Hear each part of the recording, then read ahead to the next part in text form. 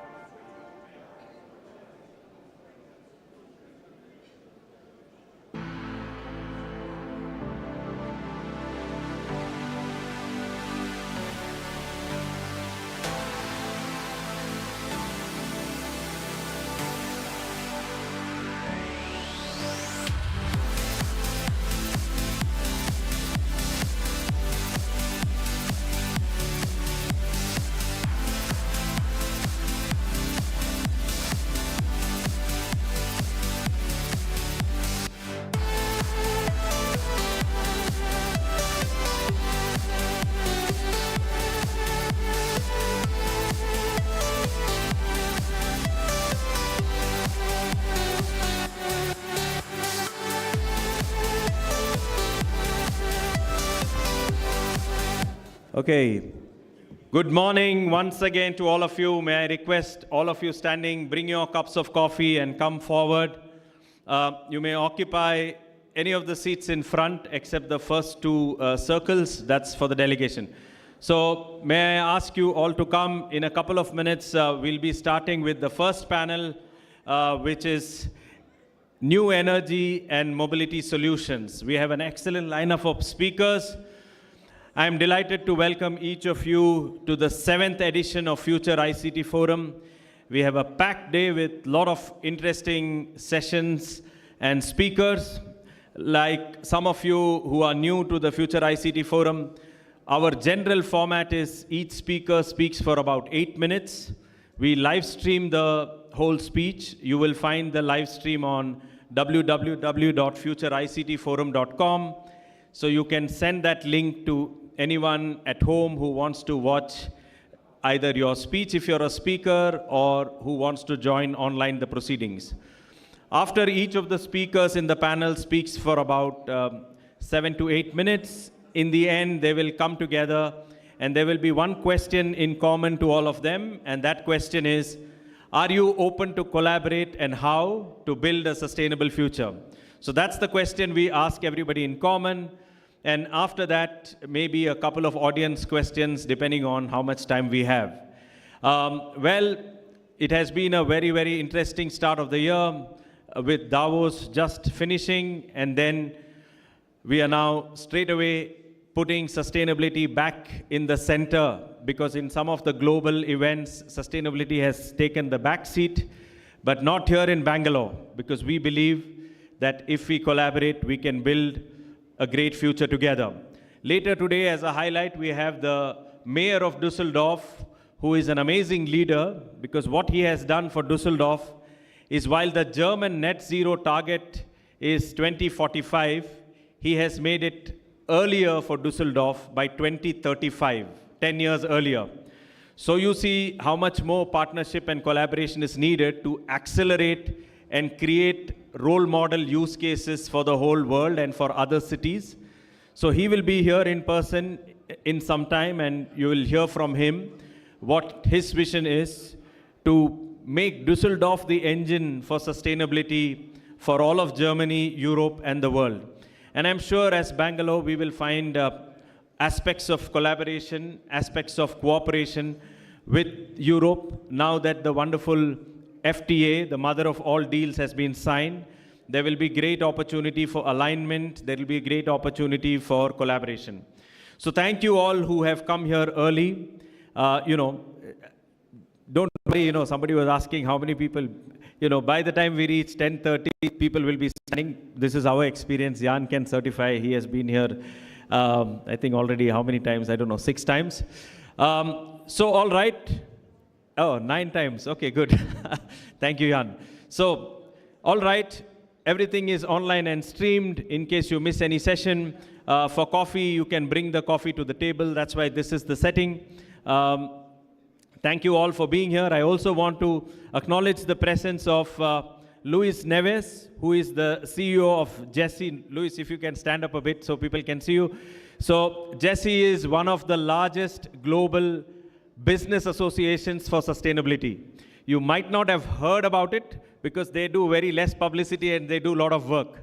Tomorrow is the Digital with Purpose Bengaluru, so you will hear Louis lay out, what they do as a business organization.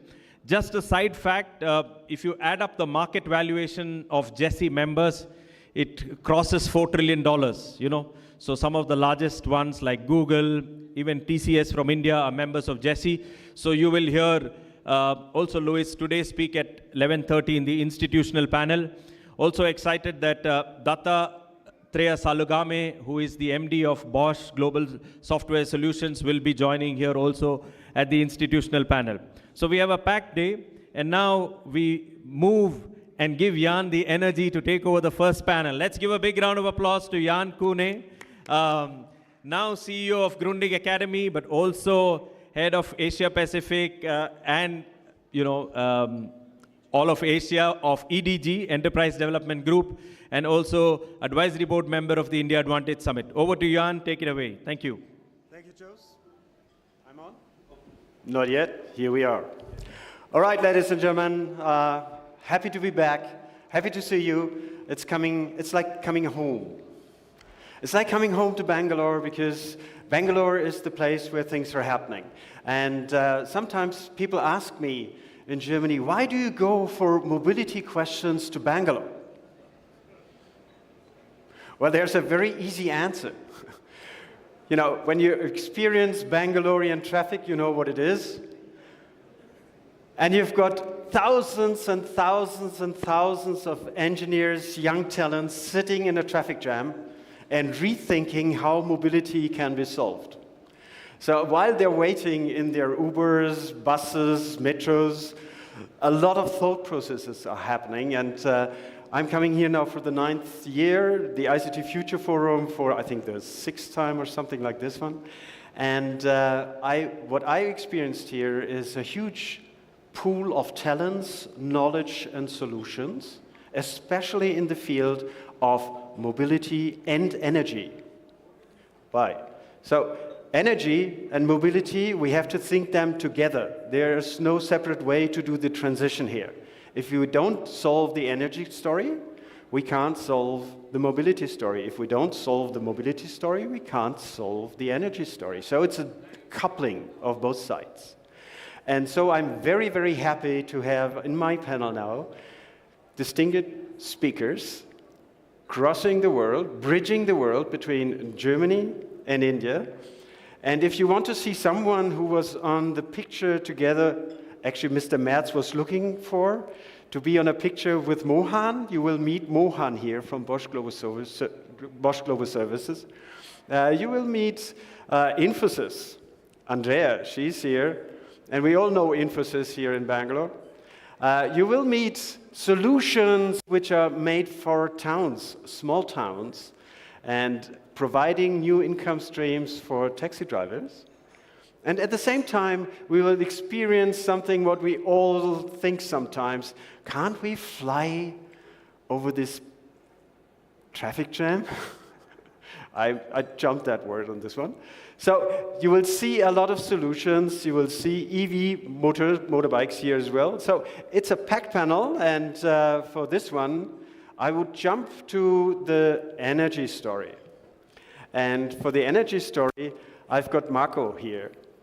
So Marco is from Uniper, Marco Scherer. Please give him a big round of applause here. Marco is from Uniper, and Uniper had a really challenging time. And when we think of energy transition, Uniper is a playbook for this. To move from traditional energy supply to renewable energy and renewable energy solutions.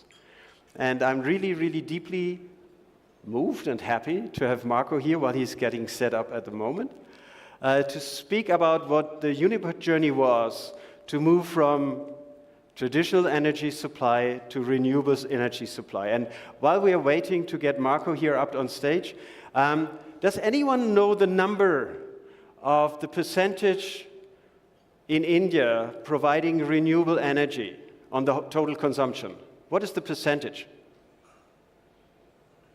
Any guess? 10%? One more guess. 5? 51% of the energy in India is produced renewable. 51%. Just get this one. That's amazing. Germany, by the way, Marco, Germany? Sometimes peaks at 70, 80, sometimes, but not always. Today is winter and it's cold and there's no sun, no wind. You need something else. So really, this is what we see here. We see solutions coming out from India, bridging the world to Germany, and the other way around. So please give a big round of applause to Marco, and follow the story. Here's your timer. I'm going to be hard on time. All right. Yours. Thank you very much, Jan. Good morning, everybody. I hope audio works well. So I've been told I've got 8 minutes to tell you about our little story about the confluence of energy and information technology, and actually how Uniper as a German energy company, also collaborates with India. Let me give you a very quick outline, although Jan made a great effort already. So across Europe, you find many energy companies. We were born out of E.ON. We are a company that is mainly consisting of power production, a large hydro fleet, and a big gas import portfolio. On that side, of course, over the last couple of years, our world has changed massively. The Ukraine conflict, the war, really changed our whole world. And on the other hand, we are starting to rebuild renewables in a big scale. Talking about the context of this event here, this is about future cities, this is about connecting social networks and people. Here you can see roughly our portfolio. So the most interesting part, I guess, for you guys is the connection that we do towards business-to-business customers. So Uniper itself is providing power, gas, but also renewables and green solutions. Industrial customers and mainly distribution companies, municipalities, cities are our main clients. Having said that, you will also notice that we are really investing massively into renewables under low carbon gases. That's one thing to consider, as well as renewables in a classic way, like wind parks, solar, to turn that into our portfolio. And as I said earlier, Bangalore is 25 degrees Celsius, it's wonderful weather here. But over there in Europe, but also in the US, the winter this year is unexpectedly strong and long. That means our gas storages are slowly getting down. We are also thinking about how can we steer and control the grid, which is absolutely imperative for us as an operator. And in that sense, we are seeking for new ways to bring in new gas, new qualities, new sources into our portfolio. A quick outline of Uniper's history with India. And I'm impressed to hear the event takes place so often. I've been connected to India since about 2014. We have a long history as a company to work with Indian companies, Indian partners. Of course, it all kind of started with offshoring, as many people do, like Infosys, Wipro, and others. But clearly also, on the other hand, we started some years ago with our own business here in India. So there used to be an engineering service out of India that we developed, which really sold and developed our German engineering solutions across the continent. But since recently, or some years, we also have investing into a capability center. So we have now a little, maybe Nano GC is the name for that. We're investing into our own stuff here in Bangalore as well as in Noida. And last but not least, and that's I think the headline here in the middle, India for us is becoming more and more relevant as a partner in the energy supply portfolio. So as we just heard, our German Chancellor Friedrich Merz, he met Narendra Modi, and they signed also a big number of contracts. And in the same context, Uniper also signed a large contract with AM Green, which is a provider of green ammonia. Ammonia, for those of you who don't know, that's a big way or an important way in the future to ship hydrogen across the continent, across the world, literally speaking. And India is becoming really one of the main sources for that, because you've got this great opportunity here to produce green ammonia for your own purposes, but also for shipping. This contract really highlights a massive milestone. The 500,000 tons per year are sort of a projection for the years to come. And that really helps us to decarbonize in a big scale. So all the industries or the sort of municipalities who need green energy to heat, to produce their industrial production, that's what we need for that. It's a long-term play, but it's great to see this now happening in the intersection between our countries and the industries across. At the same time, as I said earlier, we also started to build an IT facility, and that team is extremely engaged with these activities as well. So we are really combining the capabilities that we have in the IT as well as in the energy. So that group, consisting of about 65 people now, is really helping us a lot to sort of drive our innovation forward. This is a bit of a history. So as I said earlier, we started like 2017, but now recently we are in this growth phase. And one of the main points for us that helps us in that is really the collaborative approach.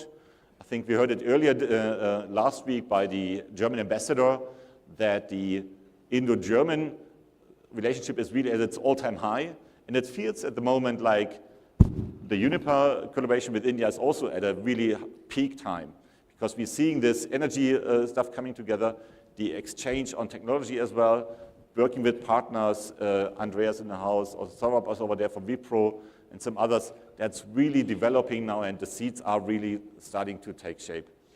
And for us ourselves, we are, of course, combining the skills that we find here, the talent pool of Bangalore in particular. That's really good to see. But we also extended it to academia, so offering trainees to come in and fostering the exchange. And it's not an ODC for us, it's really the eye-level interaction, the exchange that's happening in both ways. So people come over from here, from Germany to Bangalore, and vice versa as well. People spend 2 or 3 weeks abroad working with our folks over there in Europe. And that really also nurtures the talent and keeps the motivation high. So my message is really to use that opportunity that we have built, and we grow this as we go. For us, this is currently really the time really to invest into more talent, into more modernization. AI comes into the mix. Germany or Europe is asking for more data centers. Green energy is the key to provide to that. I haven't put it on the slide, but we just signed a contract last week with a data center operator in Europe to provide them with green energy going forward, and that's the way to go. And it will happen here in India as well, I'm sure of that. So that's my closing slide. I think for us, capability building is absolutely key, and capabilities go across the domain skills, the energy, as well as technology, and of course, across the continents, because that really drives also the innovation and as well the joy in what we are doing. So thanks for listening. Last but not least, listed some of the members here, or the partners. I think I mentioned that. Open for a question, Jan, if you want. Please give Marco a big round of applause here. And making the connection not only between energy and mobility, but as well between energy and data centers and IT. And I think we are in the hub, in the center, in the epic center of IT here in Bangalore.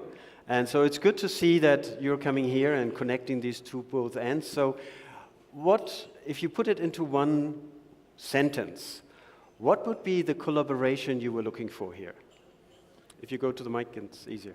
Yeah, I'm most interested in actually in these partnerships. So trying to exchange what you guys are doing, what you are learning, what you are seeing, which kind of best practices are out there when growing these sort of services more locally. But then how do you actually connect that with Europe in one way? So what are the main sort of lessons learned out of these patterns? Because it's so fast evolving, AI is around the house. So there's so much happening at the moment. So rather looking for the exchange and getting to learn from you as well. Marco, you're at the right place to do that. Thank you very much. This is Marco from Uniper. Give him a big round of applause. Thank you very much. Can we do it at the end of the sessions? It is very easy to answer and get point from him. Sir, we really have that. Thank you. But you can connect over the break together. Thank you very much, Marco. Okay, we continue. So we saw how energy and data centers are coming together. We saw the green ammonia story and hydrogen. And now I've been talking about, traffic in Bangalore.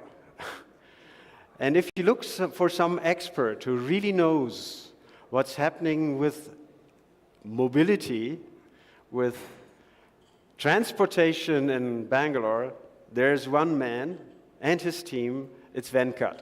Venkat from Arcadis Group, and I've been in the mobility space for 30 plus years, and I've seen so many talks about digital twins. Everybody was talking about it. I never saw a really working digital traffic twin really on the ground. You, here in Bangalore, are privileged to have a unique solution on the ground the digital traffic twin of Bangalore. And Venkat is the brain behind it, so please give a big round of applause to Venkat. Great to have you on stage. Thank you. Thank you so much. And you've got 8 minutes, right? Yeah, right. Thank you. Namaste and good morning, everyone. So, I think traffic and Bangalore go together. And of course, the recent TomTom index has also again put us on the top of the global list on the wrong side of the reasons. But of course, that's where we feel being in the problem is the right place to be actually giving solutions as well. And thanks to the authorities here, they have always been very proactive and always wanted to actually check and evaluate what other tech deployments and the other operational things that can be adopted to make sure that we are actually addressing the problem. So coming here today, I'm going to trying to focus more on how we have actually been trying to humanize the most sought after technology today, that is artificial intelligence. But then more importantly, how we are humanizing it and then how we are humanizing AI for solving the mobility problems of the today's cities. And Bangalore being one of the major case studies for us. So one of the biggest problems that what we see in most of our cities is fragmentation, right? So we are fragmented by different modes, we are fragmented by different agencies, fragmented by different systems, fragmented by geographies. So many places it's all divided. And as India, we know we are unity in diversity. Again, the same problem actually persists in our mobility arena also, right? So what was important for us is to actually see how this fragmentation is leading to more problems than to find a solution. And I'm sure this is very analogous to all of us, that driving has become, or traveling has become very stressful for all of us, right? It's more uneconomical for the governments. They are investing more and more, developing more infrastructure, but then still the problem stays there. And biggest challenge that we see today is almost that we lose, in India, we lose almost about 180,000 people lives every year. And these are not some things that we all want to see. And we are wanting to see that cities make the economies bloom in the countries for them to actually move forward. But then this is not happening. So this is where we have actually been trying to see how we are actually able to leverage technology and domain expertise and try to see how we are actually able to bring solutions to the table. And definitely, I think I'm going to talk more about case studies, but then if you see here, how we are actually able to deploy AI in different parts of the mobility arena is actually being talked about. So more importantly, what we are trying to do here is, AI is more of an abuse today. Everybody starts using AI and everybody says we are AI. And then wherever you go, you actually encounter an AI today. And then governments are also a little getting frustrated as to see what is that we can actually do in this space.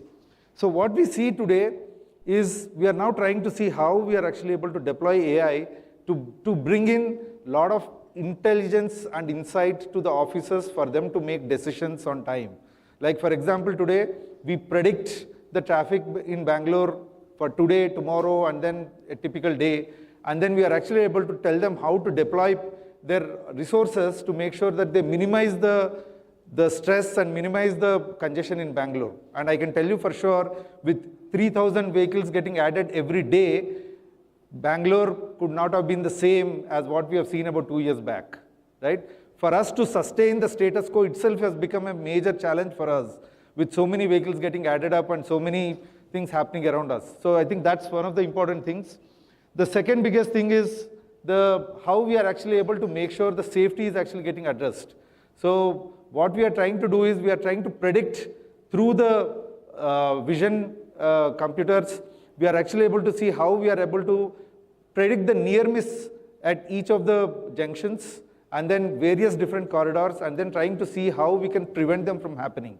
So that's one of the biggest things that we are trying to do. And then I'll share some case studies and results as we move on. The third important thing is the multimodal digital mobility, what Jan was also mentioning. What we try to do is, a lot of things happen in offline mode today.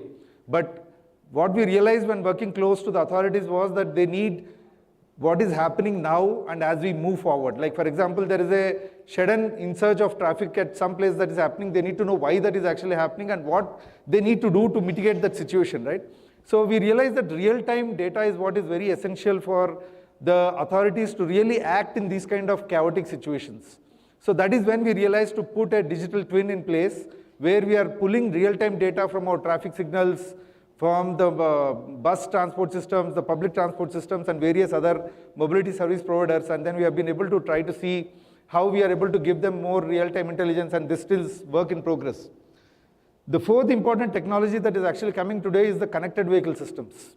So what we see is we need vehicles to talk to each other, the infrastructure to talk to the vehicles, and then if they are able to give a vehicle driver an advance warning to them that there is a maintenance work that is going on, there is an accident ahead, or take a diversion which is actually coming up on his dashboard while he is driving, it's one of the important things that can actually relieve him from stress. So that's another thing that we are actually trying to work. And last but not the least, the energy that we talked about. I think we need to be more accountable for the kind of pollution and carbon emissions that we are doing. And we are also trying to see how we can get into that space to address, compute the amount of emissions that are happening through mobility, and then trying to see how we can nudge the behavior of the people to make sure that they adopt public transport more and more environmental friendly modes to make sure that we are actually out of that part. Now, these are few case studies which I already talked about, and more importantly, I realized that I had very short time for the entire presentation, and then one of my colleagues said, like, sir, I can generate the whole presentation in AI, and then believe me, this entire presentation took not less than 40 minutes, right? So I just wanted to see how, also showcase how the AI could be more productive in our day-to-day lives. While we are using it for internal, there is a lot of external things also coming, and don't think that these are all only AI-generated images. These are real practical use case that we have already deployed. So we have a traffic signaling Bangalore is getting upgraded. We have about 170 signals which are now working on adaptive mode and a real-time AI mode. So, and I think that's something that has actually really benefited us in ensuring the corridors are moving in smooth. There's a congestion monitoring that we are actually doing for Bangalore Traffic Police, and we have actually been able to prevent, all of you must all know what happened in September 2023, and the kind of incident that actually happened after the cricket 2020 thing. We have now been able to prevent that kind of 4 such events we have been able to prevent, and which you have not seen through, right? So that's something that at back end, so much of the tech is actually at play, the operations is at play, that we are actually trying to safeguard the city from going through that kind of chaotic situations.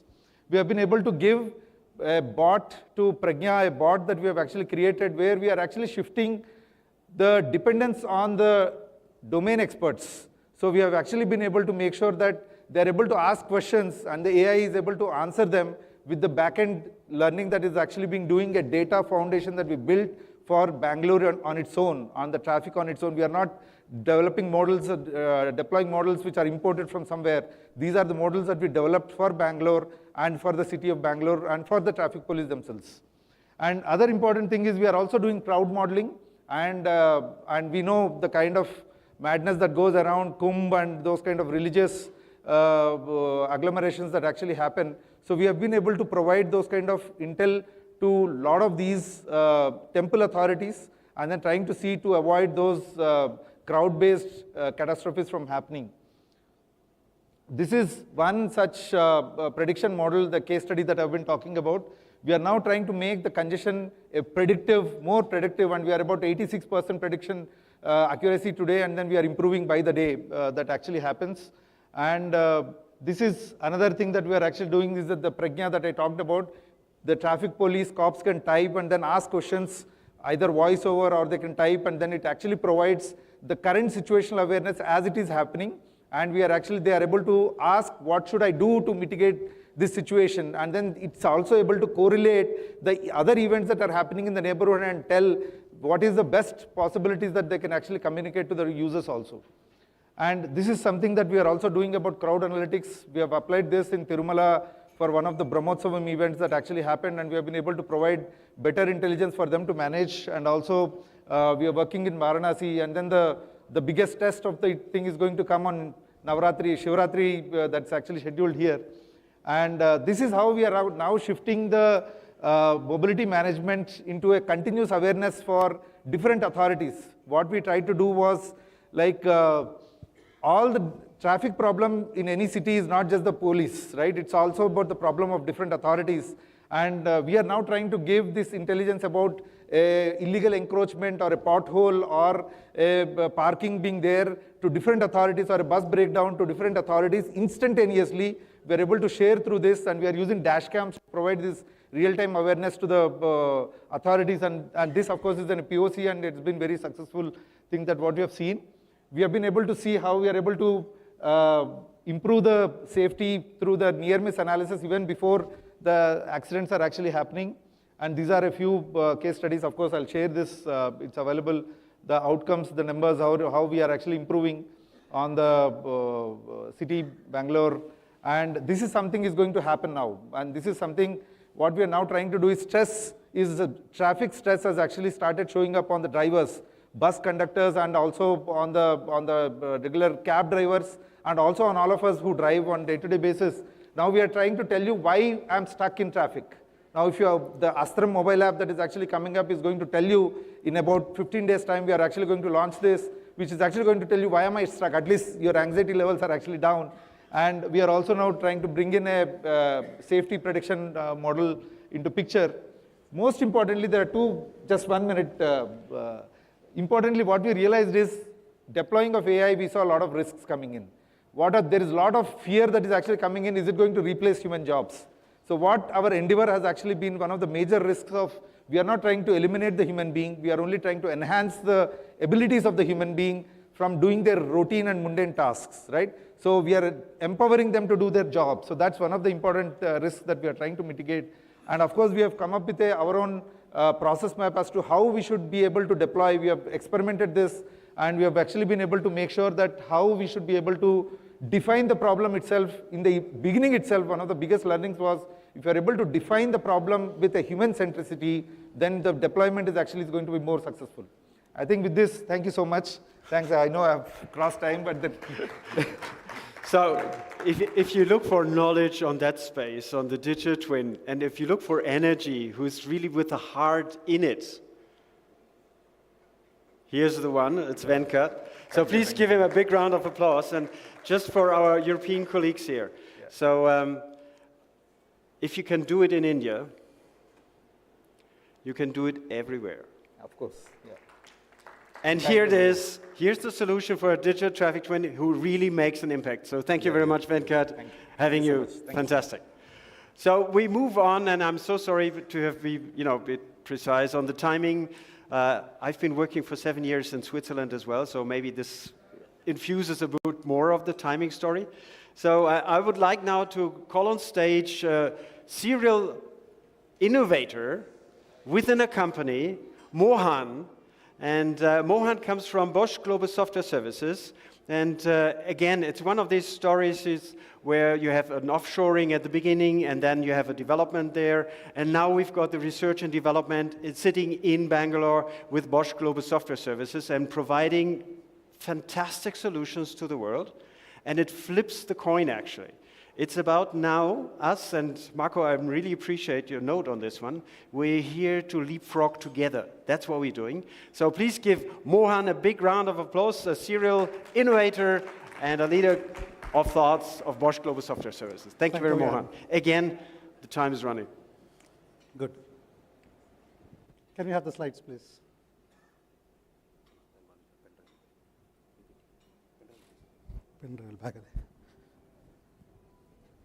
Sorry, there's a small issue. They have problems with the pen drive. So that.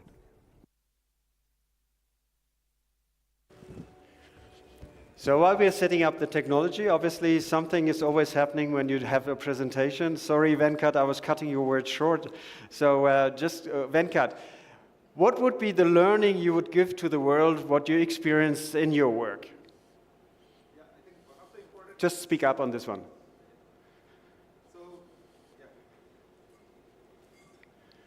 One of the important things that we realized is as one, we can't do everything. I think that's one of our biggest learnings, and we have been able to collaborate with a lot of people in the space. And that has been our biggest takeaway that has actually helping us leapfrog in the whole scheme of things. So it's not about a siloed solution, Yes, it's an inviting of every partner to Yes, come in. Yes, yes. And in the other So important this is the thing that- invitation Venkat is giving you, Yeah. and we're handing over to Bosch Global Software Service. Thank you, Venkat. Mohan. Thank you, Jan. Is it okay? Yeah. Let me start with, because AI is everywhere, I thought AI would be a center of my talk today. We have seen many people talking positively and also challenging what AI can do for the world. And at Bosch, particularly from a mobility sector, we have been adopting AI and also making sure that we are able to generate future business revenues by adopting AI in a meaningful way. So while all of us are speaking about AI, I think we saw both the speakers speaking or having some touch points with AI. Let us see what the world is moving towards. Earlier, we were thinking AI can help the cars park by themselves, but now we are talking that the AI can make the car adapt, be personalized to you, as well as take decisions on behalf of you. So if this is the true north of AI that we are looking at, let us now today hear about the influence of AI in mobility. So I'm centering around the architecture shifts. I'm head of innovation technologist at Bosch Global Software, a bit touching more on the technologies front of it, on how the AI impact is going to happen. So all of you in particularly familiar with mobility world would know E-bar E architectures. So this is the center of the vehicle where the entire electronics is connected. So how does this be influenced by AI? So this is my kind of center of my talk. So this is a slide which talks about where are we in going towards 2030s. We are talking of autonomous and generative AI dictating terms in terms of how the vehicle is going to behave and be personalized for every driver and every co-passenger that's going to be on this car. If this is the things, so we are talking of 6 key pillars which will influence the way the AI is going to get adopted in mobility. Particularly because mobility needs trust, mobility needs safety, mobility needs real-timeliness for decision making. So taking these 3 key anchor points in question, these are the 6 pillars that we have put up as the key focus areas for whatever we do around AI for mobility. And secondly, AI as we know, most of the AI runs on the cloud today. And all of our decisions are moved or pushed from cloud-enabled services into many applications, including our mobile phones or into the cars. But we are looking at emergence of an era where the AI gets computed on the car itself, rather than waiting for the AI to be inferenced from the cloud. So when we move into this evolution, we are looking at shift also in the hardware. Morning I was speaking to some of the colleagues from semiconductor companies. So we are looking at an era where we are moving from software-defined vehicles into an AI-defined vehicle. So when we make a move from a software-defined vehicle to an AI-defined vehicle, and this is a transition point which we are in, we need to look, what are the shifts in software? What are the shifts in the way we do our data collections, how we do inferencing? We saw the slide from Venkat on agentic AI, the way the agents are able to take decisions, as well as put them into real-time decision-making loop with the humans. So this is the transition that we are seeing. And towards this, we are already designing our future E-bar-E architectures and the nodes which go into the future E-bar-E architectures, which can drive the AI workloads, as well as drive many of the decisions, not just through the physical world, but through the data-driven world. So you see a lot of sensors being replaced through data. It's not no more going to be, even though as Bosch, we want more sensors to be in the car, but we see the transition happening anyway to adopt to the data-driven decision-making, data-driven sensing, as well as agentic AI for decision-making. So this is the transition that we are looking at. This is a stack. I will not bore you with the stack. I'll skip this stack slide. But also we are looking at, from a domain-centered AI to a cockpit-centered AI, we are moving towards human-centered AI. AI will be everywhere, where we are talking of personalization, decision-making, and also finishing the financial transactions and many trust factors that humans would usually require in mobility. So many of you are aware of E-bar-E architectures in mobility, would be familiar with this slide. So we have from early 80s until now, we have defined E-bar-E architectures. And in E-bar-E architectures, what do we mean by E-bar-E architectures? This is the way the car network inside the electronics are being connected. So we see that earlier everything was distributed. Now this distribution came to zonal, and zonal came to high performance compute. You can running almost a supercomputer in the context of a car as a central mode from where all the decisions on AI are being made. If this is the transition that's happening, and I spoke about software-defined vehicle to AI-defined vehicles, so what are we doing there? So we are looking at running AI on the edge. We are looking zonal architectures adapting to data-driven decision making, and we are also making distributed AI happen. Why distributed AI? Because many times where you need low latency, you can run it on the device. In the car, your decisions are on the car. But whenever you need high computing, you're still connected back to the cloud, and this distribution helps you to actually manage your workloads and decision making more efficiently. So this is the shift in the eBari architectures that we are seeing. And in this evolution, what is very important is how are we designing our systems?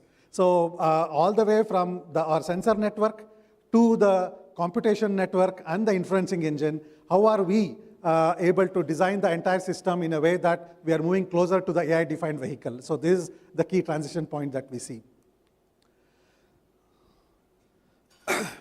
So I'm more or less towards the end of, I thought we can also have a few more questions when I am here, and hence I thought before I end my session, I would like to talk about how we at Bosch are looking at making sure the AI-defined vehicle can become a reality. We have a few products that we have put up on the eBari architecture on this layer. Some of them is called as Vedic. Vedic stands for, in India, Veda stands for knowledge. So basically, it's a data center on the wheels. We are talking of quantum AI. So many of you would have heard quantum from the principles of computational physics.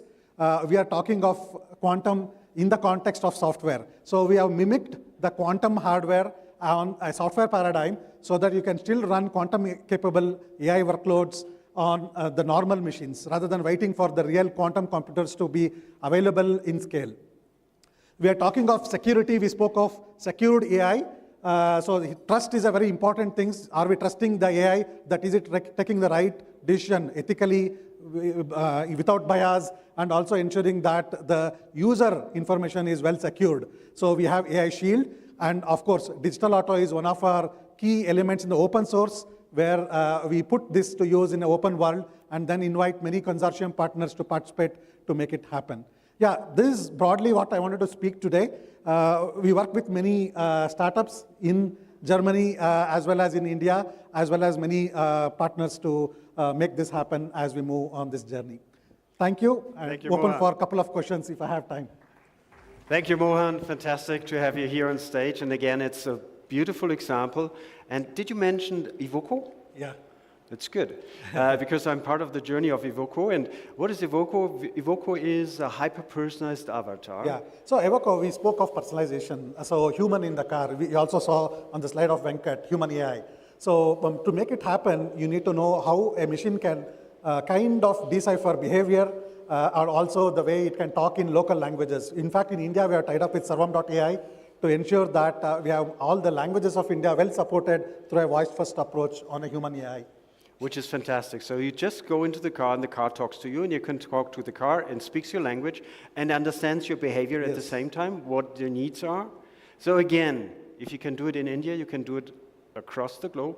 And the ingenuity of India is standing here on the stage. So give him a big round of applause. Thank you. Mohan, thank you for having us. Thank you. All right, so we're moving on. So we've had the digital twin, we had the stories, what's happening around with energy. We had the story of what is next with Bosch Global Software in the AI-defined vehicle, not the software-defined vehicle. And now we're going onto the ground, which is very common to India. It's the two-wheeler story. The two-wheeler story here in India is an amazing one. And when you look for EVs, normally Europeans think in cars, but the real revolution is taking place on the two-wheeler side. And for this one, we've got Martin David here, a good friend of mine. Please, Martin, come up on stage. And today we're going to confine your discussion points because I know you know a lot, because he's a curator of a huge ecosystem around EVs and e-mobility, Mycelio, by the way. Today he will speak about numerous motors, the two-wheelers which are outside. Yes, we've got that. Which are outside, so you can have a look what it's action, it's not slide decks, it's action on the ground.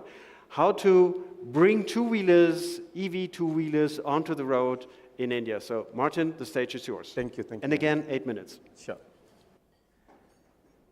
Good morning. Sorry. I forgot one part. In the meantime, the mayor of Düsseldorf just came in, Stefan Keller. Please give a big round of applause with his delegation. And we heard that Düsseldorf is, leapfrogging the CO2 targets to 2035. So that's something. So if you need e-mobility on the street in Düsseldorf, here's one of the solutions. Martin. Thanks, Jan. Welcome, sir. Welcome to Bangalore. Thank you, everyone. Good morning. Yes, I know I represent two entities. One is Massilia Mobility, which is an enabler of the clean mobility ecosystem in the country, and also Numerous Motors today, because the founder for both of them is Mr. Shreyesh Shibulal. He is, he comes from his father was one of the founders of Infosys. So Mr. Shreyesh is the founder of Massilia Mobility, which is an enabler, like I said, is into investments, etc., and also Numerous Motors. Today I'm going to take the stage to speak about Numerous Motors because previously I've been on the stage talking about Massilia. So I said, Jose, I'm going to switch and introduce Numerous Motors. You heard Venkat and others speaking about what's in the future, what's going to innovation, etc. Sometimes we also need to be a little grounded and talk about the practical pieces of the story. So I'm going to bring to you a practical story, a practical vehicle in the EV space. So Numerous Motors, we have a 50 million corpus business that's set aside for our company. It's based in Bangalore. Our factory is in the Hoskote area, Whitefield, a 16-acre campus. We have a team of about 250 plus, and we have a capacity of 70,000 production per year. So Numerous is a new age OEM. We do not want to tell ourselves as a startup, but we say we are a new age OEM, and we build purpose-built electric practical vehicles to enable the movement of the people in the country. We are more of an engineering-first company. This is our corporate office in JP Nagar, which is our own building. We have a capacity of 300 people. This is our factory floor that you see. It's, like I said, it's in the Narsapura area where you have the Volvos and the Hondas of the world, a little outskirts of Bangalore. We build our products with a core philosophy of reliable, durable, and safe. Sometimes, and this company we've been in the works for the last 5 years. We launched ourselves, We launched ourselves last year, and people ask us why so late. The only answer is because we wanted to build products which is reliable, durable, and safe. Each time we thought we were going to launch, and then there were multiple other issues which is facing the country, and we said, no, we will do even more testing and testing. So we went 1 year of practical testing of 14 million kilometers. To be precise, 13.9 million kilometers. We've tested the vehicle before even we launched last year. So our core belief and our value system is to give reliable, durable, and safe vehicles to the consumer. Like I said, we are an engineering-first company. We have about 300 plus patents that has been applied and 200 granted. We have two platforms, so we are probably the only company which launching with two platforms in the same year. The first platform is called Diplos platform, and the model is Diplos Max Plus, which is the latest one, which you'll see outside. We say this is the loyal ally that you can have. It's a vehicle which makes the hero heroic. I don't know how many of you remember the movie Munna by MBBS. How many of you remember the movie? And there's a character called Circuit in that. We say this Diplos Max Plus is your circuit. We make the hero heroic. We do not claim too many things on the features, etc., but this is a very rugged vehicle tested across many cities in the country in temperatures, etc. It will not ditch you on the road. That's our commitment, and you can test it for yourself if you want to outside. These are the three color variants that we have.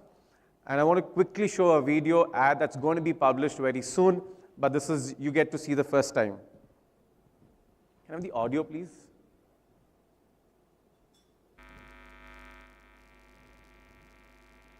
Audio sorted? Kevin?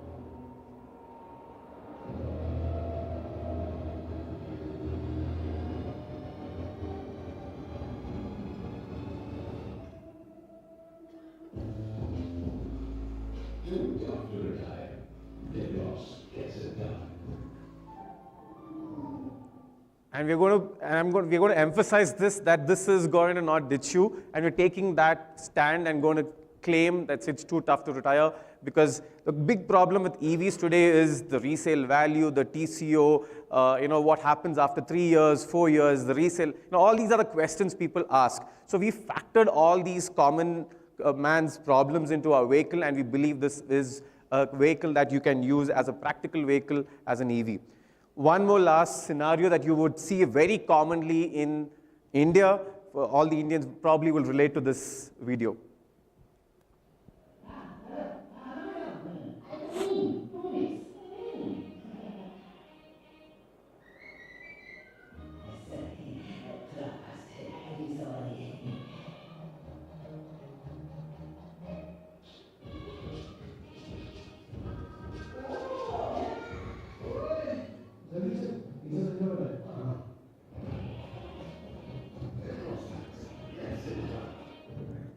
So yeah, so these are the features of the vehicles. It has dual disc, it's a square chassis, that's why it's very strong.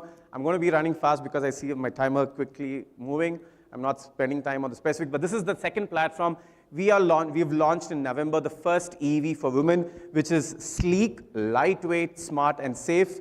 We believe this has the stability of a bike and the utility of a scooter.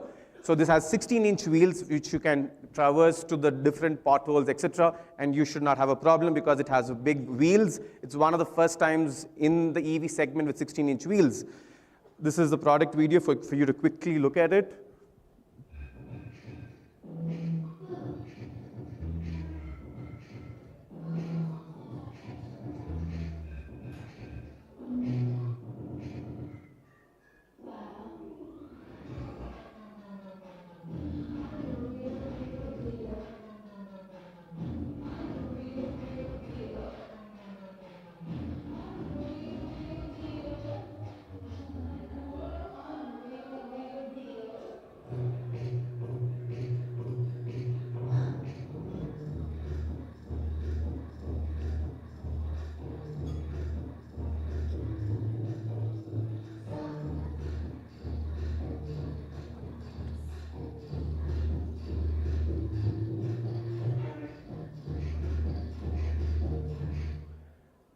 So this is also another, we've tested this across different parts of the country, across tough terrains, different temperatures across the country, and this vehicle is being tested since I'm just running through because the time is very short.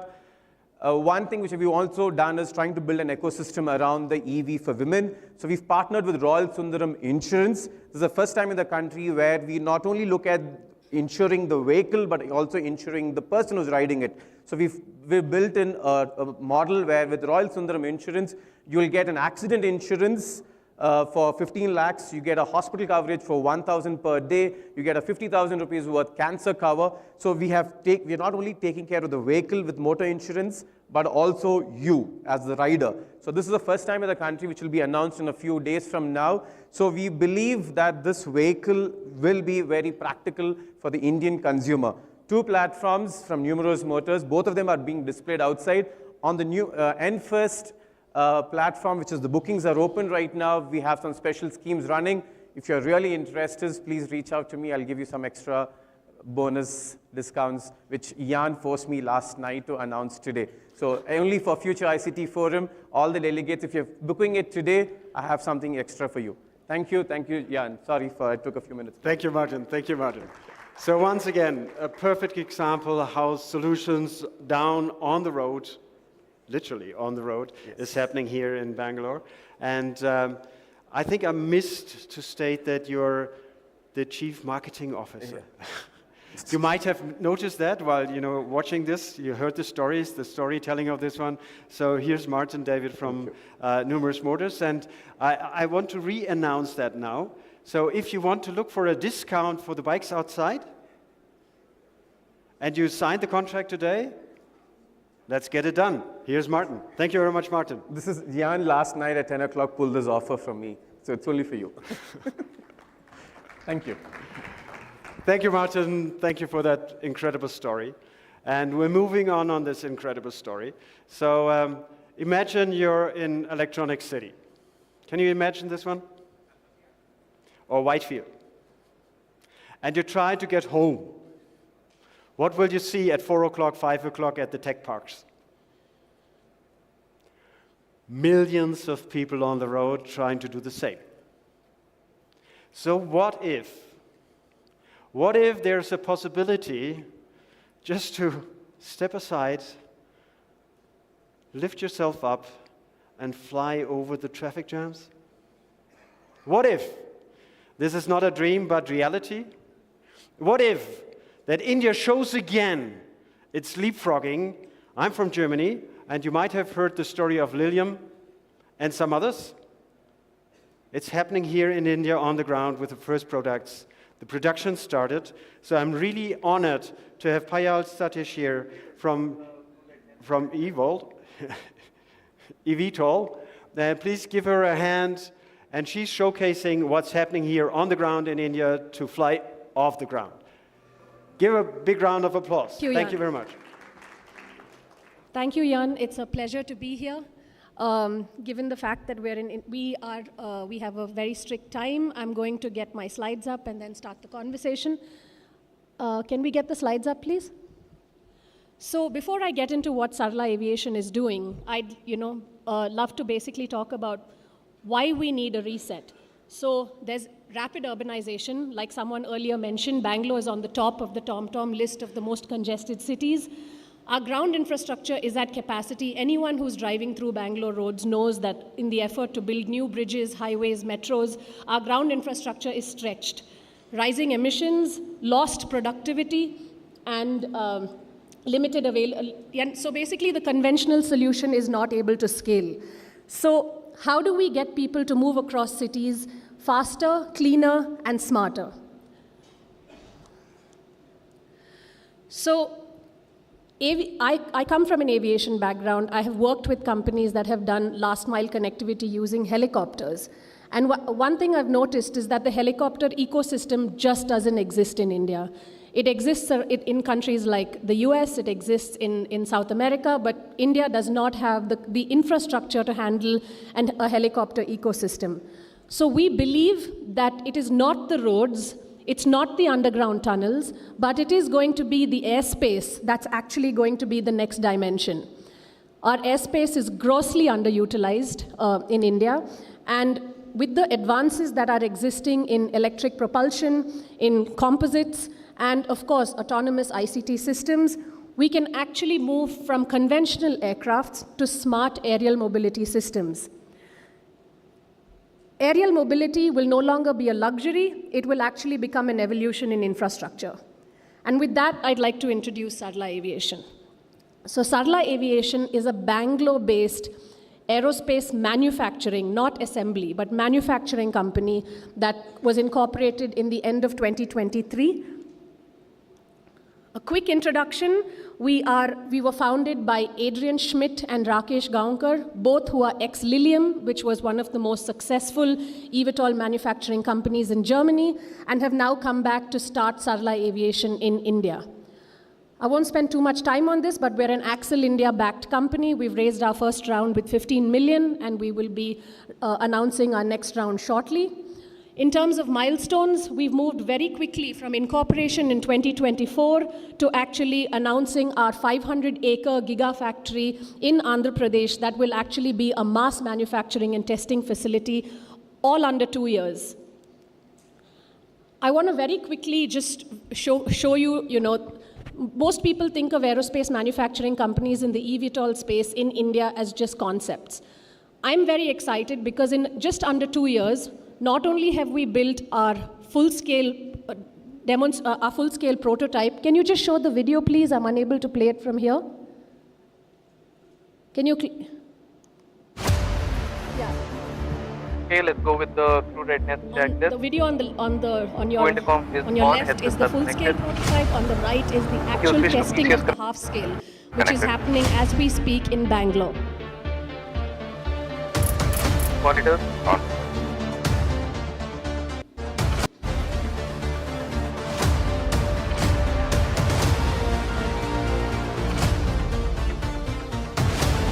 Ground air unit connected.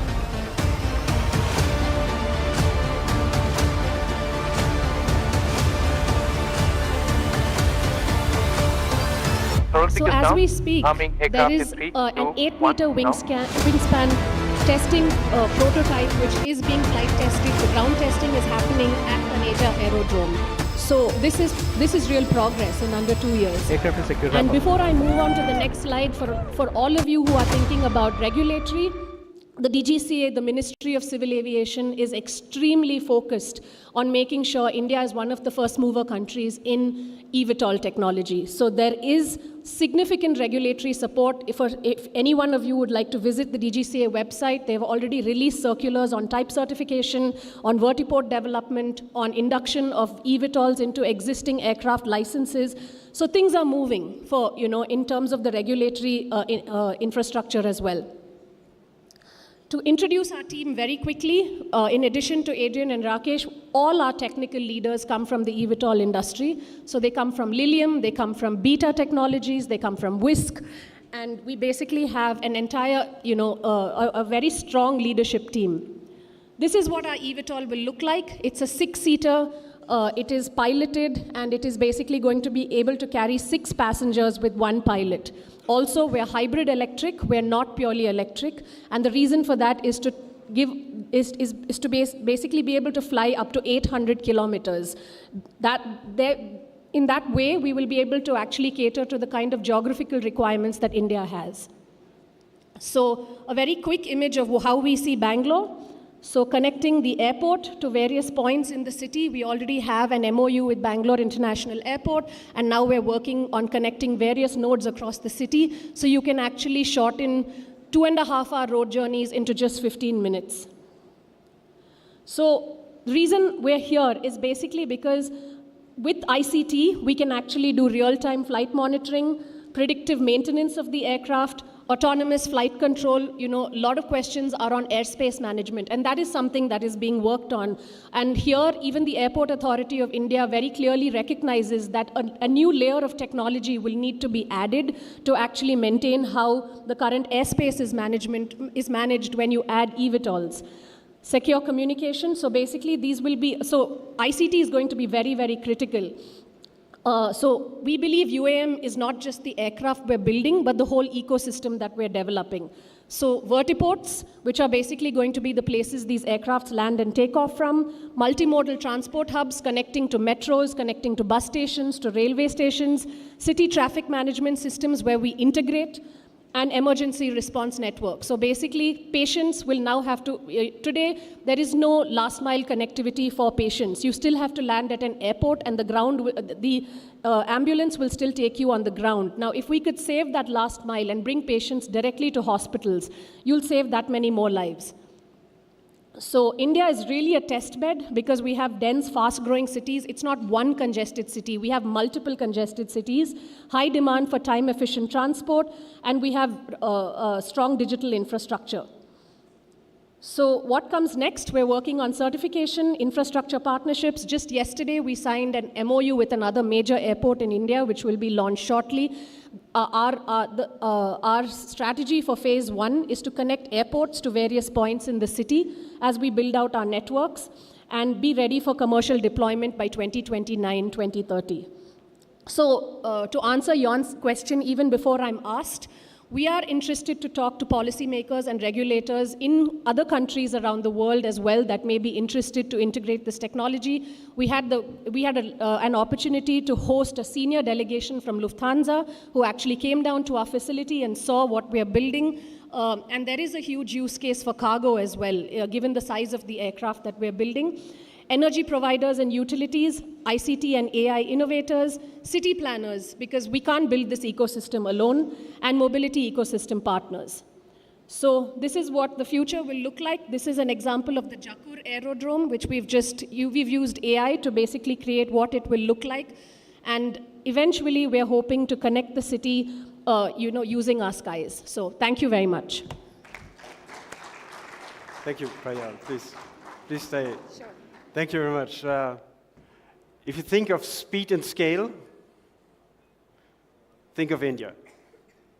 This is what's happening. Yes. Within 3 years? 3-4 years, yeah. 3-4 years from concept to extra prototype in the air. Second, and I think this is something what we can take along, it's about the ecosystem. It's not going to be the siloed solution of one, it's always about the ecosystem. So for the request from your side to the European delegation which is in the room, what would be the touch point? What would be the next step to do together with you? The regulatory ecosystem in these countries. So you see the technology we're building, you see the capacity of the aircraft, what it's able to do in terms of passengers and cargo.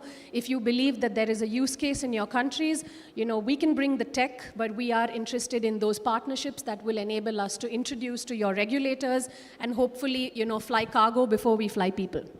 Fantastic. So please give a big round of applause. And Luis, talking about new ways of transportation across the globe, so you should talk to Luis over there. Okay. Because he's the CEO of GESI. That was the organization which brings 1 trillion, and there's some investors over there, and there's some representatives of, communities here, and we've got here over there some Infosys and some security guys are over there. Prayukt is over there. We see Bosch. So it's about community building here. It's about ecosystem. Please come together, connect, and make things happen. Please, thank you very much for Sarah. Thank you very much for this one.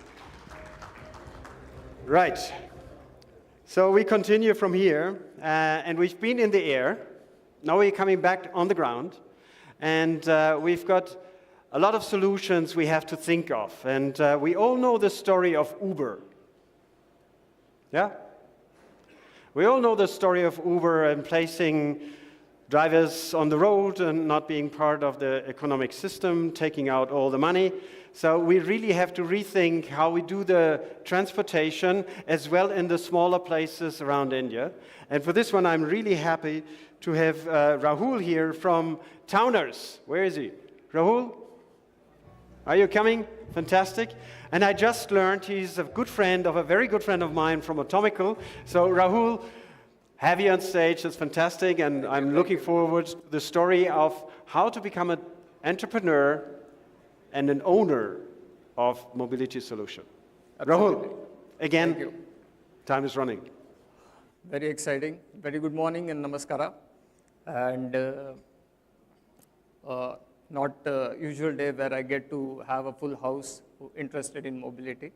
Very nice. I think Jan has given a very good, nice platform where how we are turning individual taxi drivers or any drivers into business owners. So let me talk. So we are at a sustainability platform, and I believe sustainability starts at an individual level. It's a change. We cannot force the change, but we can motivate them through the transparency and freedom.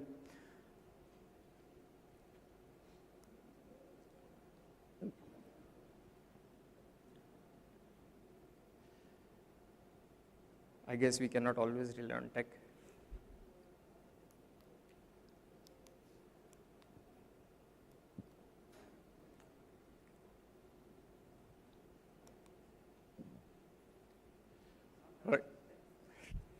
All right.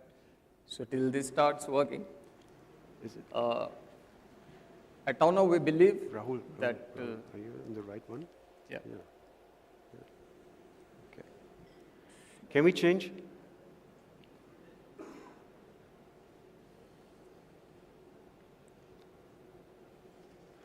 So while the tech, Yeah. Here it comes. Here it comes. Yeah, it's working.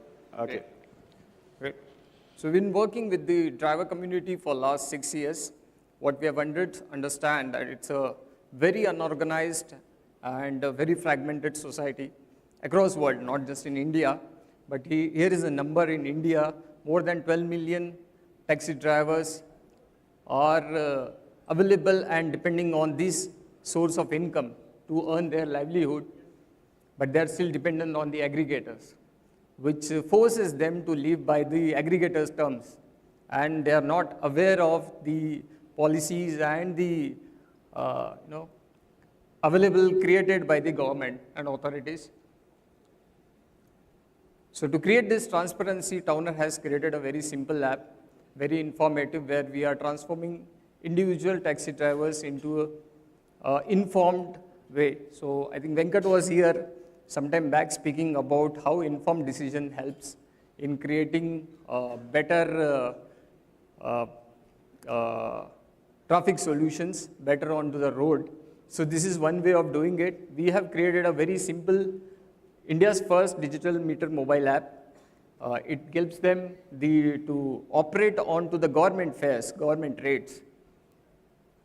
It's a transparent way where they are able to create themselves, understand how much they are supposed to earn and how much they are supposed to get paid, and it is even convenient for the riders as well.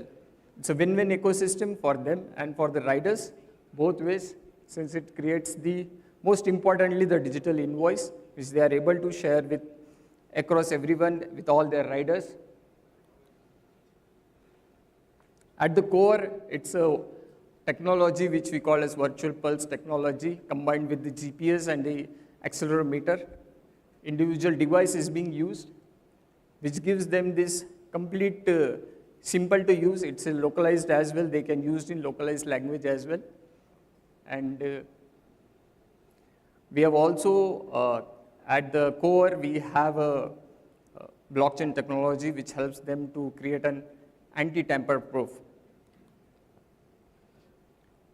So Towner is just not a meter app. It's a business management tool for the driver. As we started, we are converting individual driver into a business owner.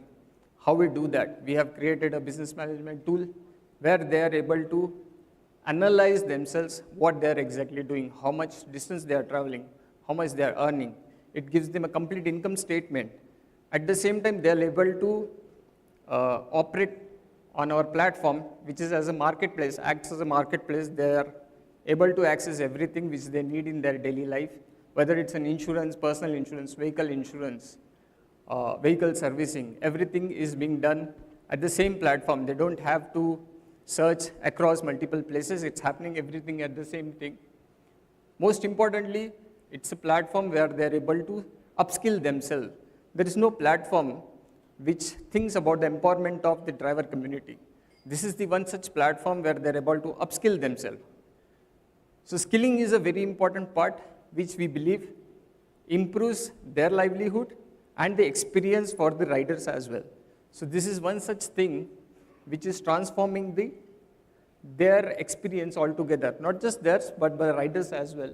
I would like to explain it through one example.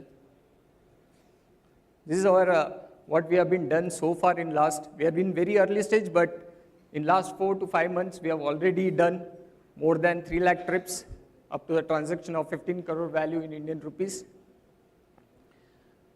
And we have been experiencing a great growth in net income profit for the drivers.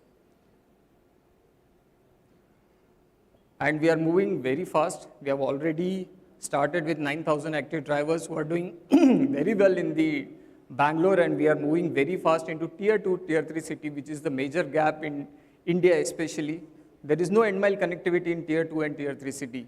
And we see this as a major opportunity where we are seeing massive request, massive opportunity from this community to start the digitization at a very ground level and a very interior part of India.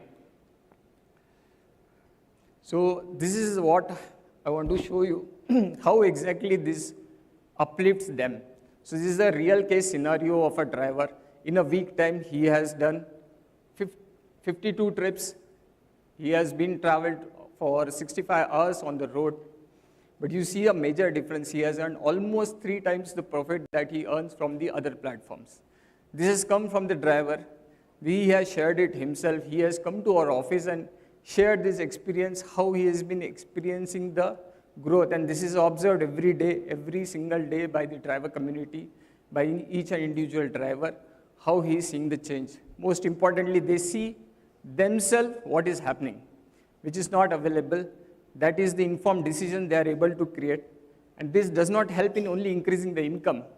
It helps in creating the massive decongestion, because they have the informed decision what time they are supposed to travel, and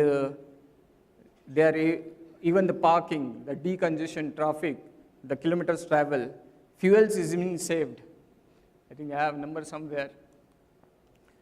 I guess I'm short of time. Let me come to that.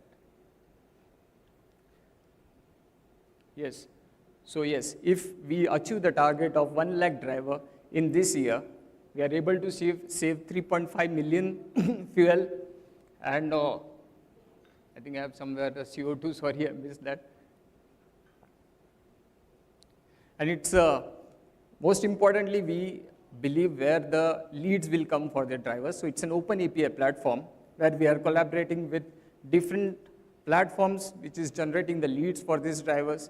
Even the WhatsApp is a great platform where they're able to generate the leads for themselves. And that's how they are getting the leads and creating more revenue for them.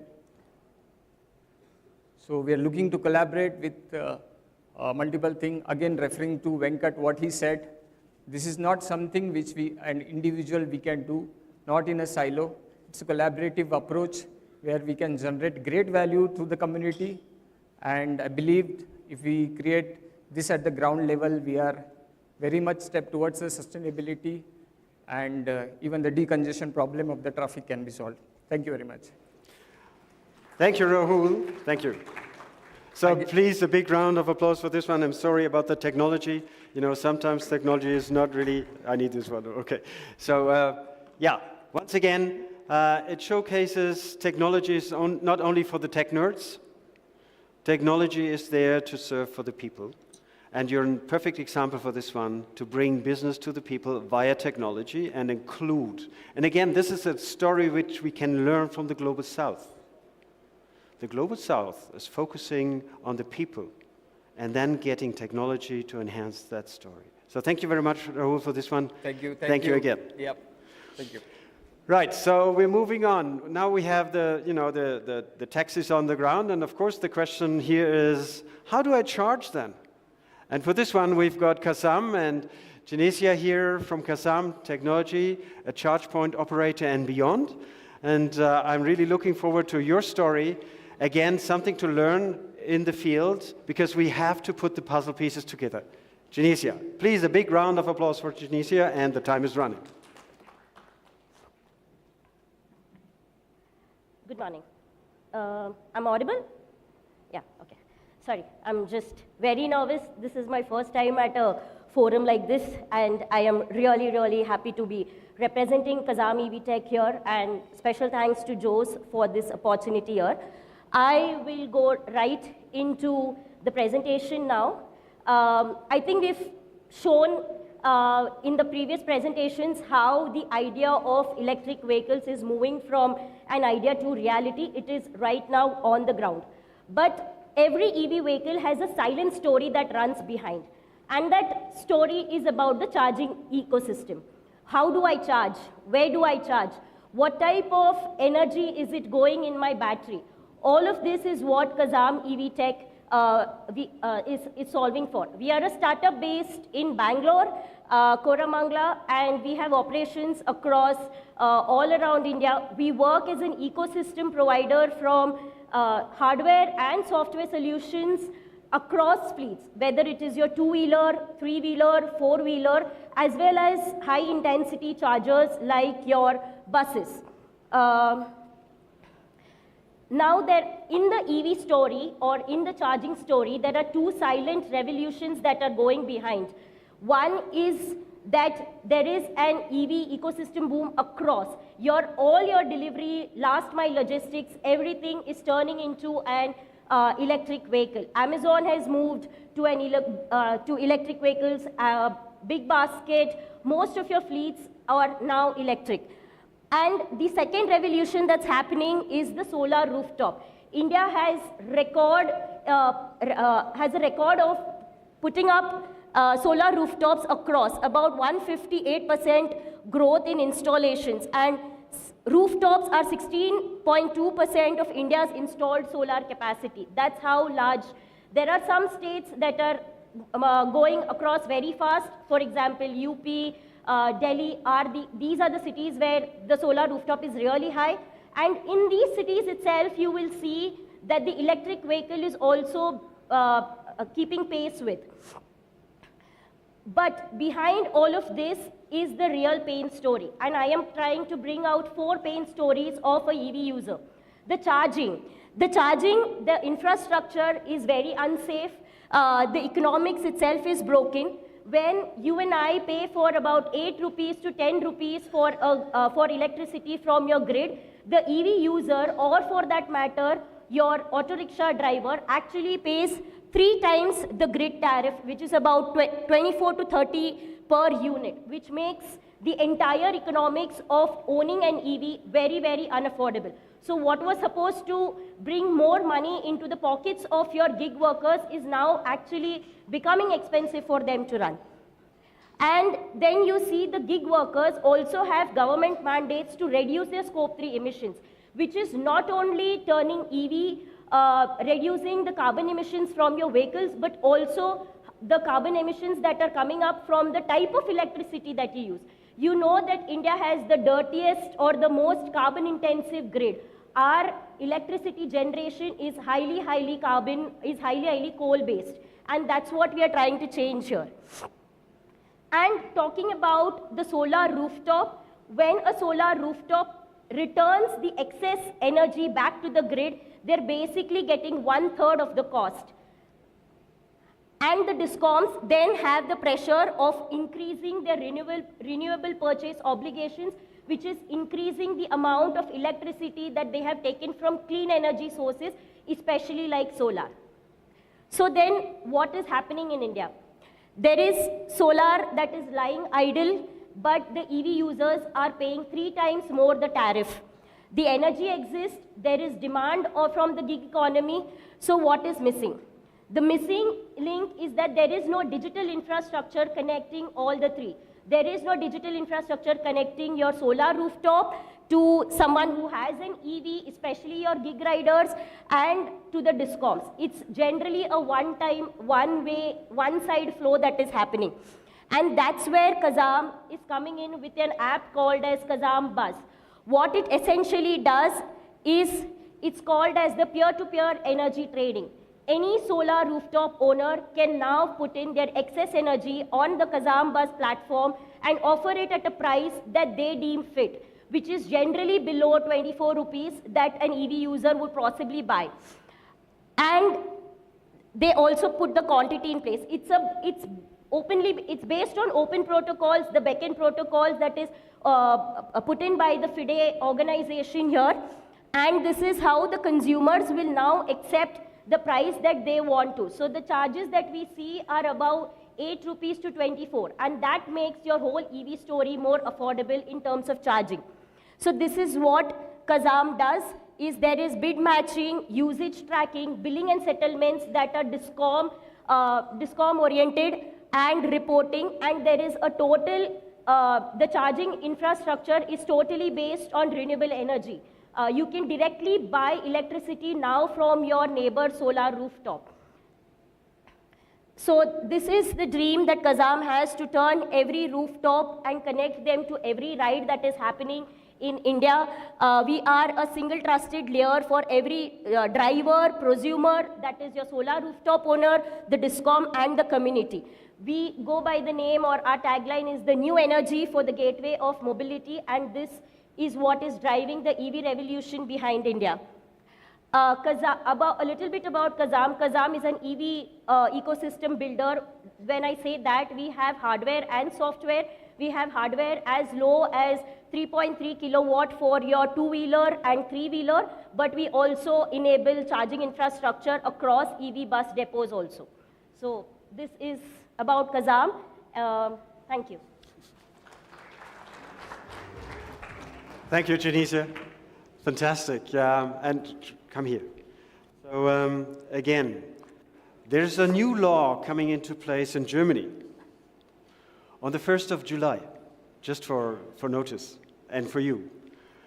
On the 1st of July, energy trading between energy communities is allowed by law. So this is the moment where energy trading between peers is now happening, and is wanted by the European Commission as well. So I think there's a story we can learn again Kazam being on the ground, and you mentioned with a very short notice the word backend. Who in the room here knows backend protocol? Just give me a sign. Okay. It's good to see. Because the backend protocol is an open interoperable protocol which allows exactly these kind of startups like Kazam to build on a digital public infrastructure. The digital public infrastructure is the core for all these startup solutions coming around. Again, something what we in Europe and the global north can learn, to have an open interoperable infrastructure to put startups on top of it to provide solutions. And one of the fantastic thought leaders on this one is, and we all know him, Nandan Nilekhani. He is basically behind the backend protocol as well. Yeah. And he's fostering these solutions. I'm happy to take this story as well globally. So with these stories, you see it happening on the ground. Energy trading is possible. Yes. The grid providers are part of that story. And you can earn and sell green energy together. So thank you very much, Tunisia, for this story here on the ground. Thanks so much. Thank you. And please connect with her. Please connect with her. So I mentioned Nandan Nilekhani, and we all know he's one of the founders of Infosys. So I'm very happy now to have the German representative of Infosys here on stage, Andrea Hendricks. Please give her a big round of applause here. And again, this is the story of bridging the world, bridging the continents, bridging a global challenge we are having. And I'm really looking forward to your talk about smart city solutions based on Infosys solutions. And we have the footprint here already on the ground, so let's listen into it. Time is running. Andrea, thank you. All the best. Thank you very much. If my presentation comes up, first of all, it's very good to see familiar faces. It's even better to see unfamiliar faces because they are the future of my conversations for this afternoon. How do we learn best? And it would be so nice if all our cities would be running as smoothly as our iPhones do, right? How do we learn best? We learn best from mistakes because it's not enough to be digital. We have to be intelligent. And 25 years ago, communities, cities put a lot of thinking into how to become a smart, sustainable city, and millions were invested. And believe it or not, I have the top 5 here that failed. Just to crush your good mood a little bit. There's Ordos in Inner Mongolia, $160 billion invested by the time the building stopped. What you see there is ruins. Instead of 1 million people, 100,000 live in those ruins. In the financial district, China, in Jiapu, that was planned for 1.5 million. Under 10% are living in those ruins, in those buildings there. They invested 30 billion and then it kind of stopped. The question is always, why, right? Why does it stop? Come with me to Malaysia, forest cities, right on the beach, white sands, blue sea, beautiful. Absolutely beautiful. It was advertised with a $100 billion invest. Only 4.3 billion were invested. Then investors pulled out. Today, only 10,000 people live there. It was built, supposed to be for 1 million. Too remote, too expensive, and too unorganic. Masdar City, Abu Dhabi. So I'm traveling around the world with you here. 20 billion. It was supposed to be a carbon zero city. That looked so good on the drawing board. Construction delayed. The investors pulled out again, rents too high. Today it's a showcase, much more than a city, because hardly anybody lives there. It's a ghost city. And last but not least, your number 1 on the list, my favorite, is Songdo in South Korea. That was planned as a smart eco-city. And I see people nodding, so you might have heard about Songdo. When you visit it, only 20% of that city is in use, a ghost town since 2010. Why? The common factor of all of these, I think, is a top-down approach to put technology first. And that is the biggest mistake we can make. Cities are not planned on a drawing board. Cities are there. And the ones that are there, like Bangalore, like London, like Düsseldorf, like New York, they need to be made smarter. They need to be made more sustainable. So driving AI, making cities smart, we have to do this around the humans that live there. It's all about the people, and we have to do it with a situational approach. And this situational approach has been done in many cities. We've heard about Bangalore here, monitoring traffic with this AI twin this morning from Venkat. Singapore uses AI to analyze mobility flow, predict bus demands. I can tell you, I live in a village. If I want a bus, I have to call first. And then the bus will eventually come through my village, which is a nice service. But using AI, much better in a large city. Seoul, AI-driven flood predictions. If you live in a city that's flooding, this is exactly what you need. You want the AI flood prediction, drainage automation to make the city smarter. Barcelona, sensor data to forecast irrigation and rain. So they managed to reduce water 25%. Tokyo, a digital twin to monitor people movement for large events like the Olympics. Hangzhou, traffic reduction by 50 to 20% reduced, which is good. Amsterdam, AI predicting peak loads and optimizing grids for energy.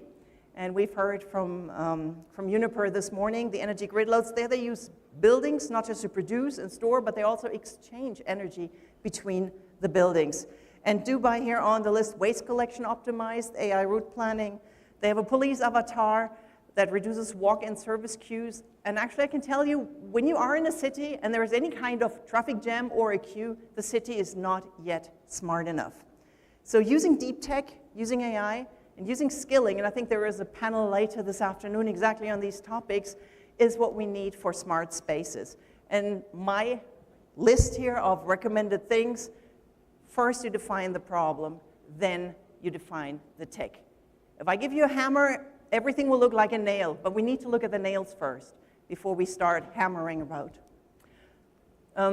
Mobility, energy, public services, I'm just going through here, cyber resilience, IoT architecture, using sensors. Oh yeah, using sensors is a thing, right? You're looking at my shoulder, I ripped a muscle.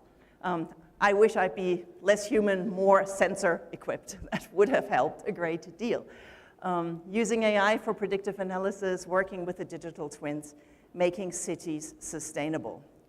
So what do we do at Infosys? Because Infosys has been mentioned so many times, and it's not just Infosys, where IT is a lot of fun, it's also other IT companies, of course. But we like to build on what is already existing. You can, of course, always create from scratch, and we like to do that too. Gives us lots of money. But you have already done investments in your cities, in your companies. Let's build on what is already there. Navigate your NICs and utilities, of course, making reliable, energy efficient, building those grids that are secure to address tomorrow's needs. And what you've seen at the beginning when I started out with those ghost towns that are there, it needs to be sustainable, connected, it needs to be affordable. We need to learn from our mistakes, and we have to be experiential. And I think we've seen lots of great ideas this morning already of new tech that's coming, be it the flying drone taxis, the mini 7-seaters, or other electric vehicles. Let's try things out, but let's do this around the people. And talking about practical sustainability, and I have 90 seconds left, so thank you. At Infosys, we were carbon neutral in 2020. And I like the Düsseldorf target of 2035. It doesn't come overnight. You have to put a lot of thought into this in order to do this, and not just buying carbon credits, but to be truly sustainable. We, at Infosys, we're not 100% on renewables. We're 44% on renewables, but we reuse 100% of our wastewater, recycling that, trying to improve step by step on top of being carbon neutral. It doesn't stop there, being carbon zero. The journey goes on. So I can only recommend, with a bit of underrun, scan those QR codes, connect with Infosys to navigate our future, to navigate our next. Thank you. Thank you, Andrea. Underrun. So again, putting the people in the center, this is what it's all about. Yes. If you don't do that, we are lost. We are toast. So put the people in the center. That's what you do at Infosys, and it's good to see the footprint of Nandan going across the globe to Germany and across, all the countries, and to see what Infosys is doing to help really to focus what is needed. And it's not just IT, right? It's really to be there for the people wherever we are, be it in India, be it in Europe, be it in the US, yes. Thank you very much, Andrea, for this one. And meanwhile, the Consul General of Germany arrived. Achim Burkhardt, please give him a hand of applause around here. He's a frequent guest of our events here, and I would like to call all my panelists up to the stage again. Martin, Rahul, Genesia, Payal, please come up here for... Some of them have left? Okay, that's too early. So connect please with whoever they are. The videos are online, and I hand over now to Jos. Thank you very much. Let's give a big round of applause to Jan Kune for that wonderful moderation. To have a speaker set of 10 speakers and then make sense as each of them speaks is amazing. Thank you, Jan. You're a great advisory board member for our summit, TIA Summit. Thank you very much. A big round of applause. We'll have you again at the institutional panel again. So, like we said, everybody wants to innovate, so I also did some innovation in the program. We have something called moving coffee. So those who feel a bit tired, pick it up and come back to stage. So we're not doing that coffee break because we really want you to hear from some of the amazing speakers. They've all come from different countries. So now we have a very, very interesting panel, which is a panel which will be moderated and anchored by Ms. Ambika Banotra. For those of you who don't know Ambika, she represents the state of North Rhine-Westphalia. So North Rhine-Westphalia is the state, and Düsseldorf is a city in that state, just like we would say Mysore is a city in Karnataka. So what I wanted to ask Ambika to do is bring together the Consul General, a few companies that are doing amazing work, and to see how the EU-India FTA opens opportunity. So this is a very, very useful and wonderful conversation that will happen. May I ask the sound people from the stage to just have 5 chairs, 1, 2, 3, 4, 5, because at this panel we have only 5. Soon after this, we have a very interesting interaction with the mayor of Düsseldorf. The thing I like about him is, he's not just here to speak, he was also here to listen. So you saw him listen to some of the other speakers, and he just stepped out to meet some of the people there, and he was really interested to know in which way collaborations can happen. So this is a serious partner we have in the room as well. So you will hear from him at 11, where we have a fireside conversation.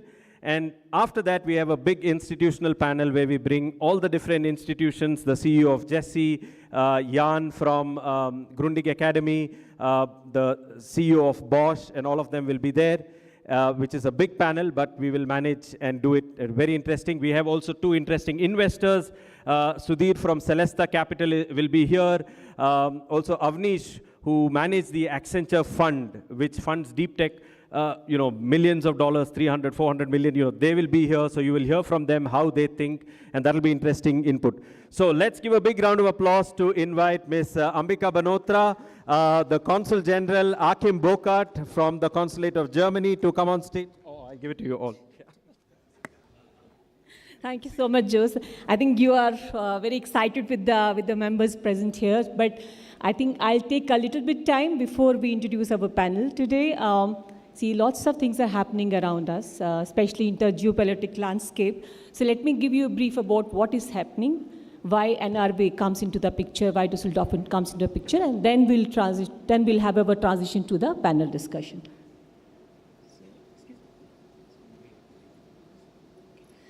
So, very good morning to all of present members here, the friends, delegates, and the partners, startups, and the Indian promising companies here.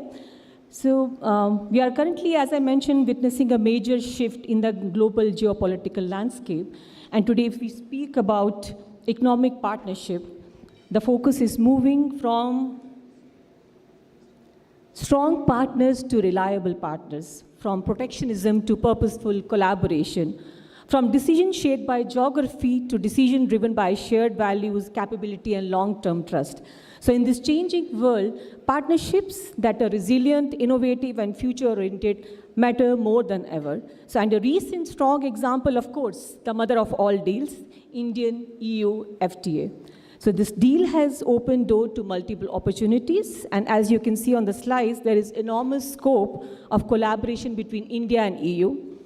But let me focus on the economic relationship between India and Germany, which is the strongest than ever, and we see this momentum building every day.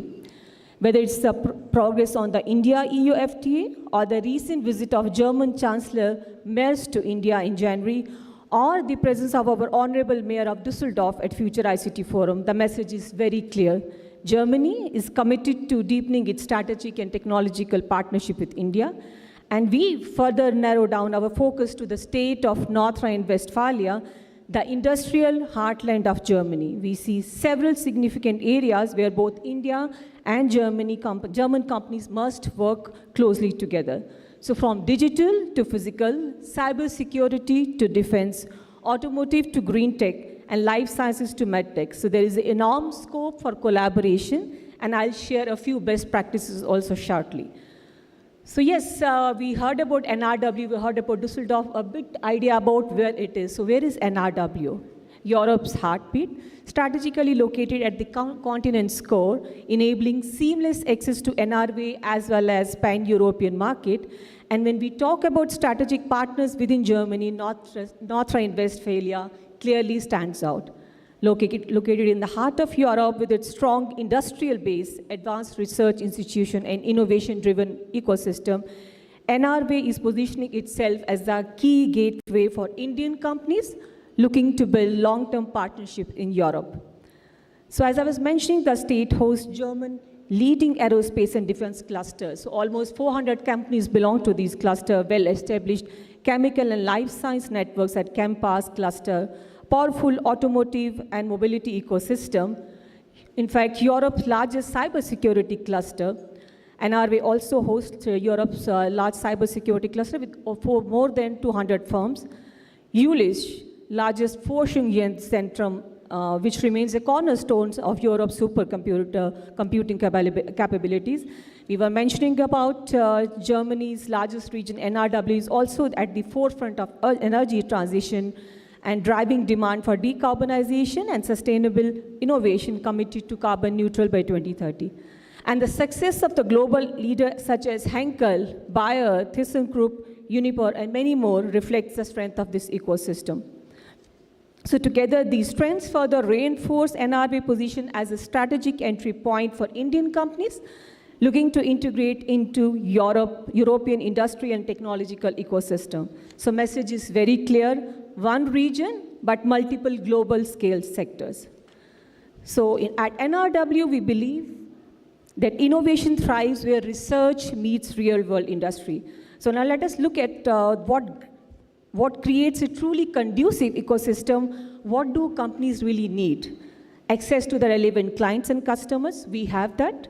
A vibrant collaborative ecosystem, we have that. Strong research and development landscape, and a clear pathway to the wider EU markets. So NRW offers, through its dense network of research and institute, a proven best practices launchpads that support companies from entry to scale.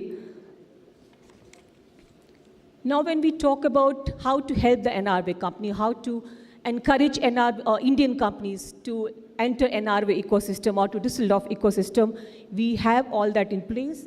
From soft landing to sustainable scale, NRW supports the full growth journey of companies entering the ecosystem. To enable this, NRW offers dedicated incentive, a strong launchpad with the city authorities to help Indian companies enter, scale, and succeed in the European market. NASCOM Launchpad, there are many of the companies that already utilize this, provides Indian companies with a soft landing platform in Düsseldorf and for other cities in NRW. So company, of course, benefits from 6 months of free working space, targeted business acceleration support, and direct access to NRW ecosystem. Complementing that is also the Start Home Welcome Package, for the international startups. So these initiatives are delivering tangible results, and over past 3 years, we have more than 31 Indian companies have established its operation in NRW, and today over 200 Indian companies, including SMEs and startups, are actively operating across the state. We heard Andrea Hendricks. Infosys has established its Technology and Innovation Center in Düsseldorf, being the leader in the industry. We have Zoho leaders as well. Bharat Forge operates as a hub within German defense and aerospace supply chain. Bharat Serum and Vaccine is expanding its Indian biopharma footprint within Germany's regulated healthcare market. Suprajit, and many more different names are there, which shows that Indian ecosystem is also looking toward NRW and start to working hand in hand to create the win-win situations. So these are the few events. Of course, lots of effort, delegation, road shows, events goes into that, and many of the time we were present at Future ICT and CS Summit. So we have done lots of work with the Indian companies as well as the German ecosystem. And I'm glad that today, during today's event, you'll get to hear from various eminent leaders from Düsseldorf and NRW ecosystem as well. So at NRW, our message from Indian companies is simple yet powerful: enter, scale, and succeed. So my name is Ambika. Thank you for listening to me, and I represent the NRW Global Business, German state of North Rhine-Westphalia. Thank you so much. Yeah, so now, Jos, now it's your thing. So now, we mentioned best practices. So with that, what we had in our kitty or in our Pandora box, we want to move further to the best practices. With that, I would like to move to the best outcomes of ongoing engagements between India and North Rhine-Westphalia for our panel discussions. And for that, let me invite our distinguished speakers on the stage. First and foremost, Mr. Achim Burkhardt, Consul General of Germany in Bangalore. He has been a strong promoter of Indo-German bilateral relations. And one of the recent achievements was supporting the visit of Honorable German Chancellor Friedrich Merz' visit to Bangalore. Welcome on the stage, Achim. Please take it. Next, I would like to invite Ms. Rajalakshmi Srinivasan. I'm pleased to share that Zoho has recently opened its office in Germany. Rajalakshmi, please welcome on the stage. Then, as we mentioned about aerospace and defense, I would like to invite Mr. Anil Kumar Munaswamy, Managing Director of SLN Technology, who brings his vast experience in aerospace and defense and is working to bridge the India and NRW ecosystem via its future expansion plans at Düsseldorf. And last but not the least, Priyukt, Director of EU region at Shieldwork, who is planning to establish a Center of Excellence in NRW.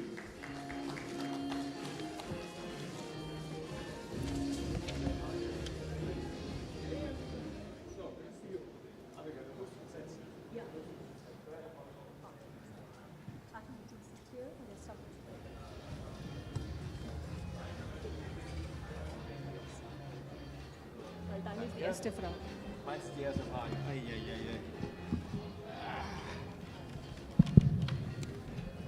Ladies and gentlemen, I think a big round of applause for our wonderful panel here. First of all, I think you all have had coffee now. You should be awake to get the inputs from the wonderful esteemed panelists here. So Achim, I mentioned about FTA. Building on the momentum of EU-India FTA and Chancellor Merz's recent visit to India, and of course, today we have our Honorable Mayor of Düsseldorf also present here, and you have seen that all. And first of all, congratulations for the visit of Chancellor Merz to Bangalore. That's a great achievement. So what do you see, and how do you see that it will further deeper the engagement between India and Germany? Of course, especially in that technology partnership, investment, and joint innovation in all the aspects. So over to you. Thank you so much, Ambika, for having me this morning. You know, I think if you look at the FTA, and if you look, for example, at the Chancellor's Merz visit, and if you look at all the delegations coming in, you know, all these visits and the FTA, they have created real momentum for German Indo, NRW Indo, and European Indo relations in a way that we now have as we say, you have to put it on the street. You know, we have to use that momentum. We have to execute. We have really to take the positive sides of it and make something happen out of this. So I believe a little bit that if you look at the history of German Indo-European Indo trade, you know, it was always looked at the different countries, the different regions, etc., not so much at the European level. And I think now that is very good that we have the European Indo Free Trade Agreement, because as you mentioned before in what you said, North Rhine-Westphalia is in the middle of Europe. So it is not a competition, but it's a very healthy kind of environment you are in, and India can plug into that. So from this kind of very transactional situation, we will come to a more, I would say, innovative, cooperational relationship between our two countries and about, if you want to say so, between India and Europe at large, Germany and North Rhine-Westphalia. So where do I think, and I was thinking about where can I put my focus on? I would say there are three key focuses where we could perhaps enhance our bilateral cooperation. And I think first is advanced manufacturing and industrial AI.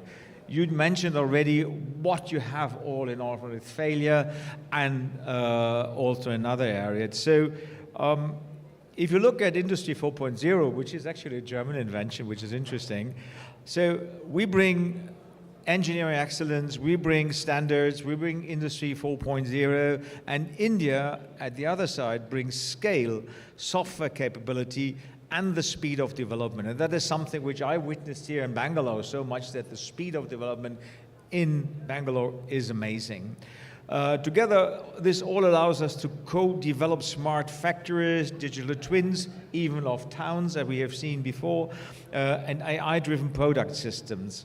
These solutions can be piloted in Germany, scaled in India, and then exported globally. So from local over regional to bilateral to global markets.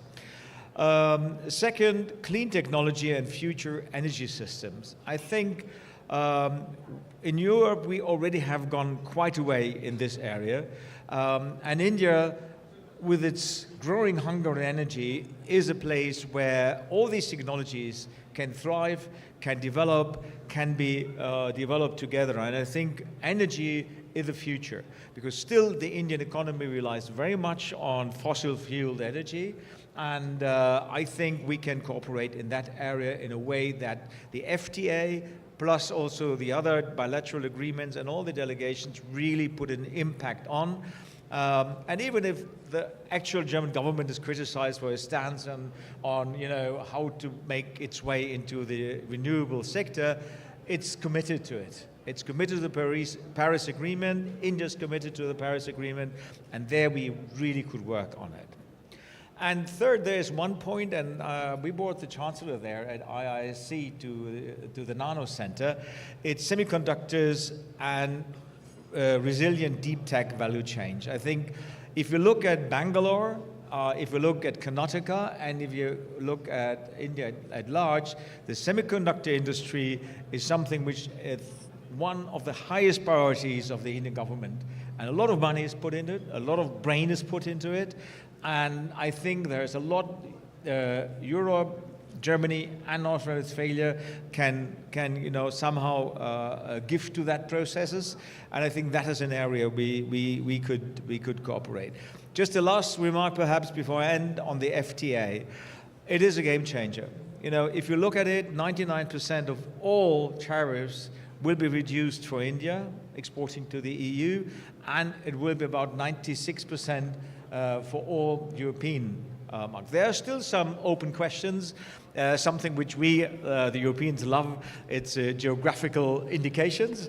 So there is still some work to do, but again, this is a real game changer. And I think we now have 25% of the world population and 25% of the world market in one big free trade agreement. I think that speaks for itself. So we all can be very proud of that signing ceremony, of that signing of that agreement, and looking forward to really fill that with meaningful businesses. Thank you. Thank you so much, Akin. So I think your last sentence that filling the FTA, Indo-EU FTA with meaningful businesses, now is the time for the Indian companies as well. I think from last 3 years, I'm interacting with the Indian companies. Little bit of hesitancy we have seen, little bit of reluctance we have seen, but I think now the time is right. You have the instrument, you have the incentive, and you have now Indo-EU FTA, as our Council General has mentioned. I think you should make use of that opportunity. When we speak about opportunity, I think now I will come to Ms. Rajalakshmi.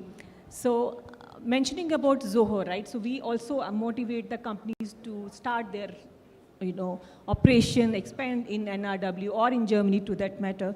So considering Zoho is the leader in SaaS technology, how is Zoho collaborating with with supporting German companies, especially within the Indo-German Technology Alliance, through your office in India as well as at NRW? Thank you so much. Happy to be part of this panel.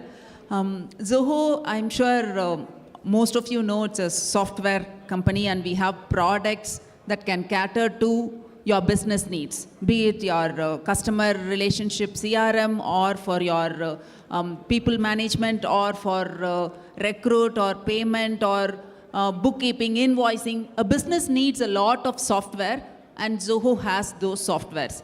So how we contribute is, I would talk in terms of two things. One is with respect to the product, other is with respect to the operations that we have. With respect to the product, we make sure that we have a lot of customers from Germany. So we make sure that we have most of our products translated into the local language, so it is easy for people to use it.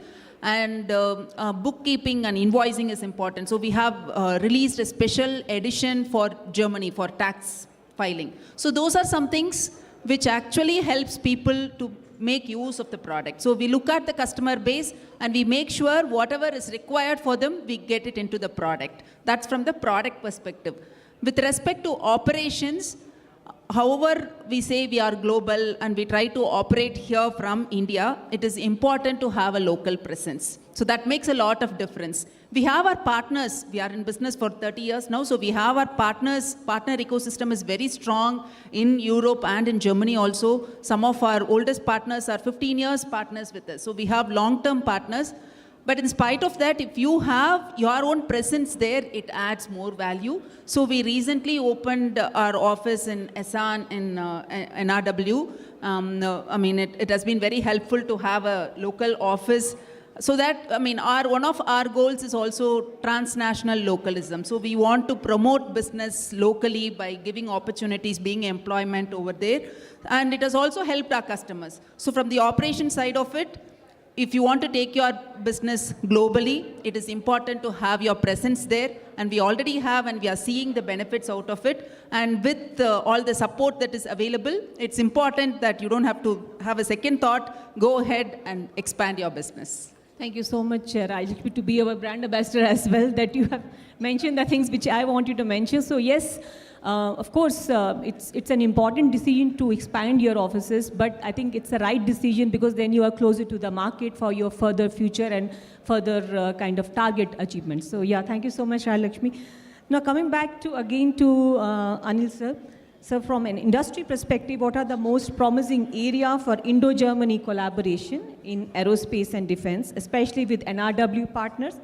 And how can SLN Technologies plan expansion in Düsseldorf? So I think you are at the right, stage today.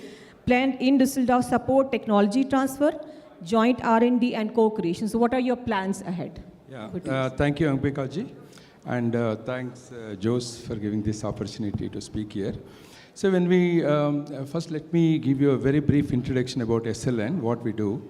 We are into design and manufacturing of critical systems for aircrafts and satellites and radars and things like that. We make, products like black box for fighter aircrafts, then control systems for, moon mission program. We designed and manufactured control system for India, for ISRO. And we also do a lot of automatic test equipments for aircrafts like LCA. Most of the aircrafts in India are tested using our systems. So when we talk about Germany, what comes to our mind? It's all about engineering excellence. Germany is all about engineering excellence and Industry 4.0 leadership. Now we are moving towards Industry 5.0, and again, Germany is the leader in that. And precision manufacturing. I don't think is there any other country which is better than Germany when it comes to automotive manufacturing and defense and aerospace. That's our strong feeling. And Germany also has a very strong network of SMEs.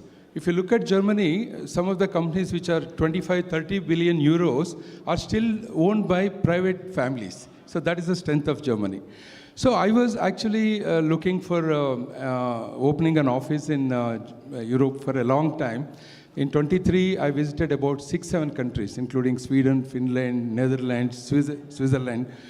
My last stop was Germany, but I didn't have time to actually go and meet someone. I came back, and it so happened last year, thanks to Jose, who introduced me to Ms. Ambika ji, and they moved so quickly. When we told our desire to open office, they were very quick in giving whatever we wanted. They located a place. They said, you can go here and start. And I just posted one message on LinkedIn. Düsseldorf city administration responded quickly, saying that you tell us what you want. So that's one reason why we want to come here. But I want to just share one small experience. When SLN started in 95, our first business partner was a German company. And we thought it is a Swiss company because they were selling products made in Switzerland. Then when I saw the card, it was a GmbH company. Then they said, we do design, manufacturing, everything in Germany, but we put made in Switzerland because they add 20% value and it becomes Swiss product. But actually it is an engineering product, in Germany. So that's my experience, and that's the reason we want to go to Germany and mainly Düsseldorf. Thank you so much, sir. So I think, as sir has mentioned, that Germany is, of course, is home to lots of Mittelstand companies, right? And I keep on telling in my speeches as well, there are almost 7 lakh SMEs who are present in Germany, who are present in NRW region, actually, not in Germany, NRW region. And as you were mentioning that now we are moving from Industry 4.0 to 5.0, and Germany is the right destination, NRW is the right destination. And I'm sure, sir, opening your office in Düsseldorf, you will be having a good opportunity there, and we have an entire team to support you. So thank you for joining us today. Because I forgot to mention one thing. What India can offer scale manufacturing. So German engineering, precision, but we can offer scale manufacturing, cost-effective engineering. That's another thing. And fast-growing market. So both will be benefited. It's a win-win situation. And of course, policy push, Indian government, how they are supporting. So that's all. Thank you for this opportunity. I think you rightly mentioned actually that, earlier Indian companies were looking for, of course, and we also still carry that slogan that make in India, but now it is make in India for global expansion, or global world actually. And I think you are at the right time thinking of this decision, and we'll be welcoming you in NRW as well. Thank you very much. Thank you so much. So now coming from the industry, the companies, Mittelstand, now to the startup, and very brilliant startup, Prayukt, in the context of rising AI-driven cyber threats and critical infrastructure, what advantages has Shieldwork gained from expanding to NRW, and how can Indian startup bridge between Indian innovation with German industrial expertise to develop next generation cybersecurity solution for defense?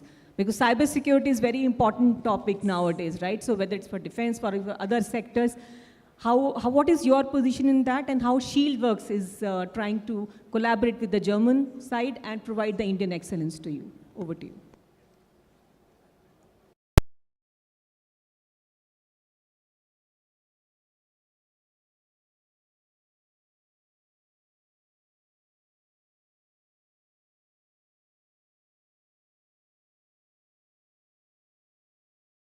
Cybersecurity startup based out of Bangalore. You wouldn't have heard of us because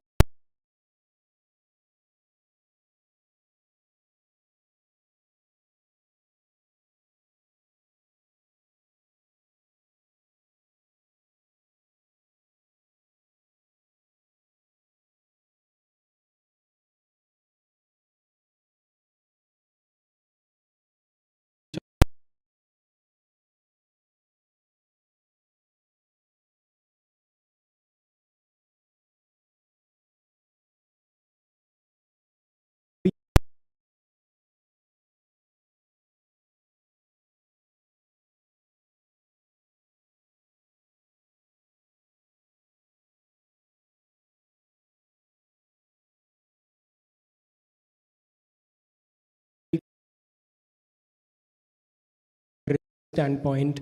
Like you mentioned, there are cybersecurity clusters out there. There are industrial clusters out there.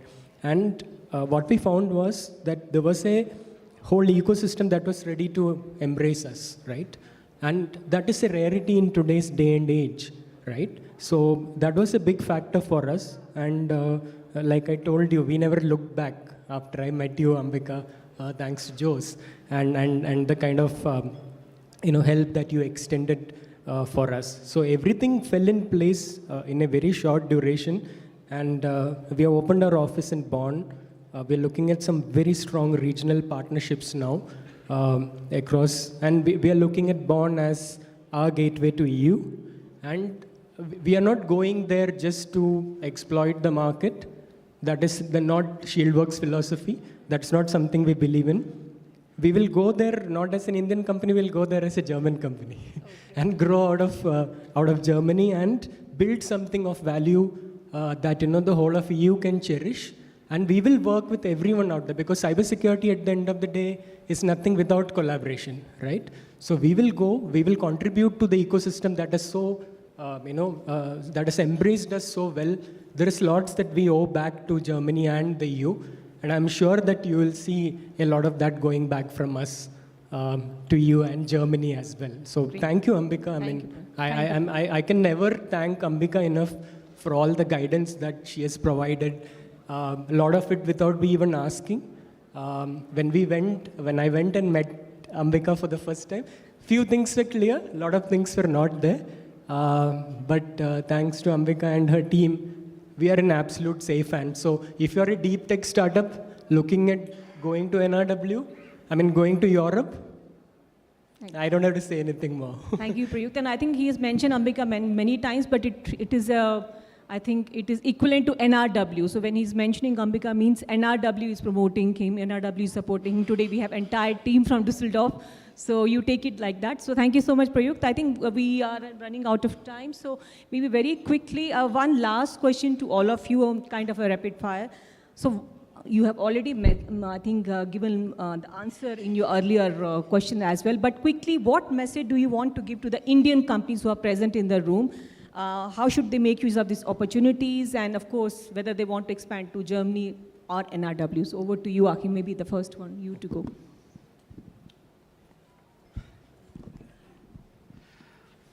As I said, make it happen. It's all there. It's just open.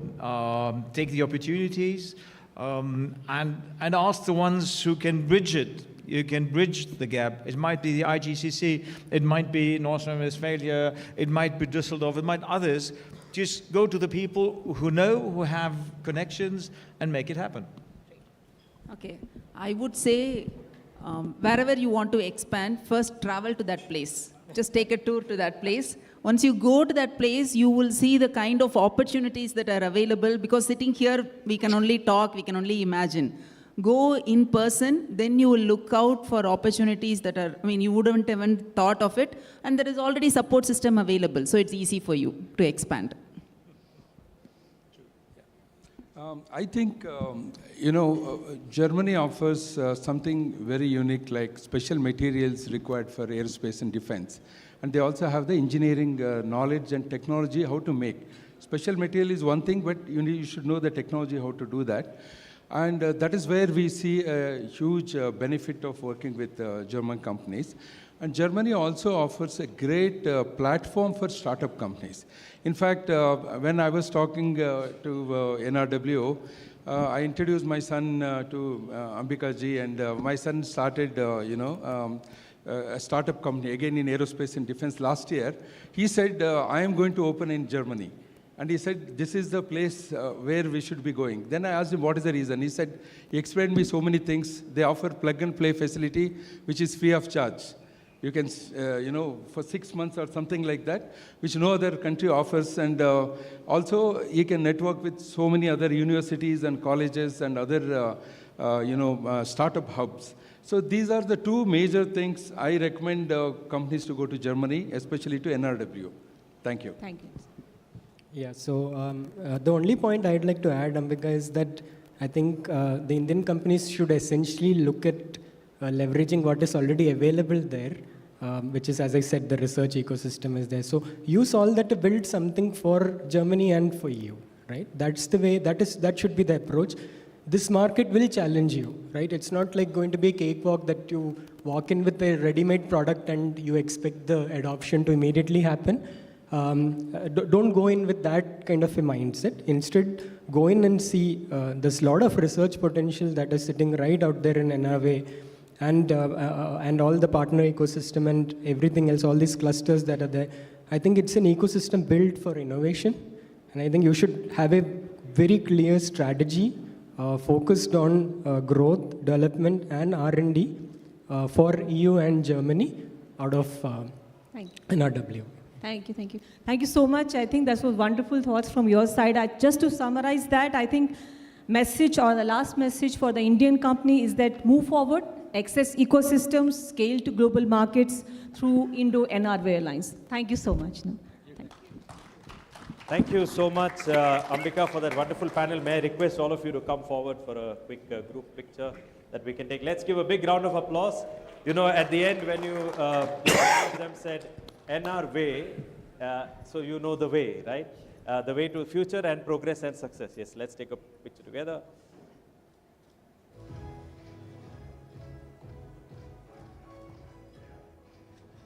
Thank you so much for that one. Yeah, please come for one picture together with you, and then you can stay back. Yeah. Anyway, we will call another for come to the center. Annette, Bennett, you want to come? No. Come. Just, I will call Annette also from the city. Yes.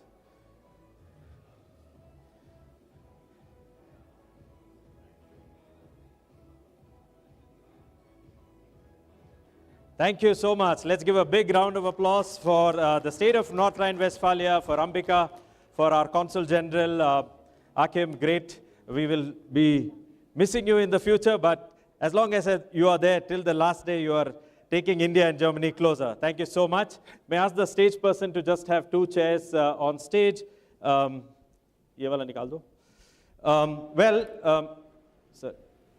may I request you to be seated there?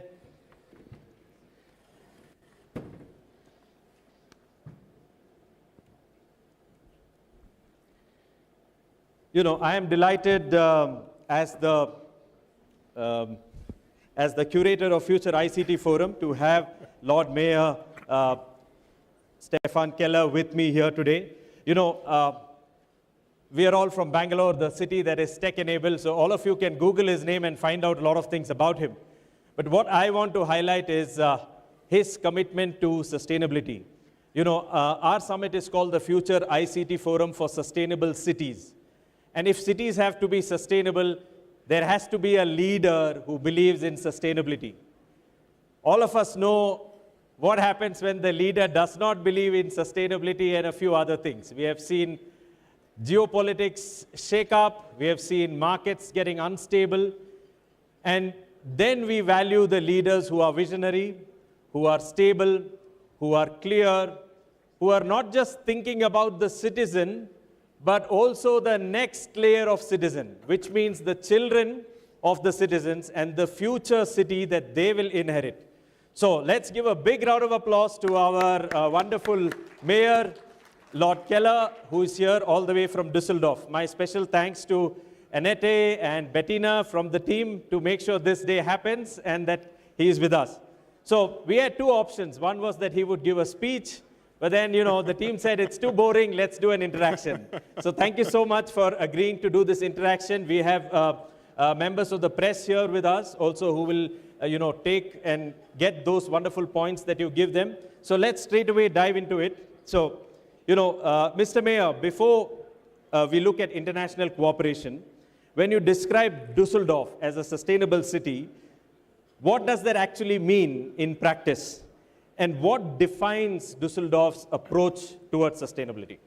Well, first of all, thank you for letting me be here. It's a pleasure for me to speak to you today. And I was very willing not to give a speech, but to have an interview with you. That's probably a lot more interesting for the audience as well. But coming to sustainability, well, basically we set ourselves a clear target Düsseldorf aims to be climate neutral in 2035. That's 10 years before the national goals, before the rest of Germany. And for us, sustainability is not just a single project or not just a climate target on paper. It is the way we want to develop our city as a whole. We take a holistic view of sustainability and implement it not only in individual areas, but consider it in all our activities. And it means combining energy transition, smart mobility, digital industry, quality of life, all in one integrated strategy.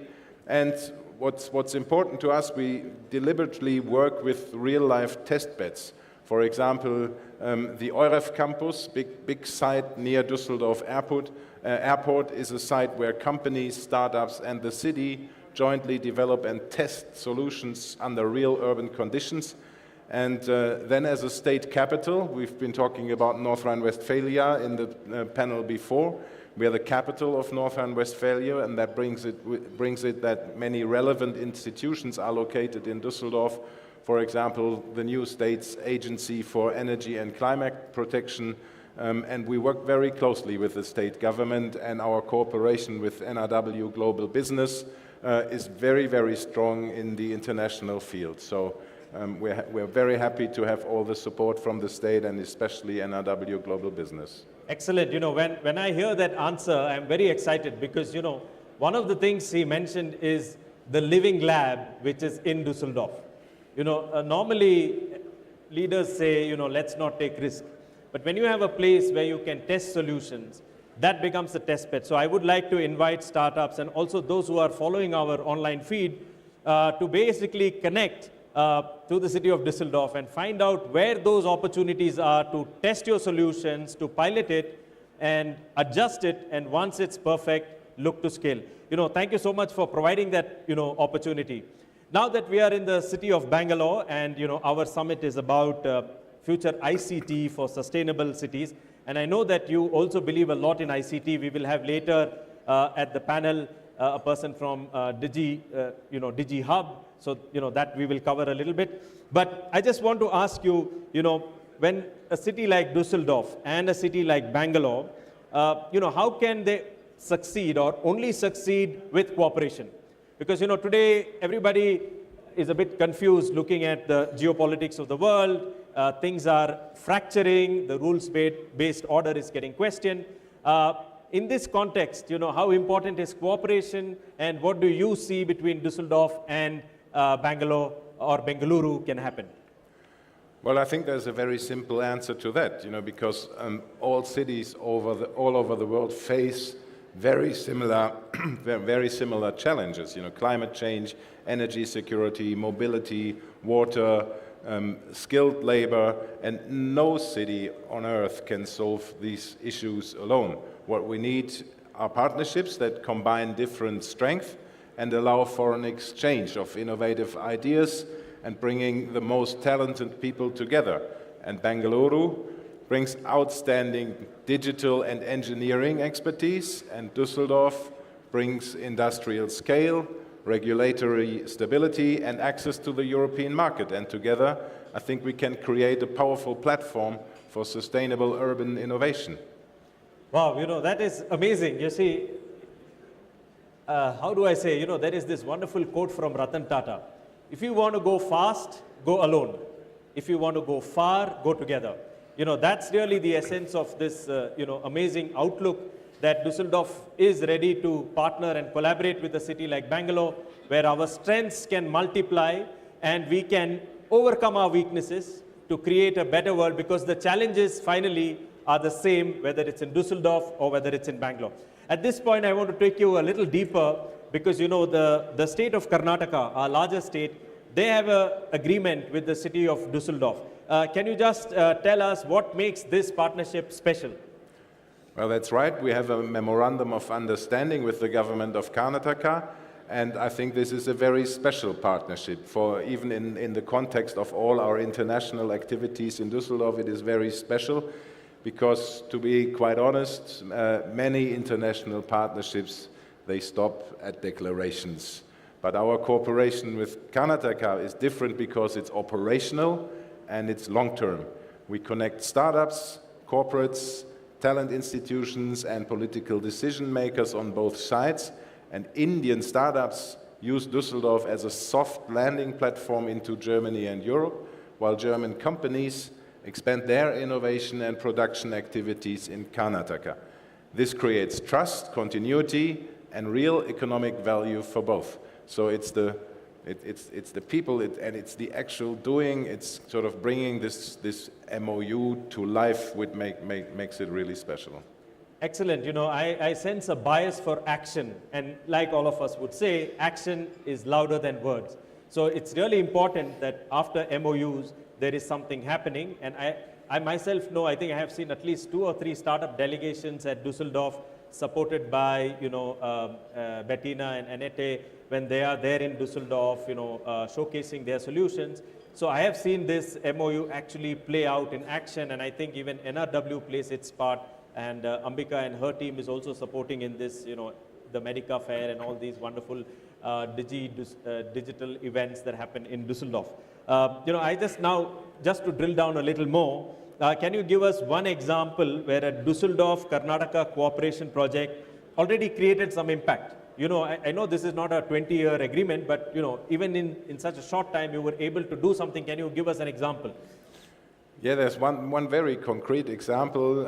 You probably all know GEA Group, big German company, a global leader in process and environmental technologies. It's just 2 months ago they got listed in the DAX, the leading German share index. So very big player. And GEA Group operates it's a Düsseldorf company, but they operate a manufacturing campus with a focus on advanced water treatment technologies here in Bengaluru. And their decanter centrifuge, this system helps to reclaim nearly 1.5 billion liters of water every year from wastewater sludge. And this has directly contributed to the revival of polluted urban lakes, improving water security, public health, quality of life here in Bengaluru, a visible impact for citizens here, but also an example where we can learn from back home in Düsseldorf. So the expertise they gather here, developed in Germany, implemented here, and then it can be transferred as knowledge back to our home.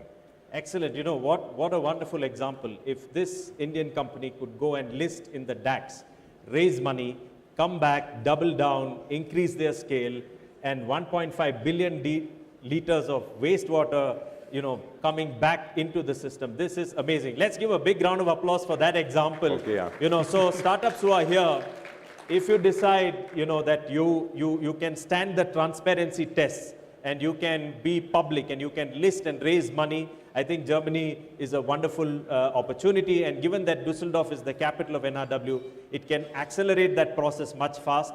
And I'm sure the team from Düsseldorf is here. You find also their booth later, which Lord Mayor will inaugurate in some time, so you get more information. But this is, you know, really exciting. So now I go to the next question. You know, how can Indian companies and talent contribute to make German cities more sustainable, and also vice versa? Can German talent help Indian cities accelerate their journey towards sustainability?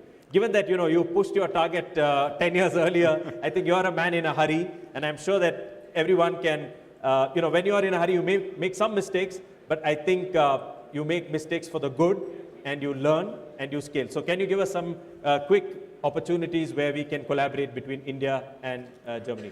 Well, as I said earlier, you know, partnerships are there so that people can solve problems together and we can learn from one another. And sustainability works best when cooperation goes in both directions. Indian companies make a very concrete contribution to making German cities smarter and more sustainable, especially through digital innovation. We've heard the example of Infosys earlier on, which is a very good example. But one activity that we offer is, for example, a smart city hackathon organized by our tech hub, which is a bit like a startup incubator.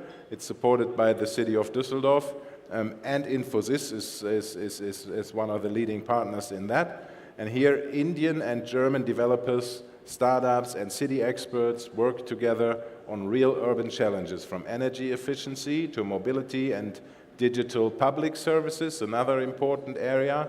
And since October 25, young people from all over the world are studying master's programs with a focus on climate innovation and hydrogen economy at the EUREF campus, which I mentioned earlier as well in Düsseldorf.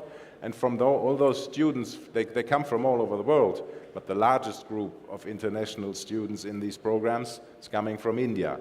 And they will shape the future of sustainability in Düsseldorf, not only in Düsseldorf, in India and beyond. And at the same time, German companies and cities bring industrial scale solutions and regulatory experience and implementation capacity to Indian partners.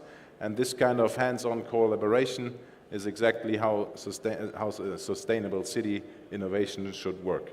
It's a mutual contribution, and that's what makes this partnership most valuable.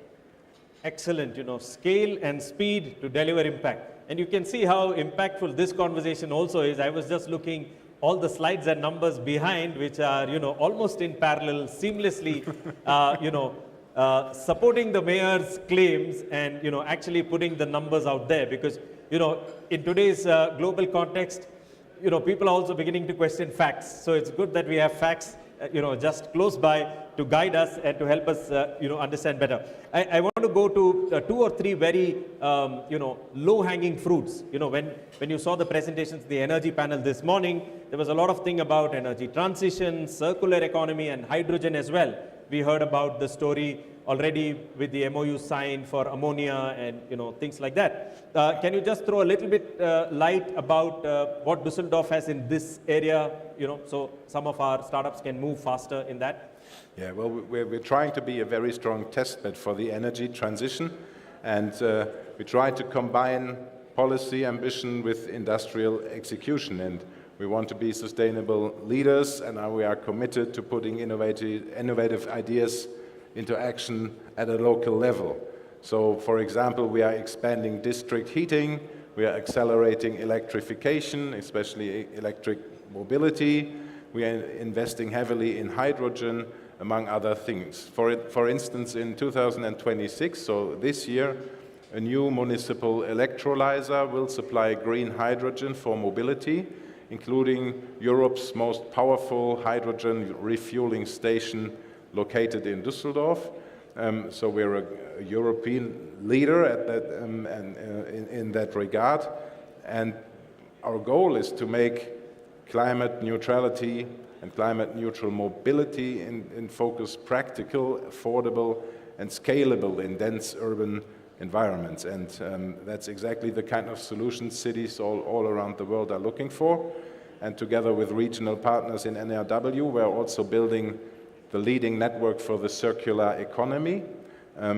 We have a very strong trade fair company in Düsseldorf, and they are organizing the so-called Circular Valley Convention, big gathering like this one in March, and this convention will bring together business, science, politics, and society to drive the circular economy forward from Düsseldorf to the world. Excellent. So the smart young people with the phones, Circular Valley Convention.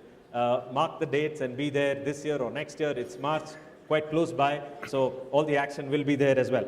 I have seen a lot of Indian tech companies find Düsseldorf very attractive. I mean, I have been to Düsseldorf. I was just there 2 weeks ago after Davos. I mean, I have my answers, but nothing like hearing it from you. What is so special for the tech companies to come to Düsseldorf and make it as a base, especially in the context of, Industry 4.0 and, 5.0 that's, at the edge? Well, it must be truly special because the number of Indians in Düsseldorf has doubled in the last 4 or 5 years, and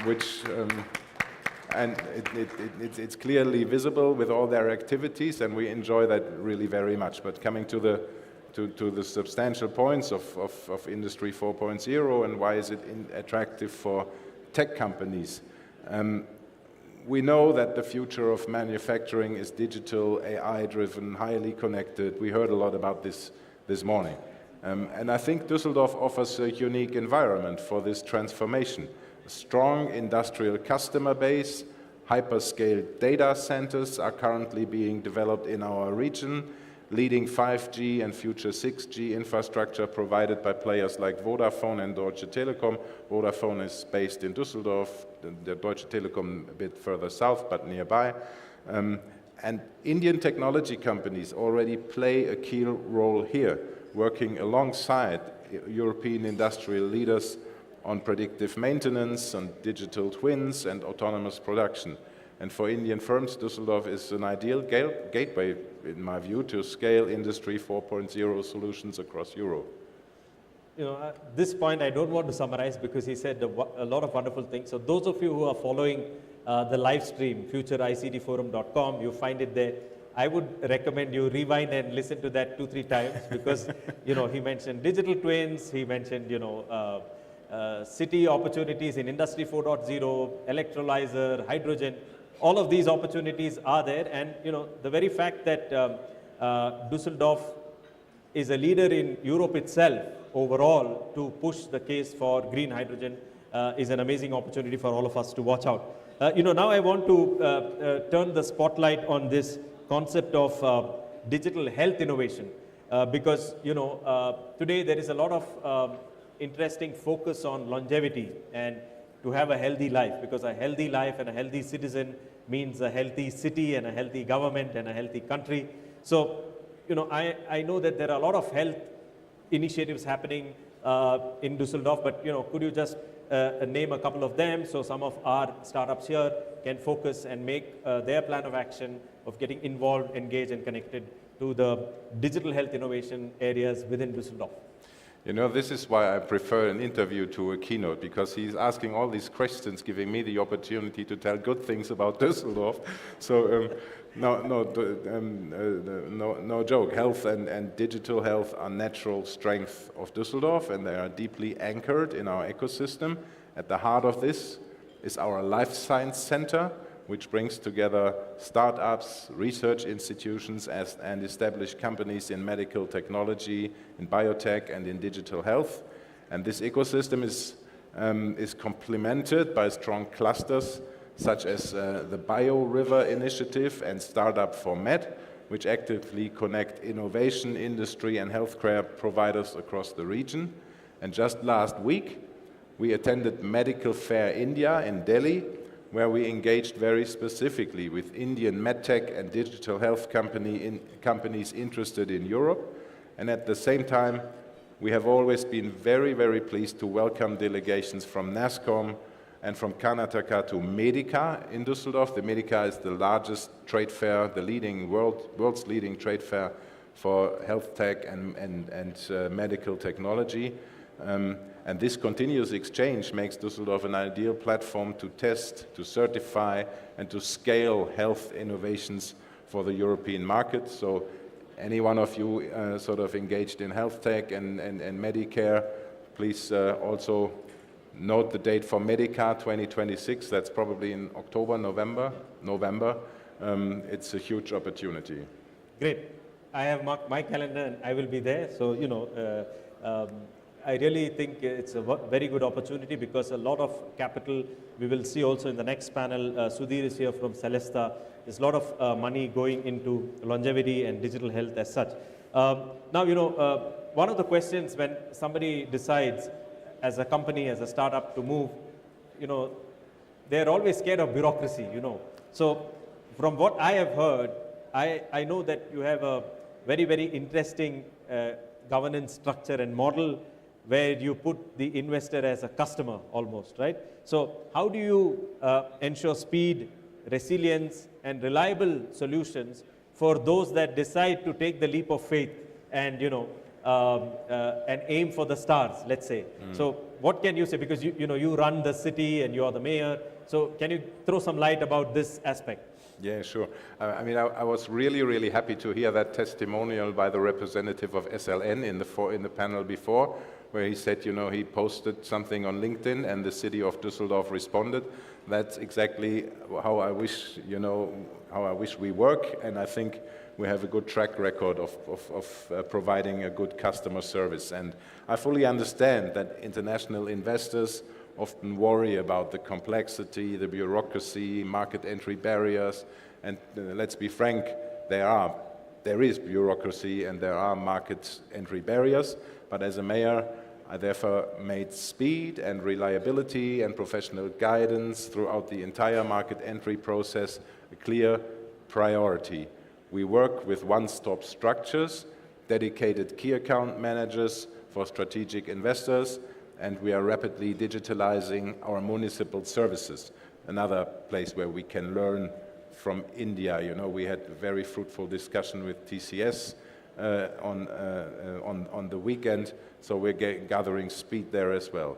But a very concrete example of how we work is the India Competence Center Düsseldorf, which we established last year together with the Chamber of Commerce and Messe Düsseldorf, which is our trade fair company.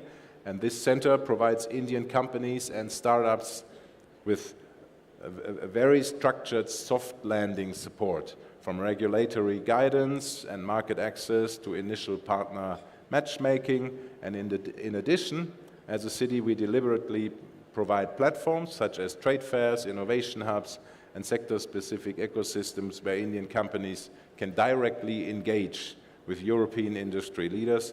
And our message is really clear. If you invest in Düsseldorf or in the NRW region, the city administration and its partners are there to actively support you and not to slow you down. We want to speed you up and be of any assistance that you wish. You know, excellent. You've covered the plus. Now, I want to ask it in another way. Why Düsseldorf? You know, why don't they go, I don't know, to Berlin or to some other city? Just also put light on that aspect, so then people can consider also that. Well, I can speak out a very, very clear invitation to Indian companies and startups, and the reasons that speak for Düsseldorf are very simple. We are one of the most beautiful places in Germany, maybe even in Europe. People rank us, our city, always in the top 10 worldwide in terms of quality of life. I think Düsseldorf combines everything an international metropolis has to offer with a very down-to-earth hospitality. These are the soft factors. You know, if you speak to expats, they always look back very favorably on their time in Düsseldorf. But then again, in business-wise, it's an innovation-driven city. It's a politically reliable city, so we offer very stable conditions. If you set up office in Düsseldorf, we can match you with strong partners. There's an excellent talent pool in Düsseldorf and the region. It's a very open-minded city. It's not only a large Indian community, but there's people from 180 nations living in Düsseldorf, which makes it probably the most international city in Germany. And that creates a very favorable environment for people from outside who come to do business. Excellent. You know, diversity and inclusion are the solid foundations on which innovation can thrive, and I think therefore Düsseldorf is very special. Okay, this is my last question, because we had a wonderful conversation. I do believe each of us or each of the startups or large companies that want to do their global journey, they have to do their own research and find out for themselves. But since we are a sustainability summit, if you have to look the next 5 years, because our event is called the Future ICT Forum for Sustainable Cities, in the context of Düsseldorf and Karnataka Innovation Corridor, what do you think this cooperation can do for sustainable cities, not just only the two of us, Bangalore and Düsseldorf, but also for the world? Well, let's be precise.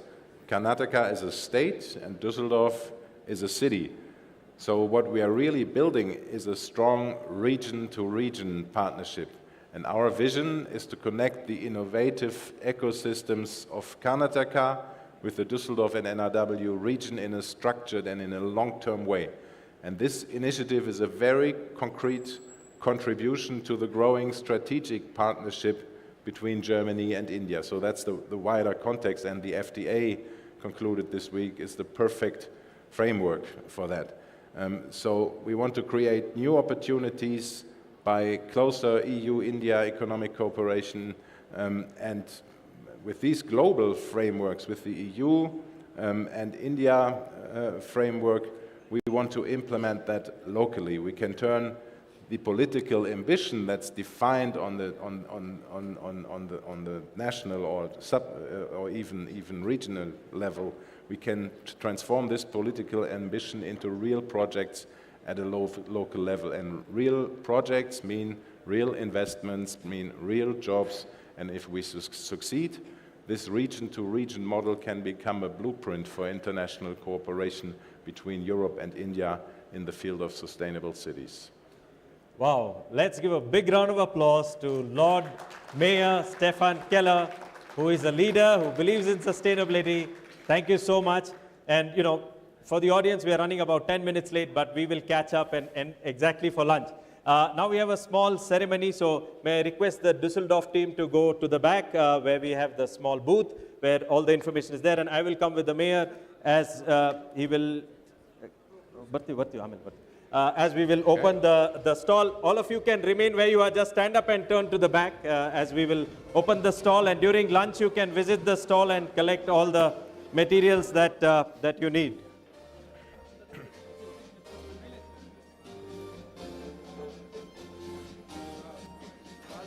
After he opens, you can catch a brochure and take a picture together. Okay? Yes, come. Shall I take this off first? Do we have a scissor? Come. ನೀವು ಹೋಗ್ಬಿಡಿ ಆ ಕಡೆಯಿಂದ ಹಿಂದೆ.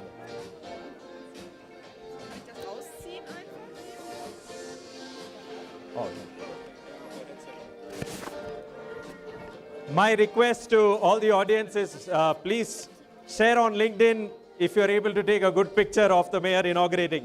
You have heard him, he believes in the India-Germany partnership.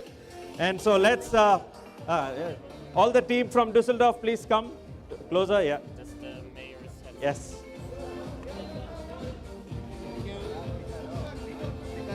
Come. Bettina, Annette. Come close. All of you. Ambika, come.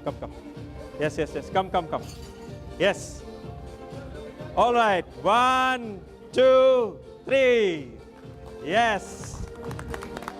Thank you so much. We have to go back to, we'll take a picture. Okay, please. Yeah. Let's come to this side.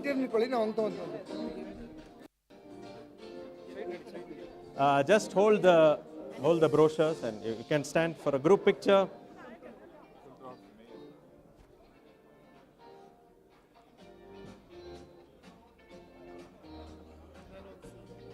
Very exciting. 11 people. 11, yes, perfect. Thank you so much, wonderful audience, and let's give a big round of applause to the city of Düsseldorf and the entire delegation, also to the state of North Rhine-Westphalia. We will continue to collaborate, and you will probably see a good delegation from Düsseldorf and NRW at the India Advantage Summit, which is later in the year in September.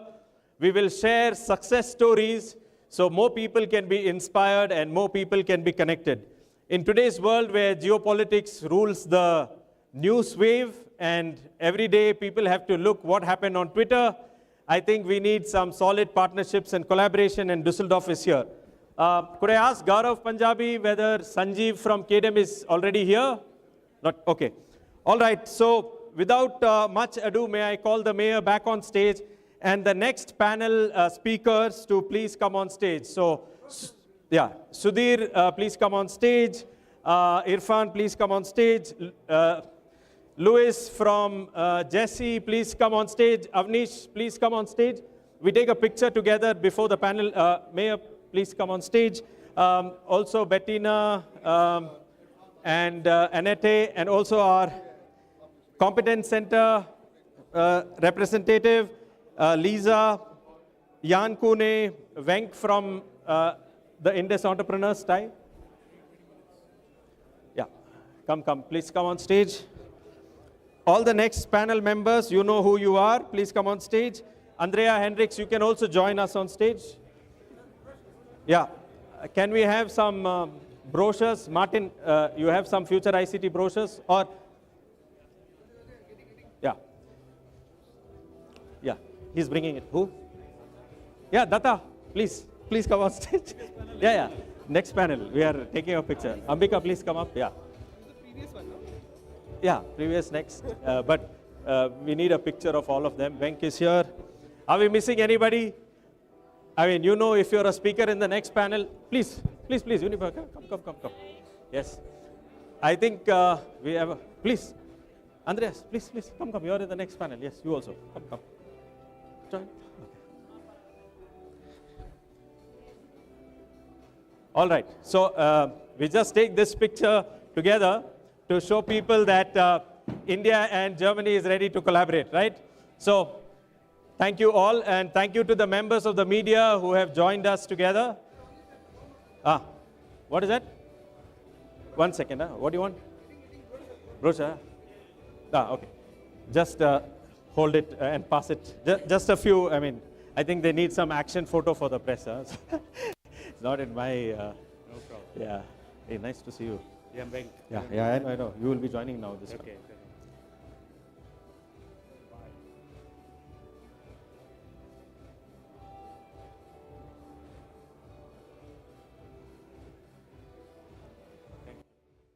Thank you so much. We have to stay. We have the panel there. Thank you so much, wonderful speakers. May I request the speakers of the next panel to stay back. Thank you, Lord Mayor and your team. We really hope that India and Düsseldorf cooperation increases, and all the best for the remaining part of your appointments and meeting, and we really look forward to working closely with you. Thank you so much. A big round of applause for Lord Mayor Stefan Keller, please. Thank you. Media people could take a sound bite outside, so then it's not disturbing. Thank you very much, all of you. Yeah. We are running like about 10 minutes or 15 minutes behind schedule, but we will catch up. May I request all the speakers to sit down? Yes, in the middle, over there. Yeah. Wherever, yeah. Let Lisa be in the middle. Yes, okay, all right. Yes. Sit. Excellent. We have one extra chair. I think Sanjeev has to come, so maybe when he comes, he will join us. Yeah. Gaurav from the KDM team, let me know when Sanjeev arrives. You know that we had his seat, and he's welcome. Sanjeev is a busy man because he is trying to do more than a day can fit. He's the CEO of Karnataka Digital Economy Mission, but he will join us anyway because digital is one of the key areas for collaboration for Karnataka and for India. Like you can see, we have a heavy-duty panel with a lot of amazing panel members. I call this the institutional panel. So let me start from Jan all over to the other side. Jan, you are the CEO of Grundig Academy. It's one of the old world and new world, scale-ups, if I may say. You're trying to do AI skilling for the future. Can you just throw some light on what Grundig wants to do in the next 5 to 10 years, and where does it see cooperation and collaboration with India? Are you already doing something, and a little more? Maybe 2-3 minutes, take it away. Thank you. Thank you, Jose, and as I said before, it feels like home. So, and that expresses already what we do. Yeah. We are bridging the world. So we are Germany-based, and Grundig Academy, maybe Grundig you might recall, TV sets, radios, that's it. So we've got a long heritage on this one. And it's a good example when solution sometimes lives shorter than academia does. So we are Grundig Academy. We understand ourselves as the hub for transformative education. That's one. Just a housekeeping announcement. Those who are standing near the coffee shop, could you take your cups and come forward? I can see our friend Harshvardhan. Can you tell all those people there to come forward and sit down? We can see you and it's a little bit distracting. So either you sit down here or you can stand outside. No problem. Happy for everybody to network and make business. Okay, Jan, continue. All right, so we understand ourselves as a hub for transformative education on one side, and on the other side being the launchpad for disruptive solutions. So if you have new technology coming in, you need education to understand what's behind. So this is the transformative education part. But you've done the education, now you wanted the solution. Okay, this is what we do, being the launchpad for disruptive solutions. So we are combining both sides, education and launchpad for solutions. And for a practical, example here in the room, Prayukt from Shieldworks. Prayukt, where are you? There he is, Prayukt. So we are taking Shieldworks for training into Germany, and we're providing cybersecurity training for critical infrastructure. Excellent. So to understand what the needs are. We do the same thing with firma Philipp Varugis. He's been here on the panel. And we're bringing them to Germany and doing critical infrastructure trainings. At the same time, providing a reseller position for ourselves to provide this solution to the German market. But not only the German market, we are in Turkey as well. So Istanbul, we've got a Grundig Academy Istanbul. And we are soon to open up one in India. Bangalore. Bangalore. Okay. Because that's the place to be. We're coming to Bangalore because we've got so many things to do together. Data, we are working together with Bosch Global Services for a long time. We're going to bring high voltage training together with Cognizant Mobility to India to explore that field together. We are bringing autonomous driving from India to Germany. So we're bridging the world. That's what we do as Grundig Academy. And I'm happy to connect with everybody, including Infosys, our German friends, to see what we can do together with the VCs, what could be the next step. So bridging the world, that's what we do. Excellent. Thank you, Jan, for that answer. I hope you have enough business cards because you will be mobbed at lunch and everybody will want to step on that bridge, right? So thank you so much for believing in India and the India-EU friendship and collaboration. Thank you so much. Now I go to Venk. You have recently taken over as the president of TIE Bangalore. TIE, for those of you who don't know, is called the Indus Entrepreneurs. It's that organization that supports founders in their journey, because a founder's journey is quite lonely, sometimes very scary. Out of every 10 startups, 8 close in 2 years, only 2 are left. So it's a very scary journey, and TIE as an organization helps founders in that difficult moment, because even if we can take that number from 2 to 4, that's huge, because that's double the number of successful startups, and that helps the economy, job growth, and progress overall. Could you give us a little bit sense of what are the key initiatives of TIE, and how do you really support the startup ecosystem? Over to you, Venk. Yeah, thanks, Jose. See, the thing is, I don't know how many of you know that TIE is one of the premier entrepreneur organizations which has been in existence for over 40 years, maybe. In fact, TIE Bangalore is the biggest ecosystem after Silicon Valley. In fact, we believe we are bigger from the number of, but on a bigger, I'm also a venture capitalist. I run a fund called New Ventures, and we have made some disruptive investments in companies like Acco and Big Basket and others. So that being said, I think one of the vision of TIE is to foster entrepreneurship, right? And not just foster. And one of the charters we have, because I just took over a month back, is how do we lead entrepreneurs? Not just give advice, not just mentor, how can we lead them, right? So that is one of the goals we have set ourselves. We have an organization which is ready, and I think, I don't know how many of you know this, we have a charter membership, and one of the only organizations in the world where members pay to give, right? So we give back. So a charter member in TIE is somebody who pays to become a charter member, and goes through a rigorous process of selection. How can he help? So we have over 240 charter members in Bangalore, and we are looking for others to join us who want to help, who want to give back, right? And I think the key for any innovation or any startup is innovation and disruption, right? We are seeing that there are a lot of, like what you said, a lot of startups are struggling. In fact, I see in my own portfolio, a lot of people, a lot of founders are struggling, and how can we help, right? Rather than just give them advice, how can we lead them? So that is one of the missions we have set ourselves. Now, I want to ask you guys, I don't know how many of you watched the tennis game yesterday between Djokovic and Alcaraz, right? If you look at the camera technology there, right, you don't need ball boys anymore, right? There is no appealing anymore. The technology is so advanced, and that is, I heard, is a Chinese technology. That is innovation. That is disruption. That is what we need from India, right? It is so accurate. It can predict, using AI, it can predict if the ball is in or out, right? If you remember in the past, the umpire has to get in and he has to rub and say if it is in or out, but look at the disruption, right? So that is where India should be, and I think we are getting there. I'm very positive. We have a lot of entrepreneurs and whom we hope to help, and I think in the next decade, I think India will be as good or even better than China. Thanks. Excellent. Thank you. Thank you so much. At the Future ICT Forum and TIA Summit, we try to bridge the most difficult gap, the gap between money and ideas. So today, this evening, we have a VC and CXO roundtable where about 50 VCs will be here in person. Sudhir and so on will also be here.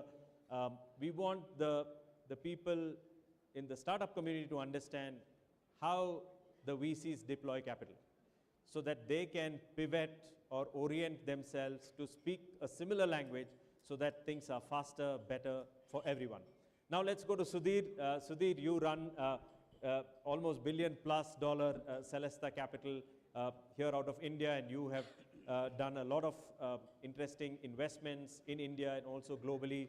You're also at Israel for the innovation delegation. And I've seen you always curious and looking, where is the next big opportunity? Can you tell us, how do you see the landscape in India, especially for VCs and startups? And is it accelerating? Is there enough dry powder? How many startups can benefit? And any other insights? Over to you. I know you are a philosopher as well, so I leave the floor fairly wide and open. Over to you, Sudhir. Thanks a lot, Jose. Thanks for having me here. I think, over the last 40 years that I've been working, I see the next 10 years even more energetic than ever before. We have a population of 1.5 billion. Most of us are below the age of 25. We have only 10% of us who are aging in India, and that's out of a 7 billion population globally. That gives us immense energy, raw energy of the youth. I think what we, at our age at least, or what we do at our firm, is to bring operating expertise that we've built over the last 30, 40 years to these 25-year-olds. If I look at our recent investment in a company called Agnikul, it's the world's first 3D printed Inconel rocket engine. It is the SpaceX of India.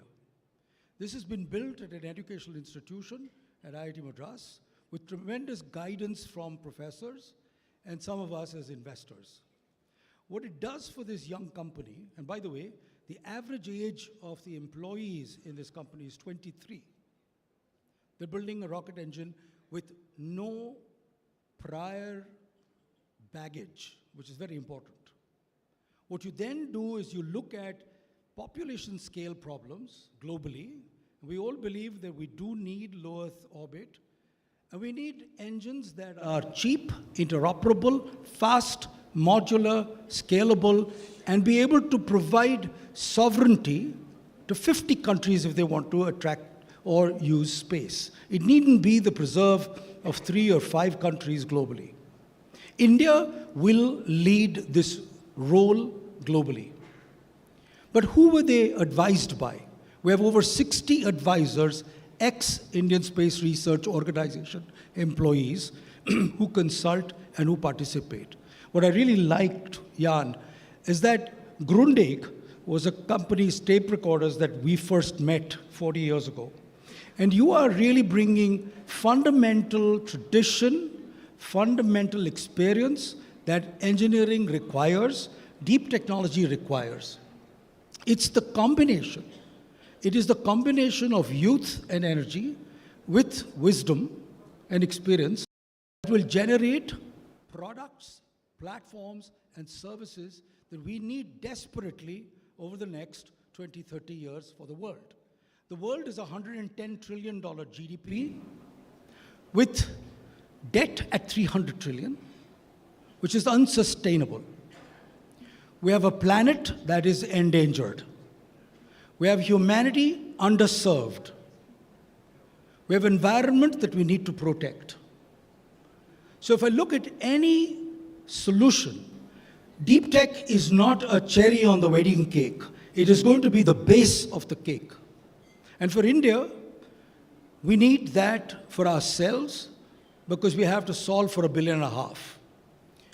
We've been fortunate to work with government to build policy infrastructure, to attract public infrastructure to participate so that private infrastructure made up of startups, innovators, as well as large enterprises to swim in this ocean, right? So to take this forward, I was just telling her that I saw Infosys with 165 people when we went public in 1993. It's a proud thing for us that over 6 million people, talented people, now power technology globally. 1 out of 4 employees in technology sit between Bangalore, Pune, Chennai, Hyderabad, Delhi, Bombay. And this just happened in my lifetime in the last 25 years. If I look at the next 20 years, quantum technologies, medtech, pharmaceuticals, designed afresh, not the way it was done before, using AI, using deep technology, will emerge from India. I am as excited as when I was 18. Excellent. So the next decade belongs to India, to the world, and the world to India. Thank you so much, Sudhir, for that wonderful outlay. I think you have given some excellent points and words and target markets which startups can really focus and realign or pivot as well. Now let me go to Avnish Sabharwal from Accenture. Over the last 12 years, what you did with Accenture Ventures as a CVC is built it to be one of the largest deep tech VCs in India, or maybe globally as well. Could you tell us a few things? Because when you do deep techs, some years ago, 10 years ago, maybe people thought you were crazy and not chasing the regular things, and instead of the SaaS model or something like that, you went into deep tech. And also give us 1 or 2 of the acquisitions that you recently did, so the audience understands the depth and the breadth of what you were powering at Accenture Ventures, and where that is going from here. Over to you, Avnish. Good afternoon, everybody, and thank you, Jose, for inviting me. So yes, as Jose said, that we started working, or Accenture Ventures started working with deep tech in 2013, when nobody even had heard about this, because SaaS was something which was in everybody's lips. Deep tech was not, and since then it has been a remarkable journey. So now over the last 12, 13 years, Accenture Ventures has become a de facto destination for all deep tech, deep science, and climate tech startups, based on the kind of focus we have put on them. So in terms of what we did and how we reached to a position where we are today, I think the first thing is very clear, that we started with the focus on solving a tough business problem. I think our Infosys colleague also talked about that in the morning, that you don't start with technology, start with identifying what is the problem. And we wanted to solve some very tough problems, right? So that was the first starting point. It was not tech. Then in terms of the focus, we were always clear that we wanted to go into what we call B2B growth stage deep tech, right? All the 3 words were very important for us. And in terms of the focus area, we were looking for startups which we used to call 2-inch wide and 20-inch deep, right? They only did one thing, and in that they were able or capable to disrupt the entire value chain of an industry. So that focus gave us a lot of momentum, and we knew that what kind of startups we would, because with Accenture, there are 800,000 people there, right? So any normal technology, we can build it overnight. What we were looking for, disruptive technologies and IPs and platforms, which were protected by patents, and as I said, had very disruptive powers. So that was the second thing. The third, we built a very enviable ecosystem. It takes a village to raise a child. And in this case also, it would be wrong for me to say that it is all the result of what Accenture Ventures did. We were helped tremendously by our VC friends. So these are sitting here, but also with government, industry bodies like NASSCOM, FICCI, CII, and a lot of work which we did with academia. So IIT Madras was our hunting ground, and we have significantly invested in IIT Madras, Indian Institute of Science, to actually go and work on very deep, difficult problems of our clients, and also harnessing the power of tech ecosystem startups, which are present in those institutes. The next was that when I started this thing, I was lucky enough to go and visit all the important innovation hubs across the world. I definitely started with Israel, and I had a role to play in starting the India-Israel corridor as well. The paper we wrote was the paper which Prime Minister Modi took with him in his first visit to Israel. So starting this corridor and then working with other important corridors like Switzerland, Germany, Nordics, I could bring the best practices from each of those ecosystems into India, right? Finally, what I like to say here is that we did some things which were good, which is that we never ever had any issues as far as IP is concerned with our startups. We were clear that we will not disrupt the IPs, and we will never poach talent from our startups. The things which we were very careful not to do, and I think those mattered a lot, and that is why we have this credibility in India, is one, we did not enter the free POC mafia, right? In deep tech, this is a very, very big problem. All deep tech startups are told by big enterprises to do free POCs. I made it clear that neither Accenture nor our client will ever do a free POC. That's first. The second is, a lot of these startups end up in cohorts and accelerators, what I call a startup zoo. We never built a startup zoo in Accenture. And the third thing is we never entered into innovation theater, or what I call startup tourism. These are the best practices which we followed, which made startups gain trust with Accenture. And I think everything in the end is all based on trust. So these are some of the things, Jose, which I would like to share from the journey of Accenture Ventures. Thank you so much. Can you give us two of the acquisitions that you anchored here? All right, so a couple of acquisitions and investments. Our latest investment is in a startup called Lizer. Lizer is an agentic AI, autonomous AI startup.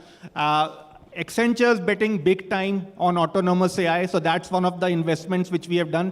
They were part of the Accenture Ventures Challenge. We do the biggest deep tech challenge in India, which is called the Accenture Ventures Tech Next Challenge. Lizer was the winner of that 2 years back.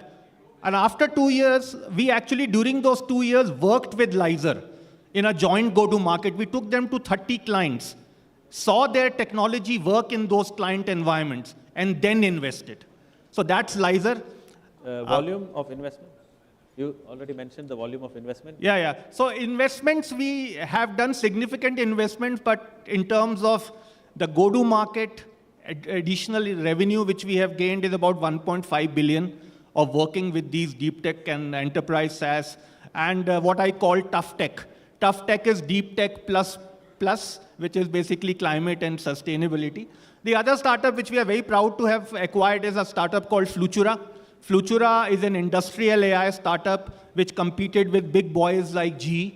And again, we worked with them over 6 years before we acquired them. So our thesis always has been to validate the deep technology in environments with Accenture and with our clients before we invest or acquire them.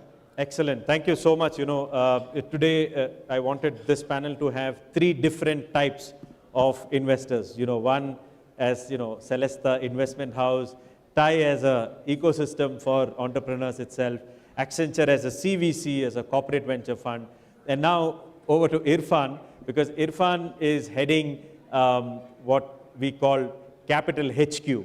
Capital HQ is kind of a different animal and a different nature.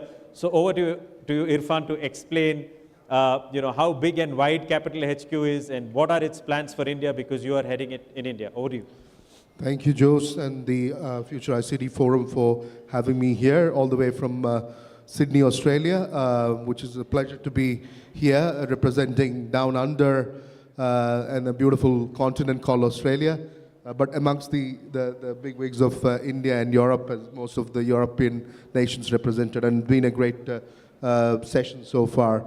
I represent, wear multiple hats. Obviously, I'm a big advocate of Australia-India bilateral trade and investment. But again, beyond that, I'm a big advocate of cross-border investments and cross-border innovation bridges as well. Because I believe in this current world of all turmoil, multilateral collaboration, investment bridges, and innovation bridges are the key. And I'll dive into some of those elements, what we are looking to do out of Australia, but bridging into ASEAN countries with India as an anchor, and then other nations, regions including Middle East, Europe, and the Africa market as well. But more on Capital HQ. Capital HQ is a global investor ecosystem originated out of Sydney in Australia. It's a capital raise, AI-backed capital raise platform with over 40,000 plus investors, ranging from VCs through to H&I's angel investors, all in the middle. We also have VC funds raising funds, various rounds through our platform.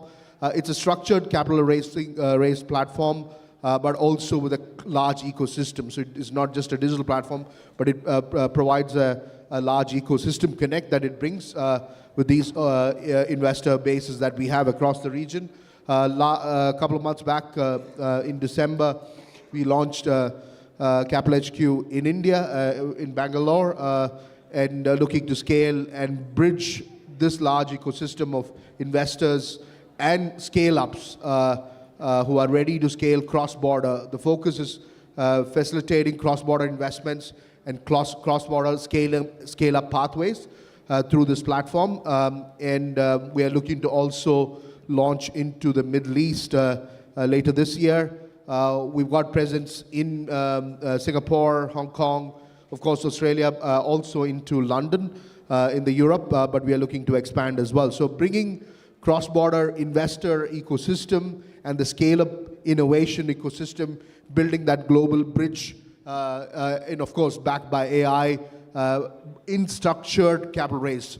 We believe capital raise for any scale-up is not a one-off thing. It's an ongoing journey, and you build this investor relations as well as a scale-up, and we want to facilitate that through this platform and the ecosystem that we build and connect locally in these regions as well. We had phenomenal success across the regions, but most importantly in India as well, we had so far great traction and interest, and we are looking to scale that as well. Excellent. You know, this is, I would say, the volume aggregation game.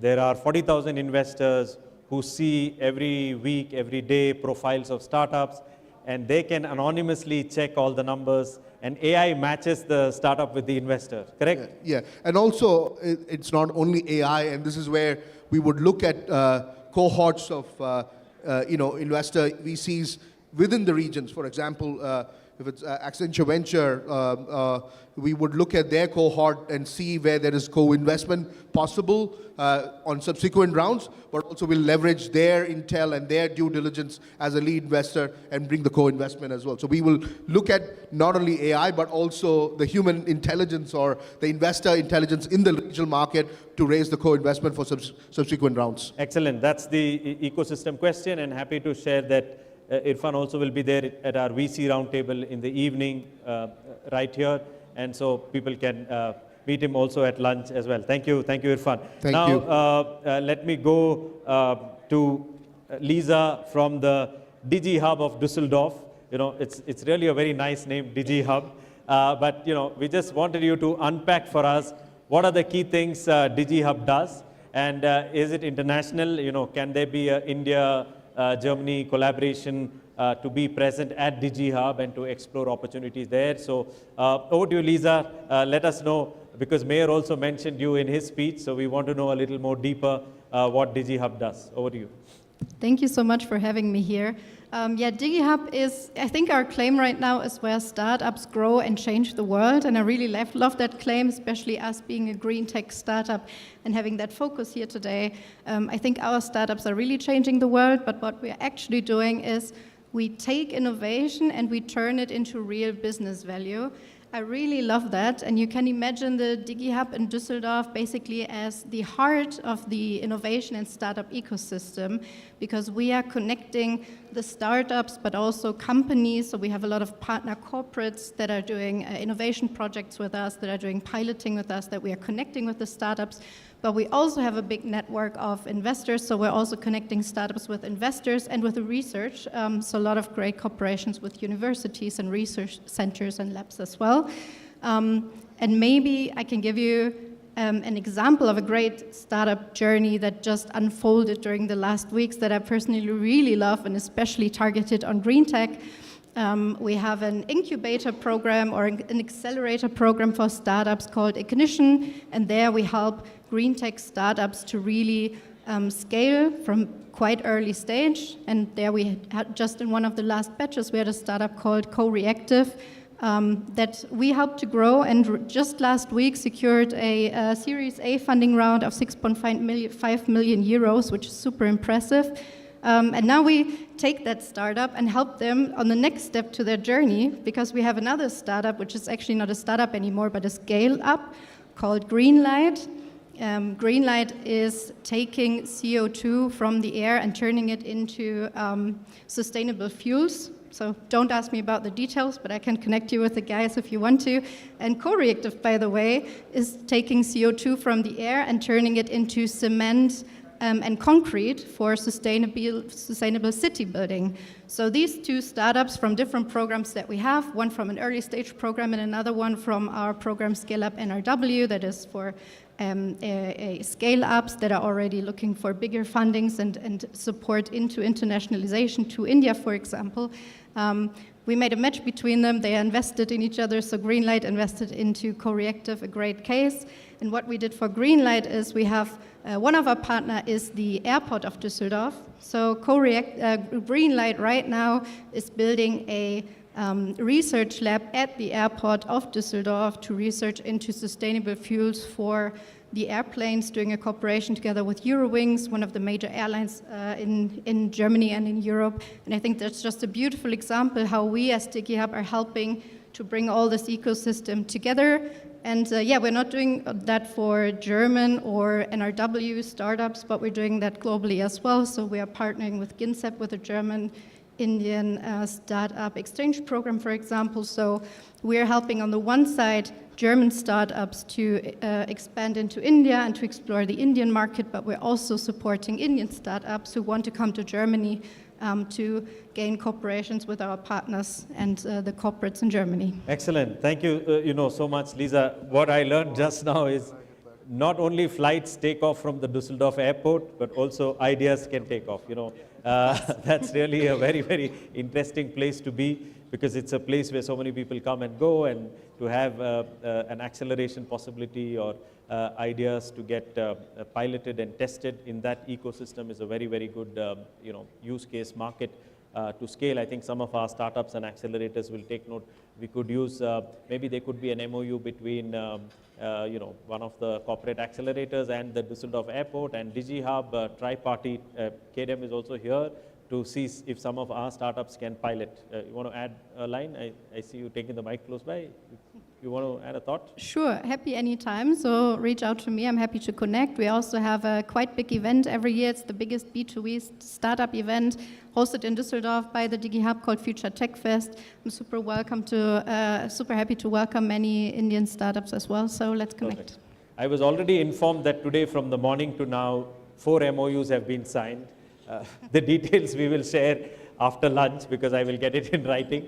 But just from the morning to now, a lot of collaboration has happened just outside this hall. So it's a place of action and perfect pivot point as we move to the AHK or the Chamber of Commerce in Düsseldorf. Andreas Schmitz is here, who is leading the Chamber of Commerce. A lot of excitement, especially given that Chancellor Merz visited India, and a lot of announcements, a lot of action.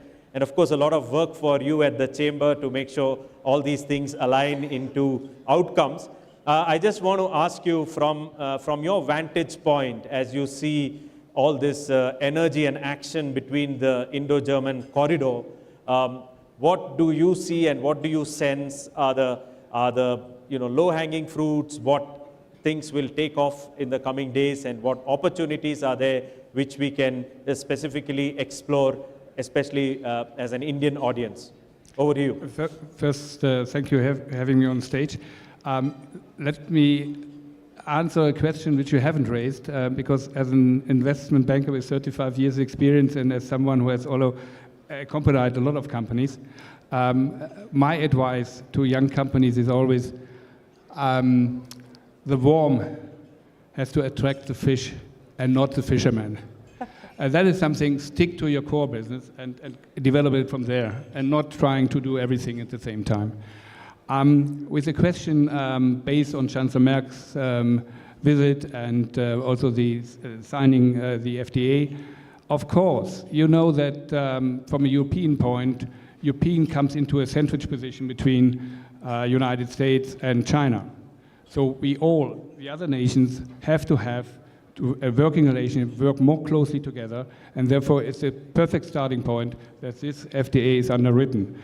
And we already have seen over the last couple of years more and more interest into India. I'm traveling to India since 30 years, and I've seen also the development in India for the last 6 to 8 years with heavy investment in infrastructure, because I said always infrastructure has to come first, and then the rest will follow. And therefore, I think you see that German corporates not anymore, and I talk about the chamber has 100,000 members in Düsseldorf and the greater area of Düsseldorf, which is a huge number. And this is the most diversified city in terms of businesses which you find in Germany. And as the mayor said, the most international city. Many people believe it's Frankfurt. No, I'm a banker. It's only a banking city. If it's not Munich, it's not Stuttgart, it's not Hamburg, and it's not Hanover, it's Düsseldorf. And in Düsseldorf, I think we see a lot from our corporates, which is also the industrial area. 25% of the workforce in Düsseldorf is industrial or near to industrial, which is a huge number for such a city with 680,000 people.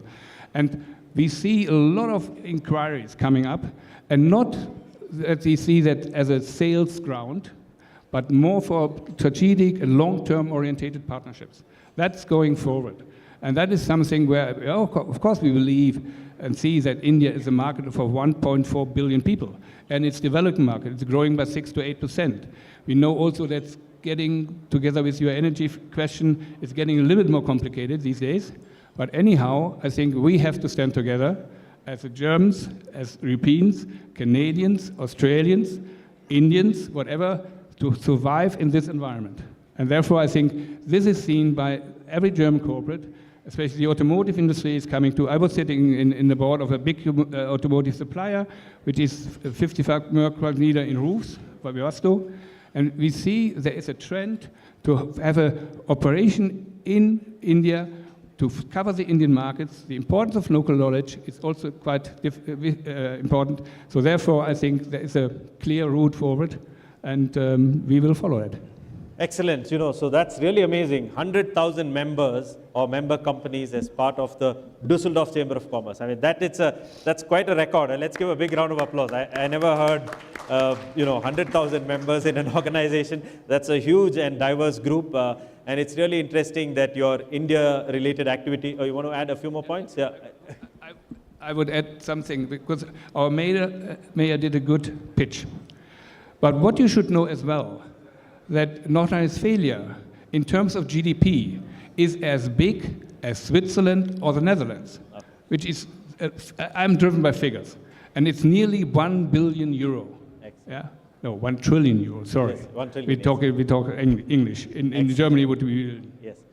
Indeed, thanks for that additional point as well. NRW as a region, almost $1 trillion, which is probably the 5th largest country, if you look at it in that sense.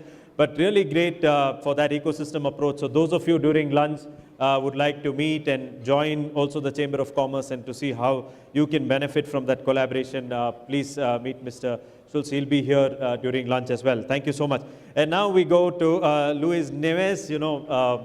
CEO of Jesse. Jesse is one of the largest associations for sustainability-focused companies in the world.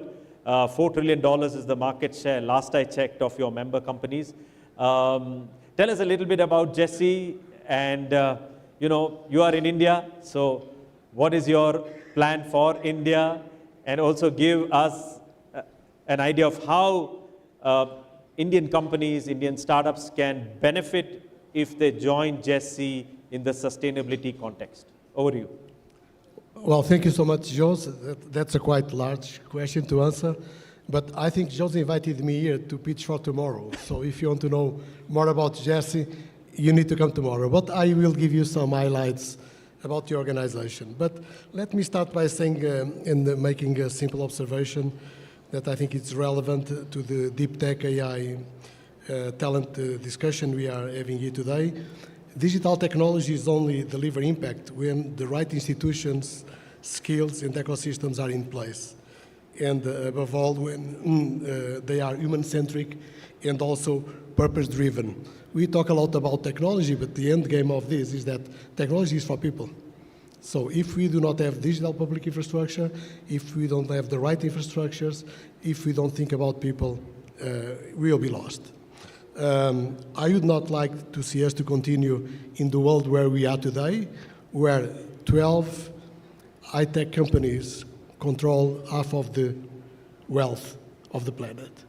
And this is the planet where we live. So we can talk about trillions here, but 12 companies in the world, they represent half of the wealth of the world where we live today. And I don't think this is sustainable, and this needs to be changed. And by the way, some of them, they belong to our organization, so, but I would like to see a little bit more of fair distribution as we move forward. So Jose mentioned that we are a global industry association. We have been working on the intersection between technology and sustainable development. So I'm not talking here about trillions, although as Jose mentioned, the market value of Jesse today, of our membership, is $4 trillion US, so 4 times bigger than Dusseldorf. But the point is, we need to think about business and sustainability interconnected. They should be interconnected. And when we talk about sustainability, we talk about business, we talk about people, and we talk about environment.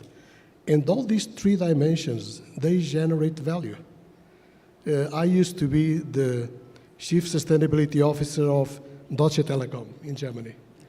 I worked for Deutsche Telekom 17 years. I started the sustainability practice in the company many years ago. I ran the first social audits of the company in China and in many other parts of the world. And we always drove our strategy looking at people, looking at the environment, and looking at growth. So when we were discussing CO2 emissions, I was discussing energy consumption. How much can we reduce energy? And then we can account for the CO2 after that.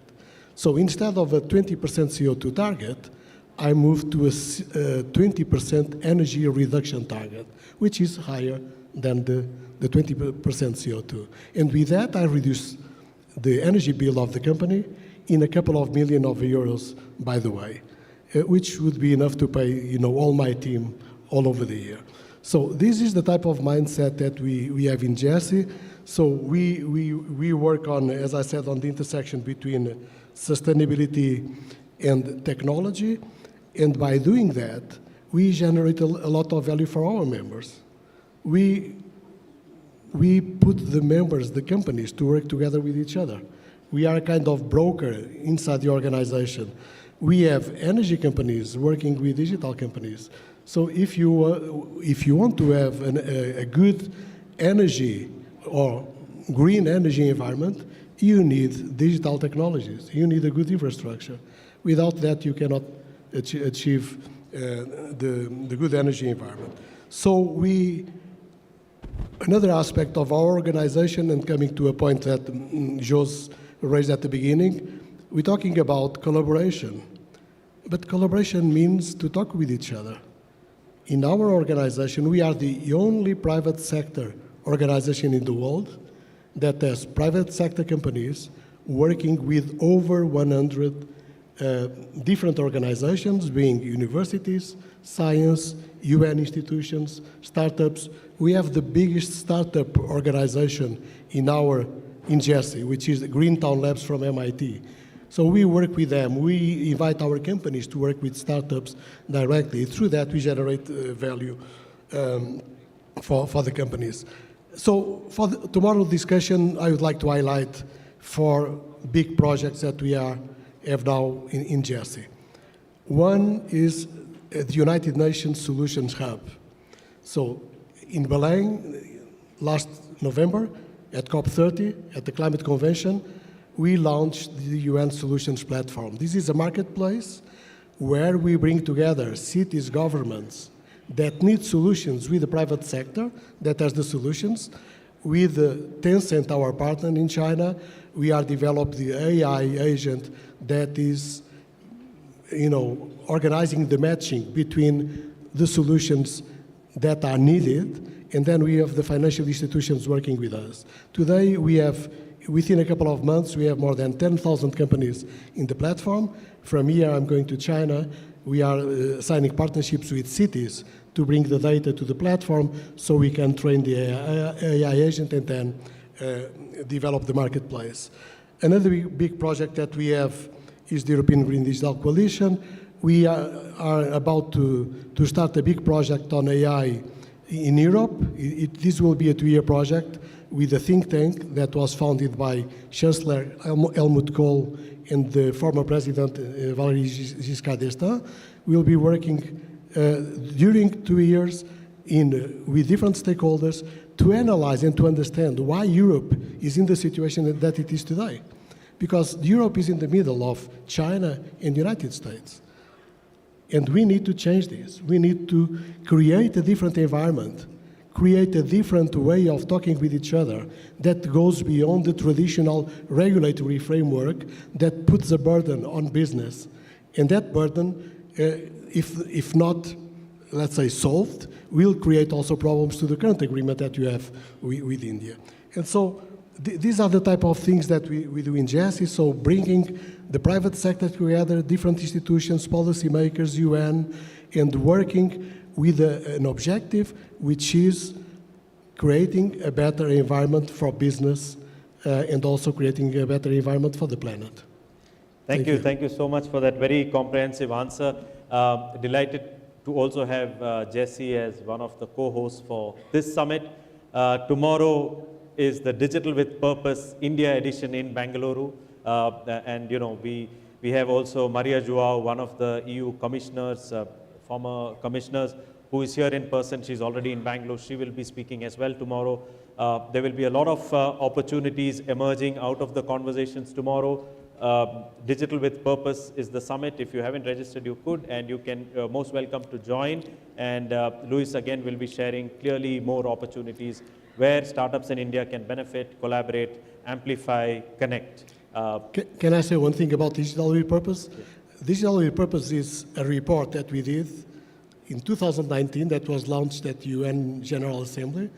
We analyzed 7 disruptive digital technologies in connection with the 17 Sustainable Development Goals and 169 targets.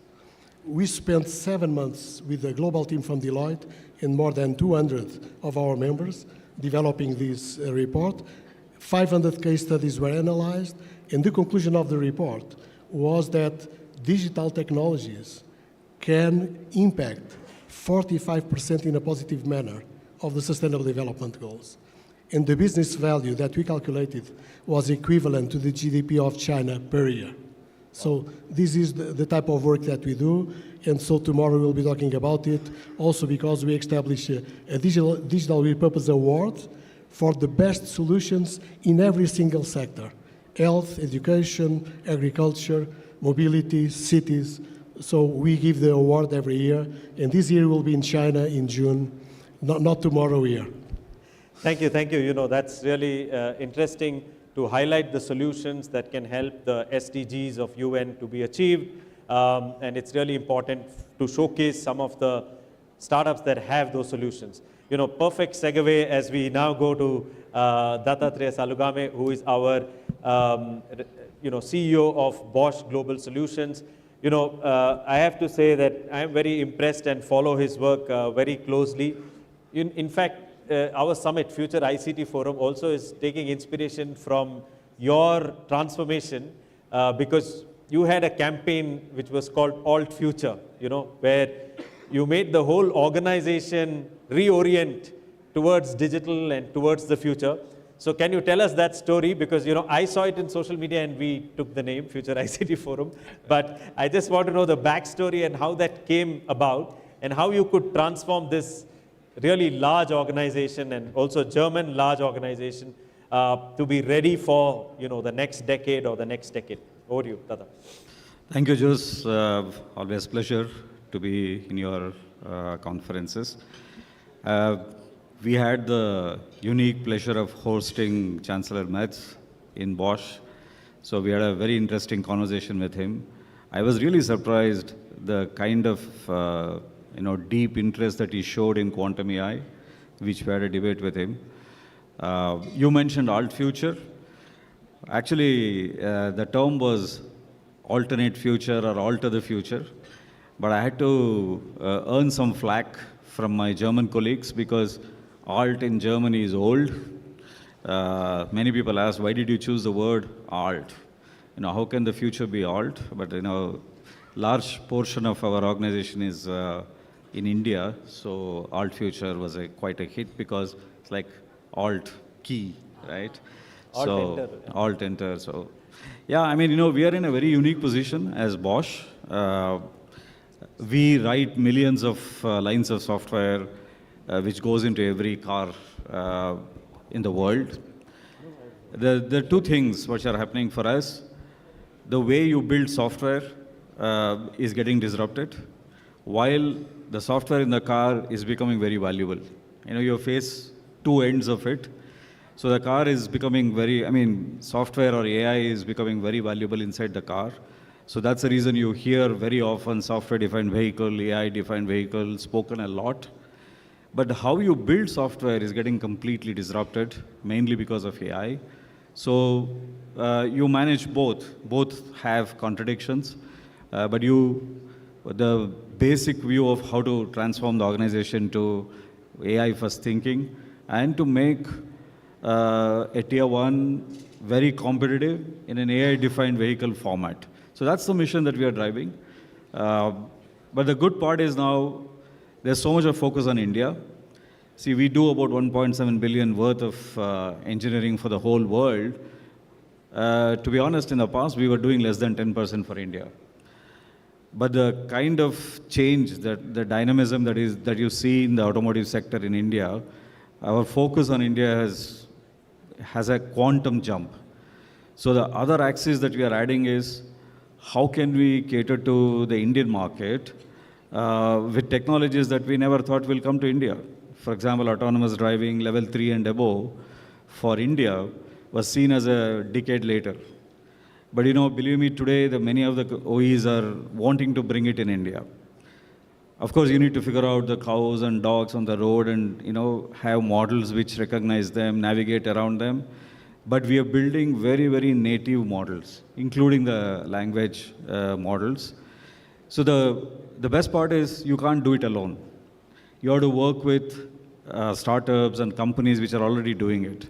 We are working with startups who are actually building language models. If you see, there are more than 28 official languages in India. And if car has to speak all these languages in India, you need to rely on these models. So there's a very strong interdependency with the startups with whom we work. And that is not restricted to only India. We work with startups around the world. So the India opportunity, I see transforming the organizations here on a very different scale. So that's very exciting, apart from moving the organization to an AI-first organization. Excellent. This is really amazing. Initially, it was built from India. Now it's built for India. And now it is built for the world from India. No, I think since you bring this point, we were building for countries like China, right? We were building software which goes into some of these cars for a long time. Now, Indian OEMs are looking at Chinese OEMs and say, how can we have features which are there in those cars? So what you built for China, we now, maybe after 7-8 years, we need to bring it back to India, but not exactly the same, but tailored and modified for India. And we do the same thing. What we built for Germany maybe a decade back, or for the last few years, we need to bring it back to India with a very, very different flavor. Excellent. I think I can see in that one sentence multiple opportunity for startups and ecosystem players to accelerate that transition and make sure that businesses can win and create solutions that make the customer say, wow, what an amazing experience. Even though we spoke about traffic in the morning and, is it possible to make that decision? And as we finish the whole first round in this very, very large panel, it's a perfect segue to go to Sanjeev Gupta ji. Big round of applause for Mr. Sanjeev. He is the CEO of Karnataka Digital Economy Mission. It's a very unique thing that Karnataka as a state understood much earlier that digital economy will be the future, and it's important to have that as a separate entity to focus on that. And if some of you have been following Sanjeev on social media, sometimes you wonder whether he has a physical avatar in multiple cities. You will see him in Mangalore, Mysore, Hubli, Bangalore, basically pushing the envelope and getting everybody excited. And I know I'm delaying him to speak. Once he gives a speech, you will all be inspired. But over to you, Sanjeev. Since everybody has spoken about digital capital, transformation, future, you can summarize it and tell us why Karnataka is the place and why from Karnataka the whole world can be served. Over to you, Sanjeev. Thank you, Jose, for inviting me and giving the opportunity, especially when, first of all, warm welcome to all of the international delegates who has joined us in the city of innovation and the capital of unicorns and the tech city of the world. So warm welcome to all of you on behalf of the citizens and on behalf of the government of Karnataka. Jose, the topic was really great, right? You talk about a deep tech, and especially looking at the sustainability angle on the deep tech side. Just to let you know, last Bangalore Tech Summit, when we were doing this biggest Asia's tech summit, which happens every year in India, in Bangalore, we announced very carefully a deep tech decade.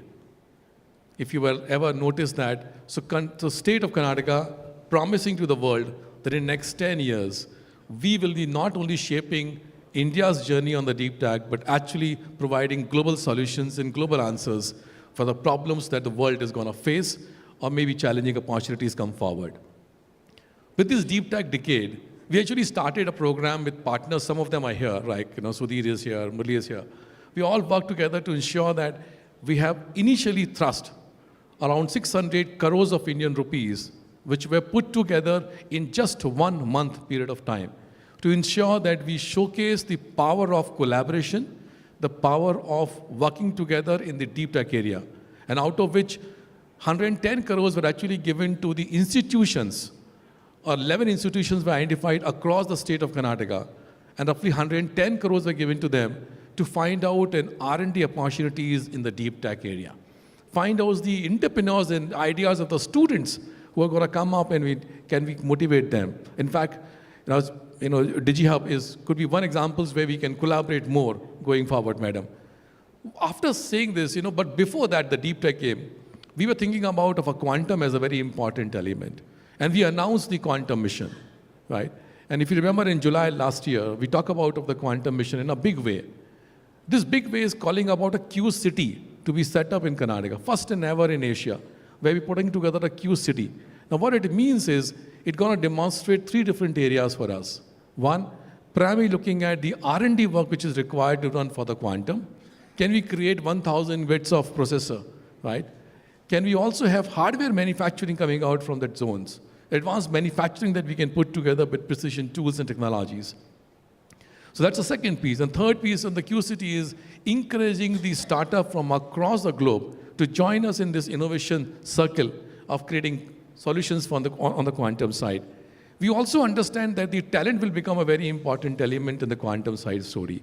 And hence we started working on Q Daksha, Q Karyashala, working with the institutions. We identified 20 top engineering colleges in the state, where we are trying to push together an envelope of curriculum and content. In fact, one of the sandboxes on cybersecurity is going to come up very shortly. I can't share right now. We are working on the hand in hand with a couple of leaders sitting here on the dais as well, right? And who soon we will be able to announce that on a cybersecurity sandbox on quantum side. Story of the AI is very well known. I don't know whether how much of you know or not, but Karnataka has 600,000 AI talented resources, largest, right? Talking about of the 600 plus AI startup which is there, roughly around 258, roughly around 258 has been also got funded with startups. And those startups has raised roughly $2 billion of USD, and some of them are at a Series A level plus. We have also set up Center of Excellence on AI, very different kinds. A Center of Excellence on AI, which is for solutioning of applications, accelerator on the AI technologies, Center of Excellence for public usage of AI and public governance, how we can use that. Center of Excellence for commercialization of AI technology. So multiple versions of the Center of Excellence has been set up, and we invested money of 20 crores or 25 crores or 30 crores or 50 crores rupees in each of these Center of Excellences to make up. And these are all spread across from Dharwad to Bangalore to Mysore region. The other element where we're looking at is the culmination of all these deep tech into a sustainability. And in the sustainability, just to let you know, roughly this Elevate program that we finished right now, Elevate is a program where Government of Karnataka gives grants to convert your idea into POC. We just finished, Elevate program of a campaign where we got 146 startups in sustainability. And we released roughly around 38.85 crores to them. That means roughly around $4.6 million as a grant money just on sustainability. I need a hand applause for my Karnataka state. This deserves one. It's not an easy task to bring out those sustainability practices in such a big way. These are the efforts where the government of Karnataka is trying to put together. And not only this, if you look at the initiatives where we are trying to usage in our soil, do you know that Bangalore urban ecosystem or the water supply ecosystem today is run on AI?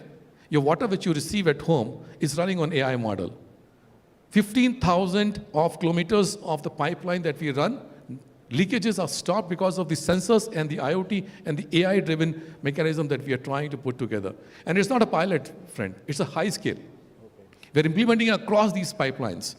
So usage of AI into the real world is also a case that we are trying to put together. In fact, we have reduced 15 to 20% of water losses in just a year. So these are the practices when we go. Take an example of power. Today, Karnataka is the only state where we have 16 plus gigawatt of renewable energy. Only one state with solar and power. Our own state SCADA ecosystem that we work, and the way that AI sensors are put across on this, we have actually come across the forecasting of the power consumption at a household level now. And those smart metering, which giving me the results after this part, is also making me the calculations in terms of whether I can sell my power or not. Based on that approach, today we have seen 20% reduction in the power transmission losses from our state itself. So we are not only just putting up this ecosystem of development, but we're also using this in our own governance model to ensure that we show these live examples of how it is happening around. During the electrical mobility, just to share with you, the largest number of charge stations that have been put in places anywhere in India is in Karnataka. 4,600 charging stations in the state. We have 10,000 plus EV buses. Do you know every EV bus which comes out, when it replaces the oil-based or a gas-based one, approximately 1,000 kilogram of carbon dioxide has been reduced by one bus one day. Imagine the 10,000 buses which are going to fleet here in the state of Karnataka, the impact of positivity that we're going to bring in a sustainability practice by just using the deep tech and the AI forums on this part. Solid waste management is another one. Do you know how much we produce? Almost 11.5 megawatt of electricity is produced by just transforming the solid waste into the electricity production in Bidai, right? One of the largest that plant that we have. We are trying to put together a lot of mechanism on these fields. Are we satisfied? We are recognized as the 14th ecosystem on entrepreneurship and ecosystem in the world. We are also recognized 5th AI ecosystem in the world. But we are hungry. We are hungry for more partnerships. Bosch is demonstrating a great initiative. Accenture is doing a wonderful work. We want to get inspired by them and see how much we can take up. The journey from here, from Bangalore, is to take to Mangalore, to Mysore, to other locations, and demonstrate the real capability of our entrepreneurs, usage, the talent, and the ecosystem. I would see if the GIS can initiate something in Mangalore as well with us, and look forward for those strong partnerships. Thank you, Juice. Excellent. I take a pause here with you. Thank you so much for that wonderful overview with numbers, with specific opportunities. Now I'm going to do something crazy. It was not planned, but it's always good to do crazy stuff. I want to celebrate democracy. Why? Germany is a democracy, India is a democracy. So this round, I'm not asking any question. Each of you have 1 minute to say what you think makes sense to this amazing audience. So maybe we start from this side, because Sanjeev you have to leave. Okay, Sanjeev has to go for a meeting with the secretary. Thank you so much, Sanjeev. Let's give a big round of applause to Sanjeev and also Gaurav for all the support that you do. Thank you so much. And I hope he met the mayor. And so, okay, thank you so much. Thank you, sir. So maybe, Jan, you get ready with your answer mentally as Sanjeev leaves as well. I will send you connections with each of them in case you want to start something. Thank you. Yes, Jan, may I ask to finish it in 1 minute? So all of us take 1 minute and then we are perfectly back on time with the event. Yes, over to you, Jan. So the reason why I'm here was just answered on that panel. The reason why I'm here is the audience. The reason why we're here is to rethink the world we are creating. And that's the only thing what we have to do as a task. That's the only thing. Perfect. We see all these challenges. The world gets brittle. The only answer for this one is to create opportunities. How do you do that? Through learning and Launchpad for disruptive solutions. So let's recreate the world we're living in. And I'm so glad to be with you on that panel. Thank you very much. Excellent. So I take the word recreate. Excellent. So those who want to recreate, meet Jan at lunch and exchange your business card and ideas. Yeah, Weng. I would think that we are in a decade where we are all fortunate to be an Indian, because I think we are at present the third largest ecosystem, but I think pretty soon we'll be the second. And I think platforms like TIE will surely leapfrog that. And I hope more of you will join TIE Bangalore and help us give back to the entrepreneurial system. Thanks. Let's tie more collaborations together. Thank you, Weng. Sudhir. I want to thank the city of Dusseldorf. I was 25 when I started my entrepreneurial career. And in a few years thereafter, that was 40 years ago, I failed in my first startup. I mean, I didn't fail, but I shut it. It was in electronics. And it took me to a small town in Tamil Nadu called Sivakasi, which is the printing hub of this country. In 1990, I had the opportunity then to go to Dusseldorf to attend the Drupa. One walk around the Messe, and Stefan Keller is not here, but I want to thank that one visit. When we talk about corridors, collectives, communities, and creative thinking, to expand one's mind, you have to go to Dusseldorf, to the Messe. Every entrepreneur here must. If you want to understand size, scale, automation, any field you're in, every field you're in, that is a must visit. I was 29. I also got another part to my brain, my left side. My left side was like triggered, the logical side. But my right side, I went to Berlin. And so I want to thank the country of Germany to expand my mind. Because at that point of time, the wall had been broken down. When the wall came down, lots changed for us as citizens of the world. I went to the wall and picked up a piece of the wall myself. I still have it, 36 years later. It's a great reminder of a democracy, of people's rights, of wanting to do some stuff for the planet, for the environment, sustainability, cities that must thrive on communities, on collective work. I want to sit and thank you, Jose, for organizing this. I did not realize I'll actually be meeting a whole bunch of people from the city of Dusseldorf. I enjoyed the beer as well over there. Thank you so much. So, you know, message from there, go to Dusseldorf. All right. Thank you, Sudhir. Thank you. Yes, Avnishji. Yeah, very quickly, I think, very excited with the opportunity between the India and Germany, especially Dusseldorf corridor as well. I think we are living in one of the most exciting and volatile time in terms of also the opportunity which is in front of us. I think from a deep tech perspective, India and Germany can do some fantastic work. They have complementary skills. And I look forward that both, getting German startups to India and Indian startups to Germany can start a big technology revolution, which will, I think, support the sovereignty of technology in both the countries. So very excited, and I would, like the entrepreneurs and startups in this room to make big use of this opportunity which is in front of us. And Jose, thank you for calling me. Thank you. Thank you so much. This partnership can go deep. That's a good message. All right. Irfan. Thank you. I'm all for cross-border investments and global innovation bridges. We're leveraging India and Bangalore as the anchor hub for us to build these bridges. We are working with various governments here in India and other regions as well to onboard some of the vetted scale-ups on board, and also VC firms on board, and looking at their cohort where we can facilitate global scale-up investments. And that's something which we are keen to foster a lot.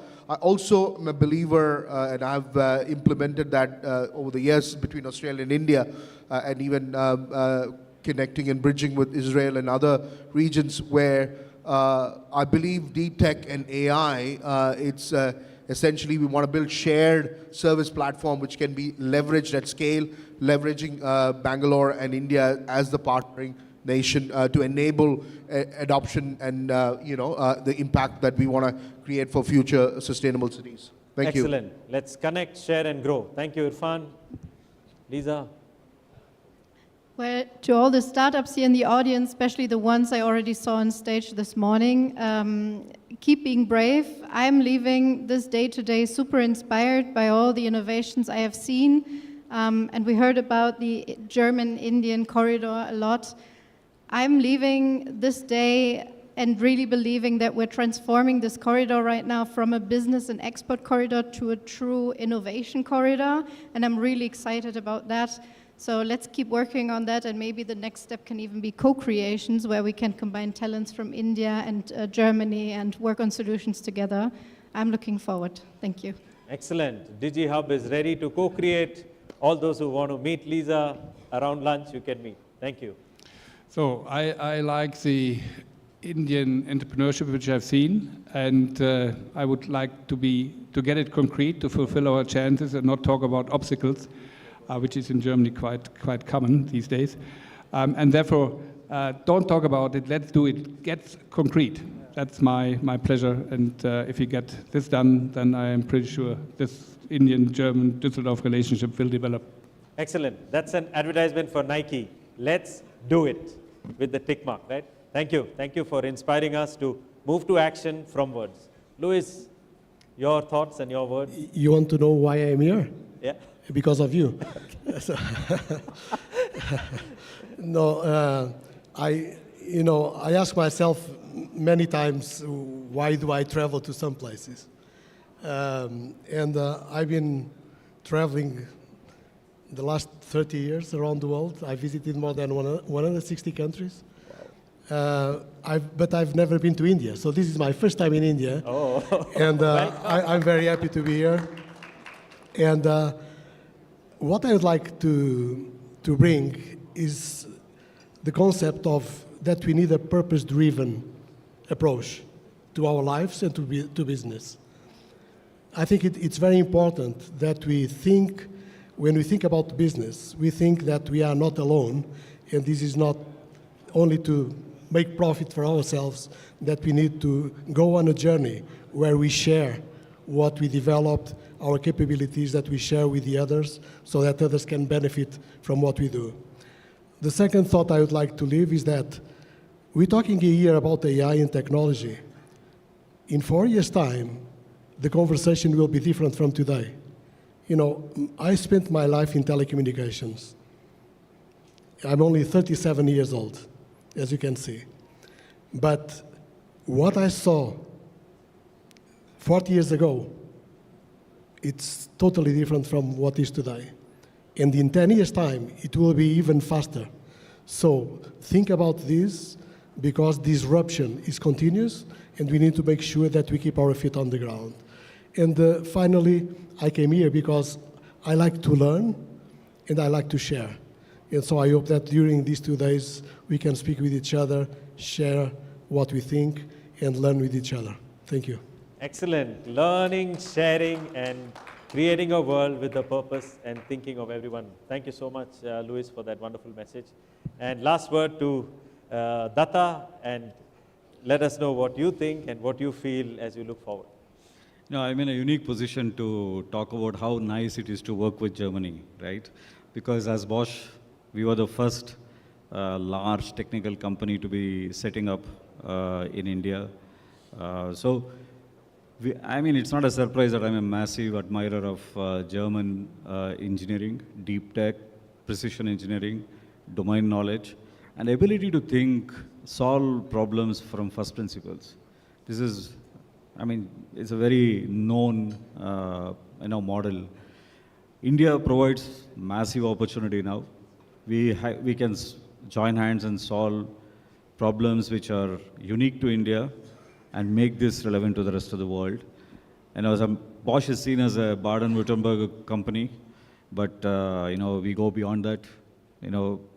Our company in Bangalore it goes beyond Stuttgart. For sure, we will engage Düsseldorf much more.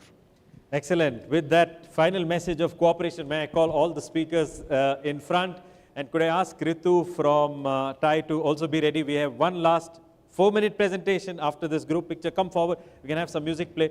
We take the group picture. Let's give a big round of applause to these wonderful panelists who have given us a great message of collaboration and of success. After the 5-minute presentation, we have the lunch, which is right here. Yes, thank you.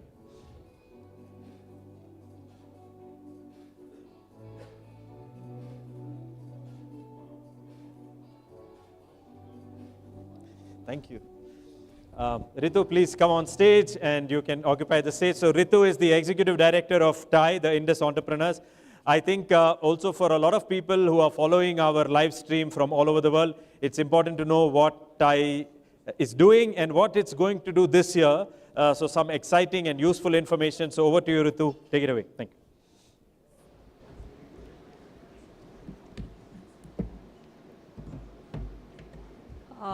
Thanks so much, Jose, and I promise you, I think I'll finish in 4, considering I'm keeping you away from lunch. So I'm going to make this quick. Have you uploaded the... Can I take one of the hand mics from the table?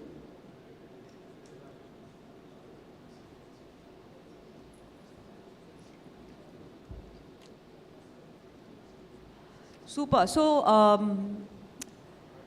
lot was spoken about TAI before, with Venk being in the panel, and I'm super excited to be here. I think ICT is this forum where Jose is always very generous and kind, and brings us on stage because he feels we're doing some great work in the entrepreneurial ecosystem, which I agree, and you will agree after this presentation. TAI is the unfair advantage in the AI era. And I say this with a lot of confidence, and you will believe in it as we go along. 33 years of existence, I have to put in 4 minutes, so I'm going to try my best. The proof. We're 67 chapters. We're 33 years old with 18,000 members and growing. And as we speak, we're launching this month the Goa chapter, which everyone's super excited about, considering not just the entrepreneurial ecosystem, but also the location. But having said that, all of these years of, exponential work of giving back to the ecosystem is shown very, very positively on the screen. We've created 2.5 million jobs. We've helped to invest about 50 billion through our investor community. And we have helped in creating $1 trillion of wealth, which speaks by itself in terms of, and these are numbers which, we keep tracking through our consultants on a year-to-year basis, because this is what creates impact, and this is what we are here to do. These are our 5 pillars. So obviously every organization needs to have a foundation, and our foundation is built on mentoring, education, networking, investments, and incubation, which together builds the entire ecosystem. And we go further to look at how these pillars are actually acting for the last 33 years and why entrepreneurs actually want to join TIE. We're in our growth phase. We're third in the ecosystem. We're growing. We're reaching our 10 trillion economy much earlier than we were slated to. And this is where we are bringing in the change and the pivot at TIE, and especially at TIE Bangalore, where AI is going to be the driving force. So we've started segregating our mentors and looking at how do we provide AI mentors to our startups? How do we look at, directing our investors and, creating more opportunities for our entrepreneurs to get invested? How do we look at, we've been giving real-time, access to markets through all our chapters, through various multiple GTM propositions to our entrepreneurs.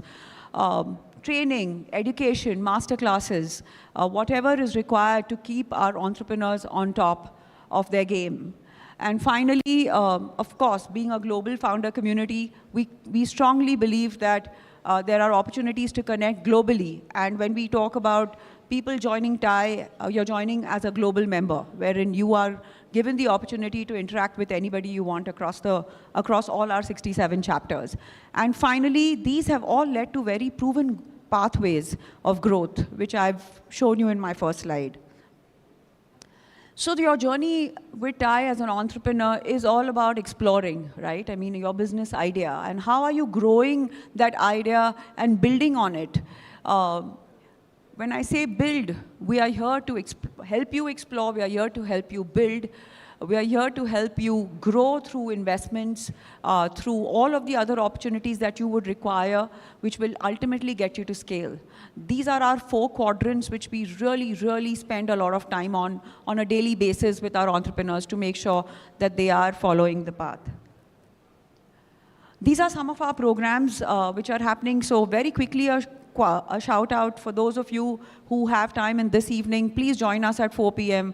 We are decoding the budget and to talk about what's in it for the entrepreneur through both a founder's lens and an investor's lens. We're doing a summit on homepreneur. So anybody who's in the real estate, prop tech, home decor is something to look out for on the 19th of Feb. Capital Connect is something that we do where we take our investors for 2-3 days. This time we're going to Jim Corbett, where they get a chance to interact with one another. So there are VCs, family offices that are going to be a part of this group. And Bangalore and Delhi, both the chapters are doing this together. We have our D2C summit coming up. I mean, the lay of the land for Bangalore as well as for Delhi. And this is again another collaboration that we're doing, where both the chapters are taking 2 large properties off the ground to kind of share what the landscape looks like in the D2C space.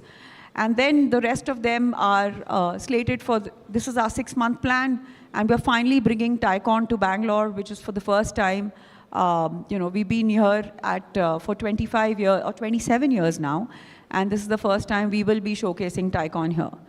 So my very, very humble request all of you are talking about opportunities. By the way, Germany has a very, very thriving Thai chapter, and I've met the entire chapter. Everybody was here for our global summit. But everyone is talking about opportunities. I think whereas we know that India is a land of opportunities, how do we take those opportunities and create absolute outcomes is what we really, really need to do. Otherwise, those conversations will just remain conversations and without any impact. So I really invite you, for those of you who are not a part of TIE, to come and join us. And even if you don't want to join us, at least follow us so that you know what's happening, not just in Bangalore, but across the world. Thank you so much for your time. And I think I think my time is up and I have overshot it by a minute. But over to you guys for lunch. Thank you so much. Thanks. Thank you so much. Big round of applause to Ritu and to Tai. Now the lunch is open. Can we have some music? And I really hope that you all will have a wonderful networking and meeting of each other. There are 2 electric bikes outside. You can take a selfie with that bike if you like it, and post about them, especially because you heard Martin from Numerous Motors. It will help them to amplify their message and build an electric future for India, for you, and for the city of Bangalore. Thank you very much for all of you who are here. Also a gentle reminder, at the futureictforum.com website, you will find the video live stream, and those who are online, we are going for lunch. Whichever part of the world you are, you can take a break as well. And we will continue exactly in 50 minutes from now. Thank you very much, and let's have some music playing. Thank you.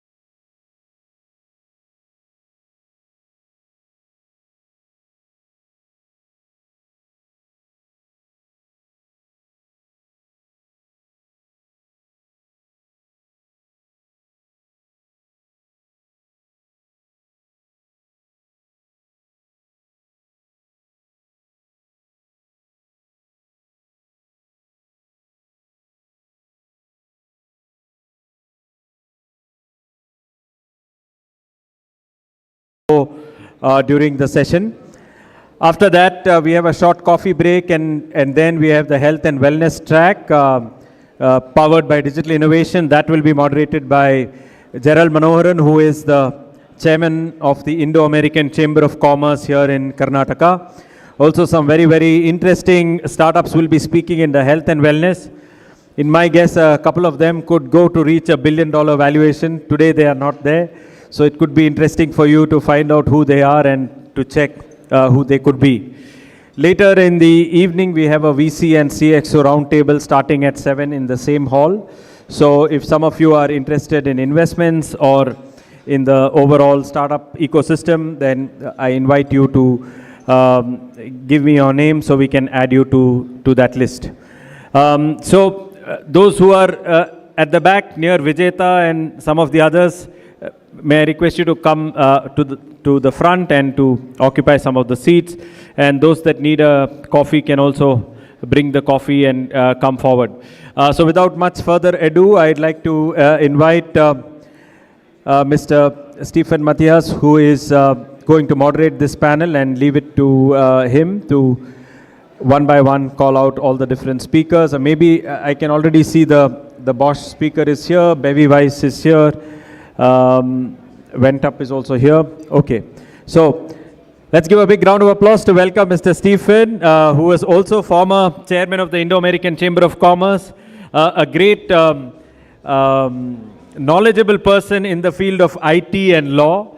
And you know the new privacy law is coming into to force in India, and everybody, all the big companies are taking his advice to align their data practice so that they can be in full compliance with the law. So let's give a big round of applause to Mr. Stephen Matthias, who will take over the session on smart manufacturing, logistics. Over to you, Stephen. Stand here. I don't know whose laptop this is. Okay. I'll just check it.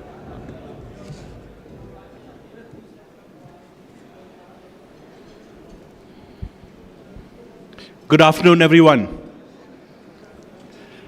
Always a pleasure to come for this conference, which gives me so much food for thought. It's a perfect place to understand what's going on in the world today. We have a fantastic panel before us.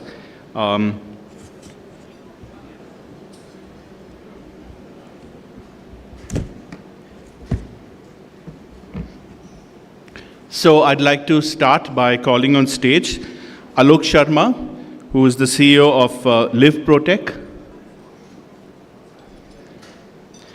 Rakesh Kumar Murugan from Bosch Global Software,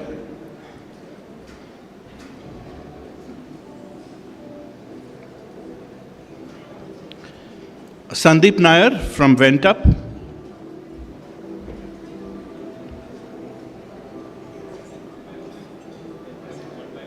okay.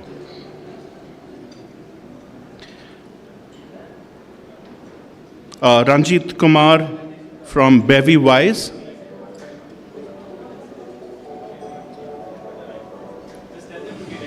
okay. Okay.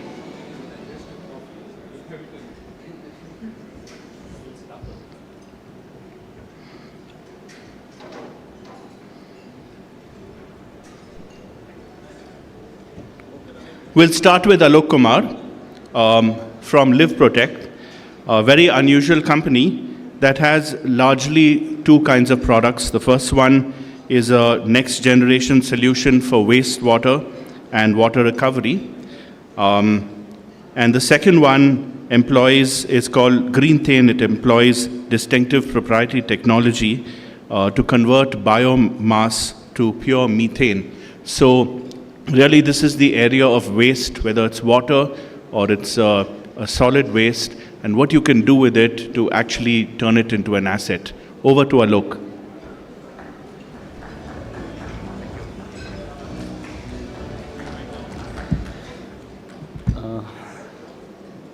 Could my presentation come on, please?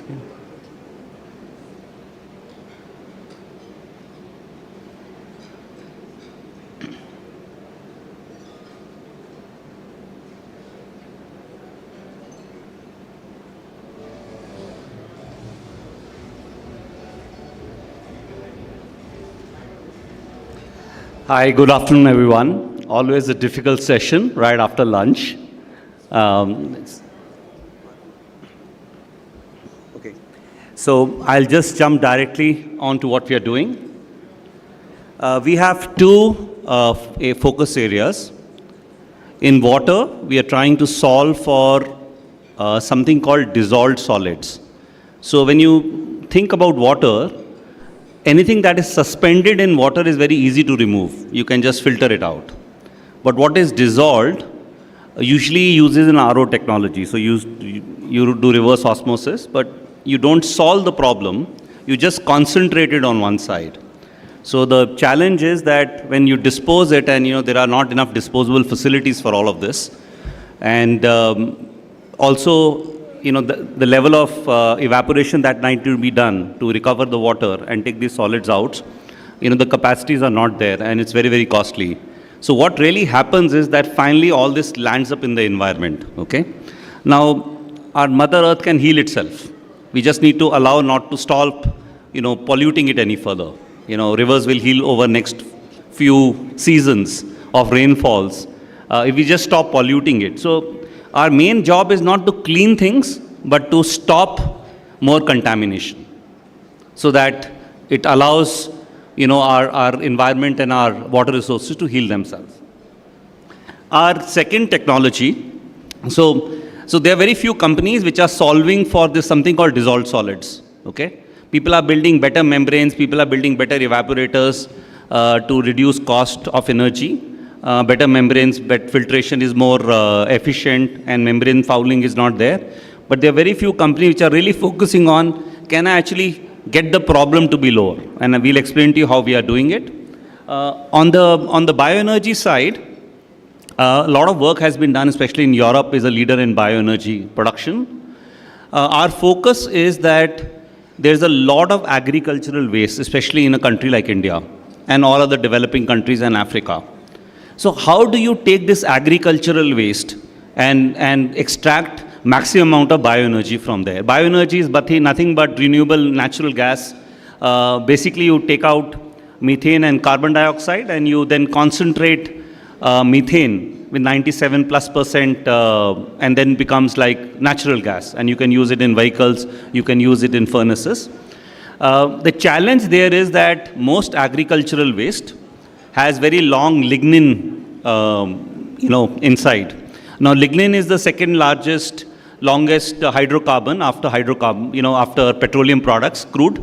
Therefore, it's very difficult for the bacteria to break it in a given time. So there is a lot of pre-digestion, other technologies that are required. So what we do is really focus on how I can get maximum from lignocellulosic waste. So because there's a lot of that available. So our two technologies are trying to solve something more than what others are doing today. Okay. So I'll just move forward.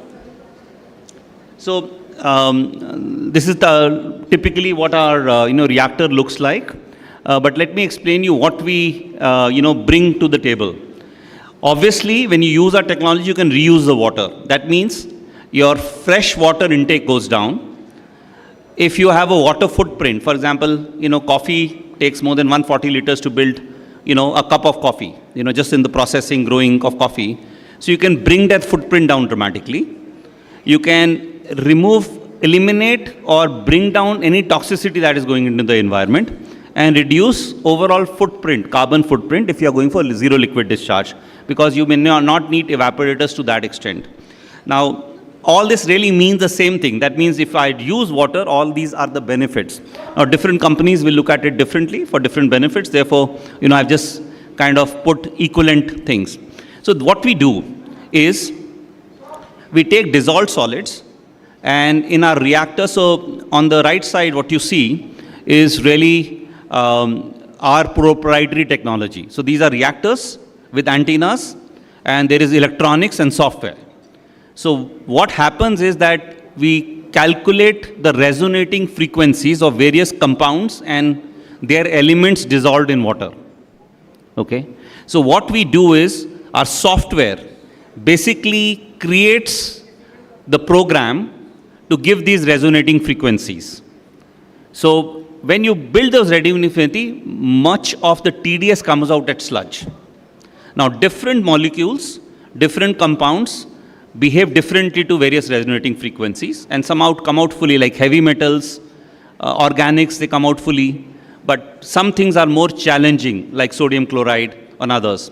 So you are able to really take out a lot of, most of, like 90% of the periodic table we can remove. 10% is challenge.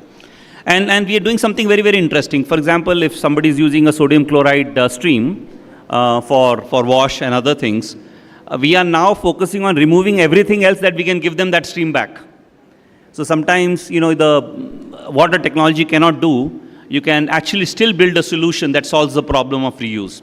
So we are doing it very, very innovatively, and this is what we do. And what you do is frequencies that actually get water and a lot of sludge creation.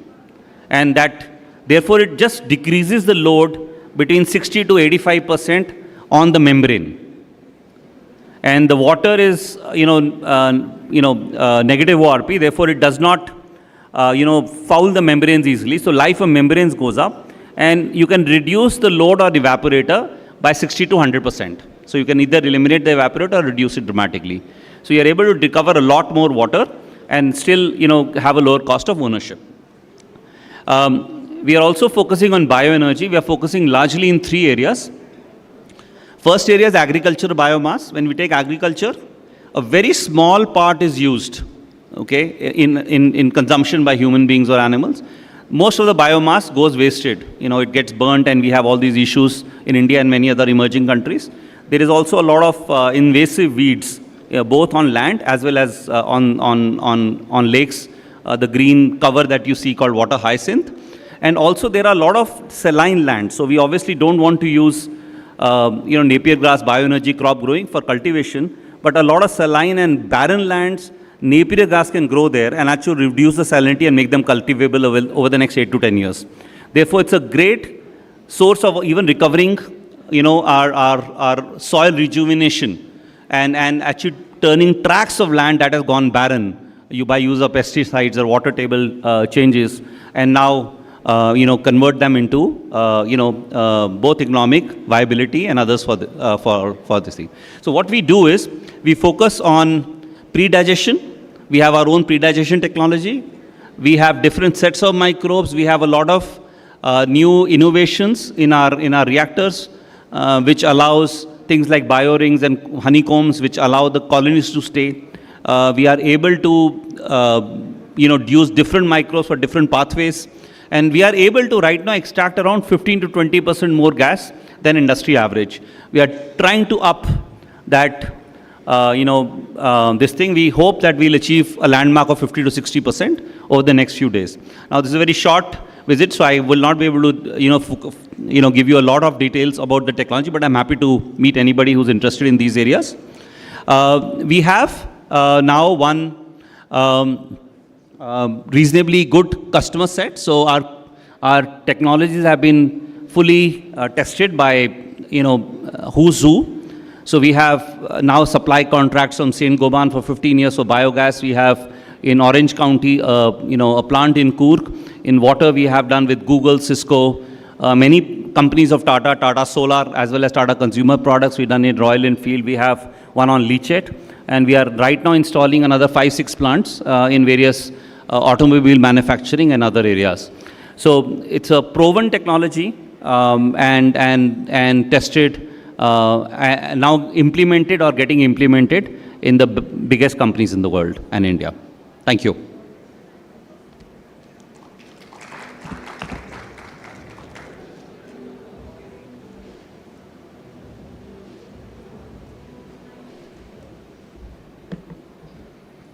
Thank you, Alok. That was wonderful. We'll have you back on stage for some Q&A. I'm sure there'll be some questions. I next call upon Rakesh Kumar Murugan from Bosch Global Software. As you know, Bosch is involved in many things: mobility, industrial technology, consumer goods, energy, and building technology, and so on. And they leverage their expertise in areas like AI, sensors, software, connectivity, and so on, to really move their products forward and are very innovative in what they do. So over to you. Yeah. Thank you so much for the introduction. Can we load? Okay. Okay. So you got a preview of most of the slides that we are about to show. So first things first, Bosch is not new in sustainability journey. Bosch is carbon neutral from 2020. And we are in the journey of net zero going forward. Maybe in the year of 2036, we may try to become net zero even before. So there are certain investments that are going on. But we also want to introduce Bosch Software and Digital Solutions, which is the external facing arm of Bosch, a solutioning arm of Bosch. So in the past 5 years, you can see some statistics. Bosch brings in the technology from machine building to the agentic AI, and we build it for ourselves as well as for the external customers. So some of the numbers that you see on the screen is what we have enabled for external customers, more than 60 million hours of additional production. It is also related to sustainability because it's the same machines that are producing more, right? Likewise, more than $20 billion saved in the operational expenditure of for sustainability or for energy assets. That is something that we have enabled, so on and so forth. Even scrap reduction has something related to sustainability because you are able to reduce the amount of waste, right? So going forward, our principle of sustainability comes in the complete end-to-end digital thread. So what are the products that we are building needs to have sustainable materials from the inception of how we are building the products. So that is the starting point, right? So we have the 3R scenario right up front in the early stages of the R&D design itself, how we can select the right sustainable materials so that it goes on and goes till the manufacturing part.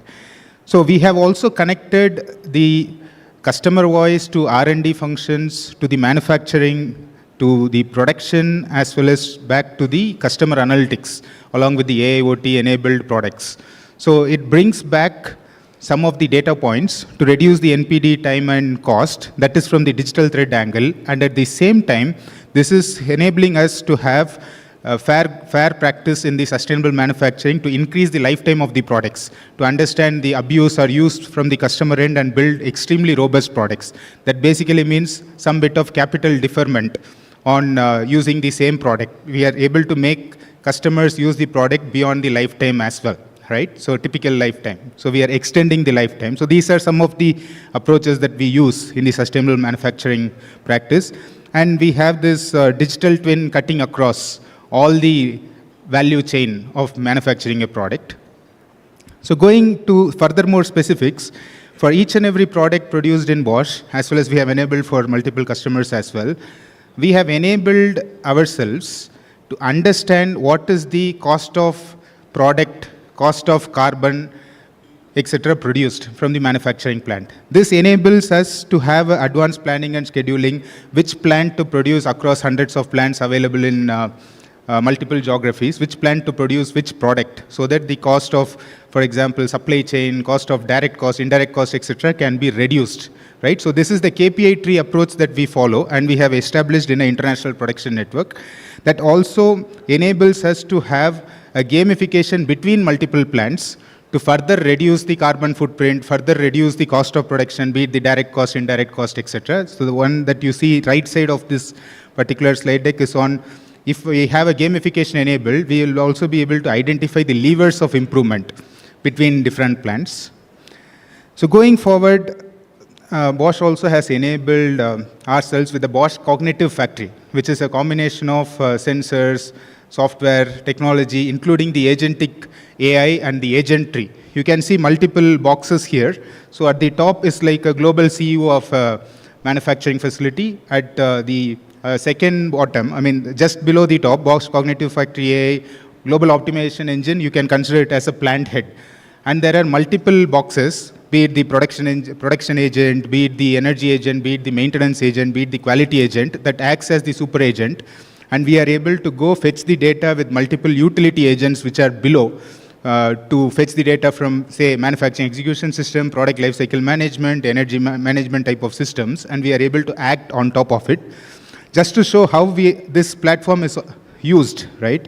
So we are able to identify what is the remaining useful life of multiple subcomponents of a machine, as well as the machine, be it boiler, be it chiller, be it the heat pump, etc. And we are able to increase the remaining useful life of those machines with the energy twin type of approach. So what you see in the screen is also how we have extension of remaining useful life with the use of predictive and prescriptive analytics, with the human in the loop to start with from a corrective action, as well as with a closed loop control system at the later point in time, right? So how we are able to increase the lifetime of the machines as well as reduce the overall operational expenditure is the key here. Similar such, we also have enabled it with the SLMs, small language models, and the knowledge management models, so that an operator can actually query what needs to be the insights that he needs to correct, for the corrective action he needs to use, so that the energy is actually the least. Just to give an example, this is for automotive manufacturing plant in India, which is located in Manesar region. So temperature goes from 2 degrees to 52 degrees in Manesar region. So the customer wanted to have a 2,500 kilowatt heating and cooling for their paint shop. It's an automotive plant. And operator comfort should be 27 plus or minus 3 degrees Celsius. And the relative humidity should be 65 plus or minus 5%. So what we did in India, we introduced for the first time a hybrid chiller / heat pump. A same machine can do the activity of heating or cooling with more than 100 stages of operation, basis the ASHRAE standards. And ASHRAE standards as in from forecasting what needs to happen in a day. And we also used the Bosch Cognitive Factory to enable furthermore set point adjustments, etc. on the go.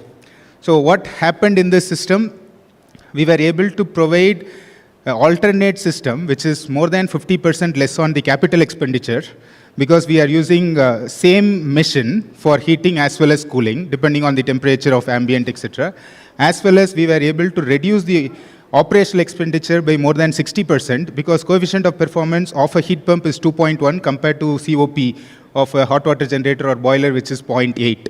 So this is a dual benefit, and we were also able to use AI for extending the lifetime of these machines. Similarly, we have done for the supply chain, we have created a platform so that availability to promise, especially in the automotive cases where the penalty is huge, is something that we have taken care with the digital supply chain control tower, cutting across geographies, enabled with Red Lake, Robert Bosch Enterprise Data Lake, and AI acting on top of Red Lake with semantic stack below. And by doing this is the last slide. So by doing this, we are trying to see what is the golden standard of producing a product, right? Be it from the cost, direct cost, indirect cost, etc. And we are trying to optimize the golden standard towards the left. That basically means trying to make products getting produced at lesser cost, thereby improving the sustainable manufacturing practices. And even yesterday, Government of India has announced 20,000 crores in CC, carbon capture, utilization and storage. So I think we'll be enabling multiple companies come in this carbon sustainability journey as well. Thank you.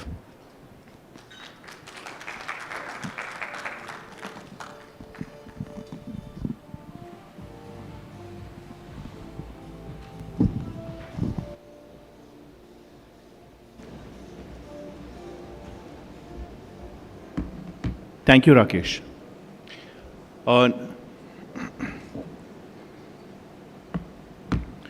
Next, we have Sandeep Nair from Ventup. We are slowly moving away from the world of large permanent manufacturing facilities to smart manufacturing by contract manufacturers, where you largely provide your designs and your specs, and a contract manager will make it for you. So that's what Ventup does. Let's hear from them.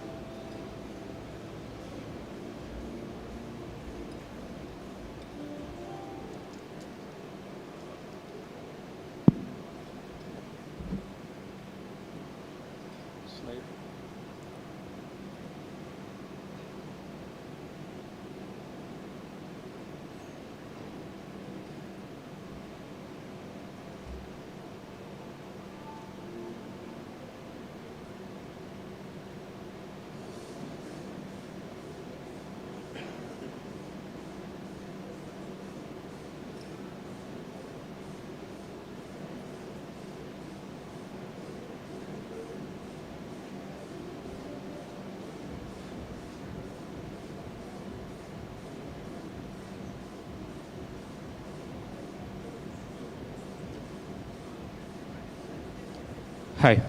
Good afternoon, everyone. I'm Sandeep Nair. Yeah, I will start with meanwhile the slide is up.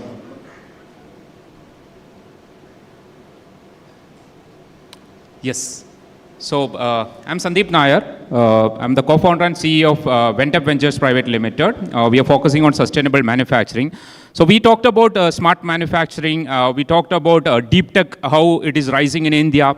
So who is helping the supply chain involved in this deep tech? So we enable indigenization and localization of critical sub-assembly components from India.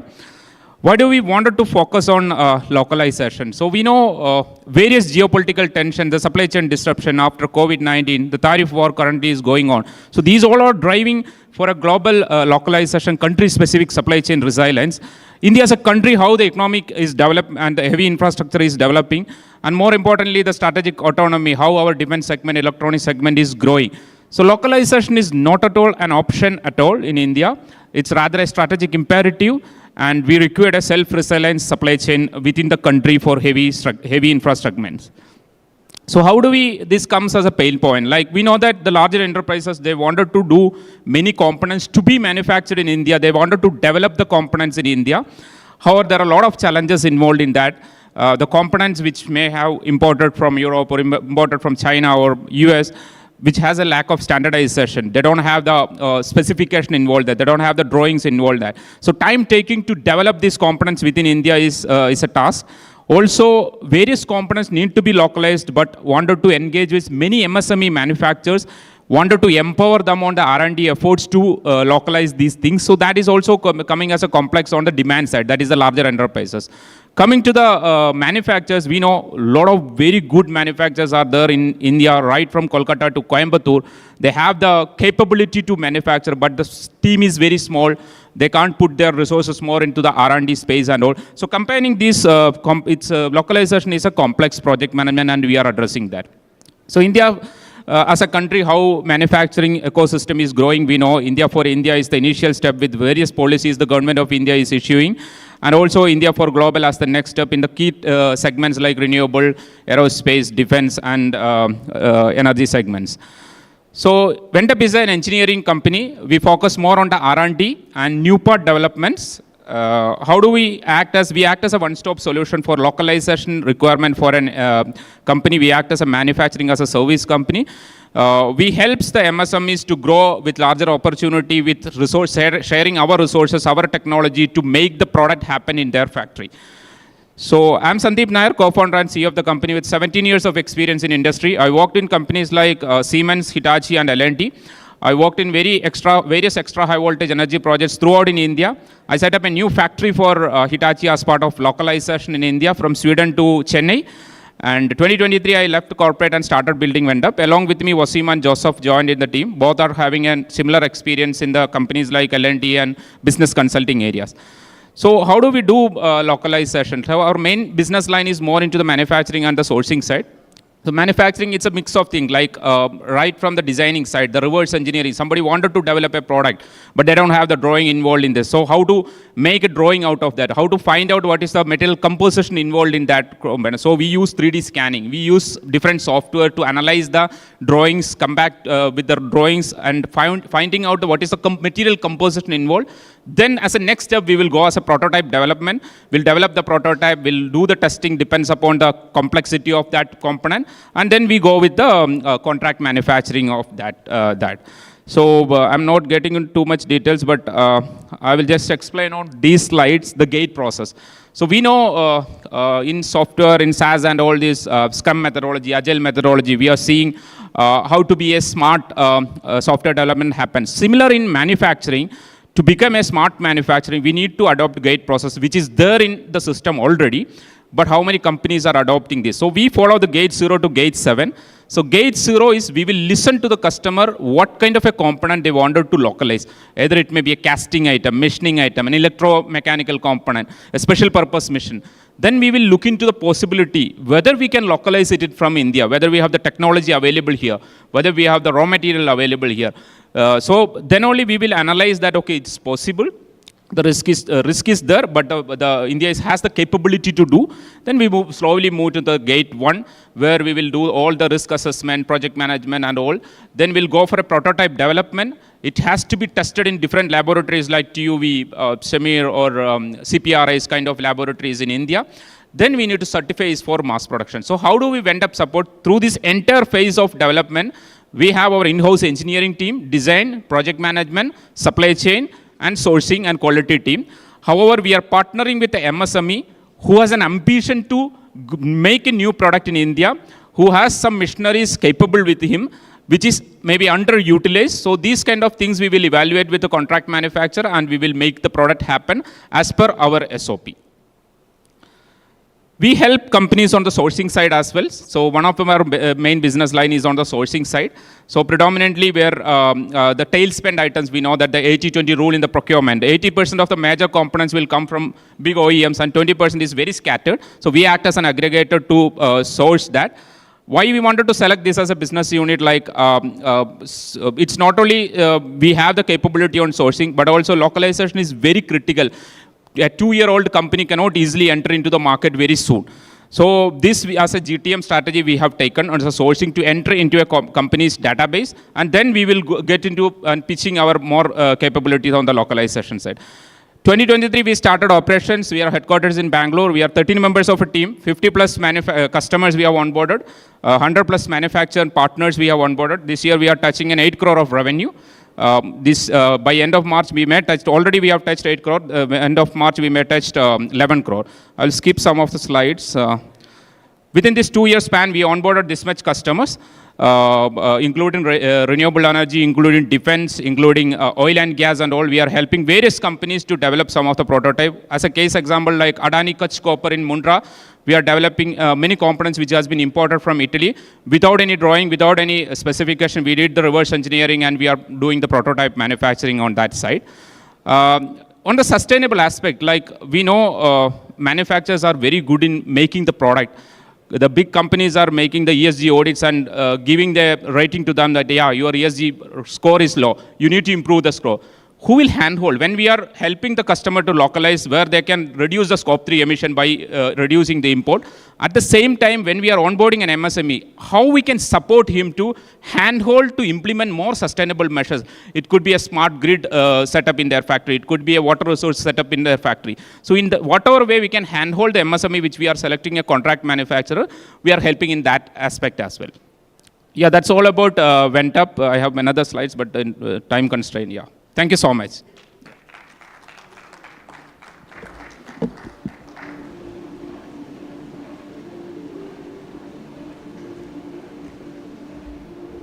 Thank you, Sandeep. Next we have Ranjit Kumar from Bevy Wise.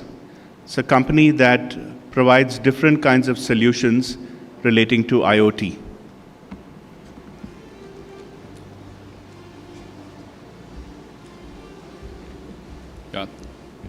Good afternoon. Thank you, everyone. So here I'm going to talk about the potential of Industry 4.0 and IoT.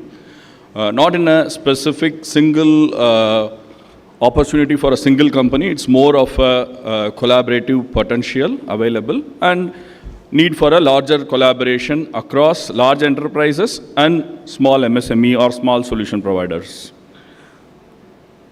So let me talk about a couple of slides about our company.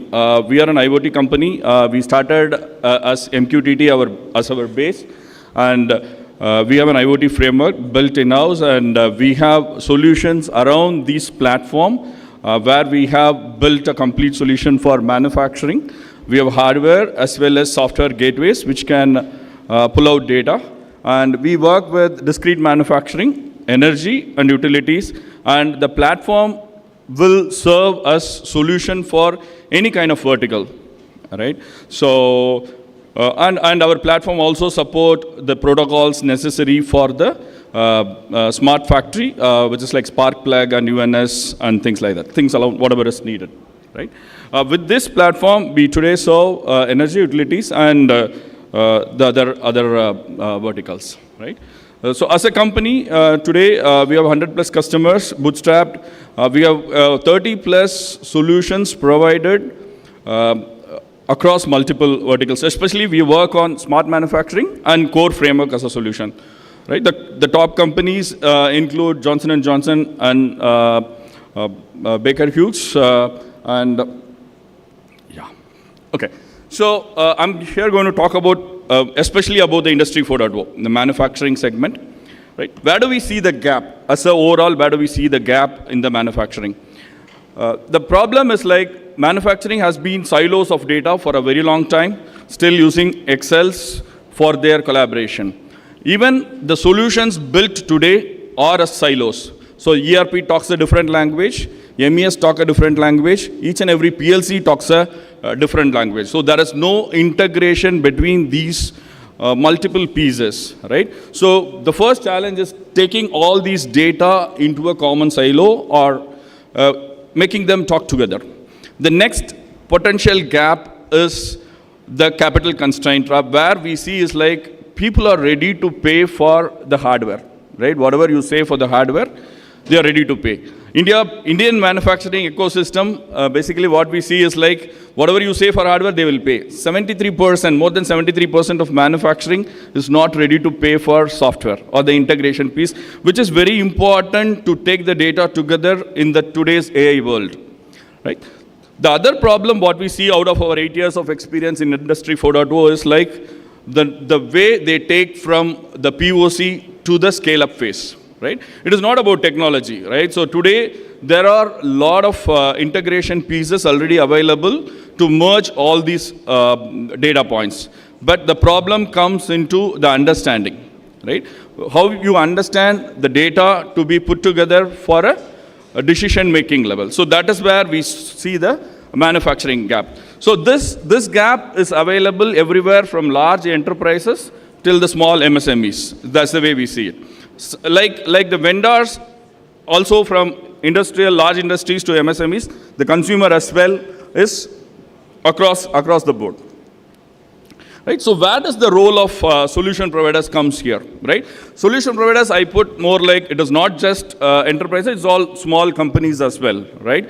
So the global economy or the opportunity is like $1.2 trillion, right? Even the yesterday's budget, they have allocated $133 billion, like in dollar value for enhancing our manufacturing ecosystem in India. So that's what the central government has done. Having said this, what we see is like around 30% of the factories today adopt Industry 4.0. But still, how much of it is being useful on a day-to-day life is really a big question, right? So what we really see is like we have AI today, AI agents development is happening all across, but how do we put this together, right? Somebody from the solution perspective should be able to take this as a total ecosystem and make it happen for each and every industry. So that is going to be a bigger challenge. So how do I see the ecosystem play as a whole, putting all the people together? So when we see the individual opportunity as $1.2 trillion, we see the total opportunity as $2 trillion when we sit together and work together, right? So how we see is like the first stakeholder of this is a system integrator who works closely with the factories. They know the in and outs, the requirements, because the gap is very much between what the customer needs as a requirement and what the solution provider provides. Because we have seen factories, we go as a second implementer, right? In a few companies, we have gone as a second implementer where the understanding of what the customer need itself is not brought into the solution, right? So this we have seen in large enterprises as well as mid-segment, because it is either a communication gap or it is the understanding problem, right?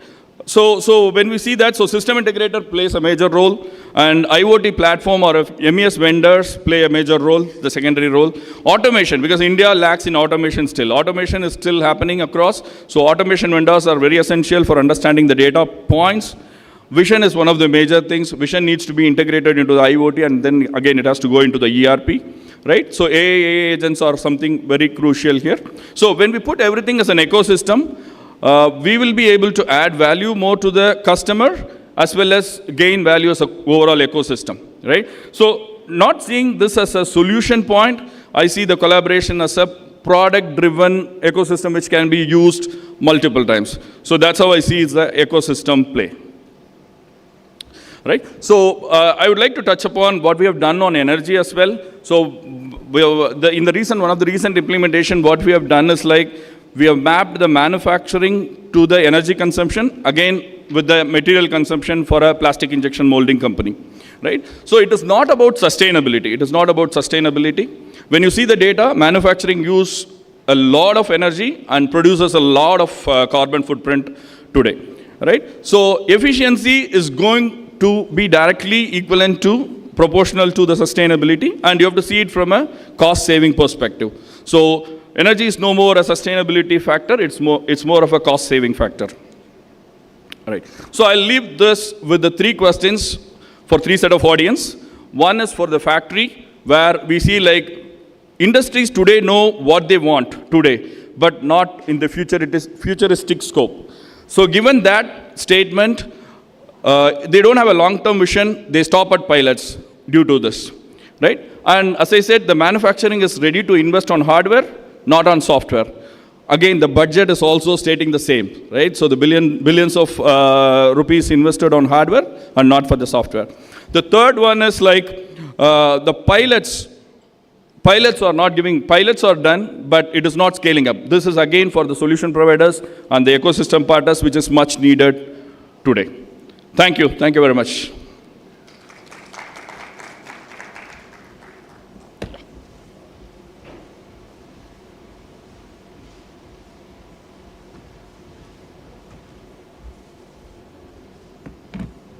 Thank you, Ranjit. From smart manufacturing to smart technologies for manufacturing, we move on now to cement-based products and innovative cement solutions. We have Vijay Yashwant from Novacret.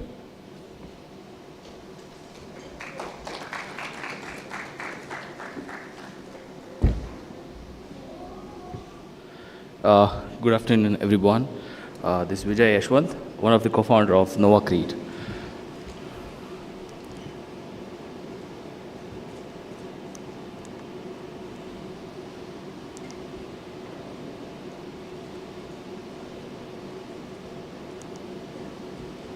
So we all know that cement accounts for 8% of global CO2 emissions. For every 1 ton of cement is produced, equal amount of carbon is emitted to the atmosphere. So, it doesn't stop there. For every cubic meter, 250 liters of water is consumed, and it takes 28 days to achieve strength. And back in, if you go for 100 years also, it takes 28 days. Even in 2025, it takes 28 days. So now what if there is a concrete, there is no cement in it, no curing needed, and achieving strength in less than 28 days? Introducing Novacret, a cleaner, greener, and stronger. We call this as an alternate green cement, where we are replacing complete OPC in the concrete. So we use advanced precursor, mainly industrial waste, which we use as raw material from steel, thermal, and agriculture. So which will be activated with our proprietary technology, where we manufacture ultra-low carbon binder Novacret.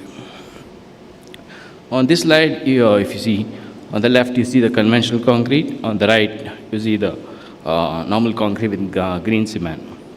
We are just swapping the carbon-intensive OPC with our green binder, that's it. This is the concrete performance, where we are achieving 2x compressive strength compared to the normal traditional concrete. And it's more durable because of less water absorption rate. And it achieves 3 years strength in just 3 days compared to 28 days strength in traditional concrete. So this technology is born out of Indian Institute of Science. We have been validated at NITK Surathkal, and we've been validating also at third-party enable accredited labs. So this is how the manufacturing looks, where we are preparing. On the left, you see the cement. Post that, we are making concrete, and then we are preparing a complete finished products. For every 1 square feet of Nova pavers, we are reducing approximately 2 kg of carbon reduction. So where in our cement there is no OPC at all, there is no curing needed absolutely, and we are achieving strength in less than 5 days. 3 days we are achieving at 80%. We are saving carbon emissions up to 80%. With as we use industrial raw materials, we are contributing to circular economy. So our technology is engineered to solve the key global challenges, and so our offerings is like we are offering finished products. It could be precast products, and we are offering green cement directly to the manufacturers. So these are all the list of finished products where it ranges from pavers, curbstones, and drains and everything. The interesting product will be compressed stabilized earth block, where we are using soil as a raw material to manufacture one of the stabilized earth block to replace solid concrete blocks. Currently, we are working closely with Bangalore Airport and also a few of the developers from Bangalore and around Bangalore. Yeah. So our team is headed by Dr. K.S. Nanjundrav, who is the Chief Research Scientist at Indian Institute of Science, and myself and Nitin, we are the one of co-founders as well. Thank you.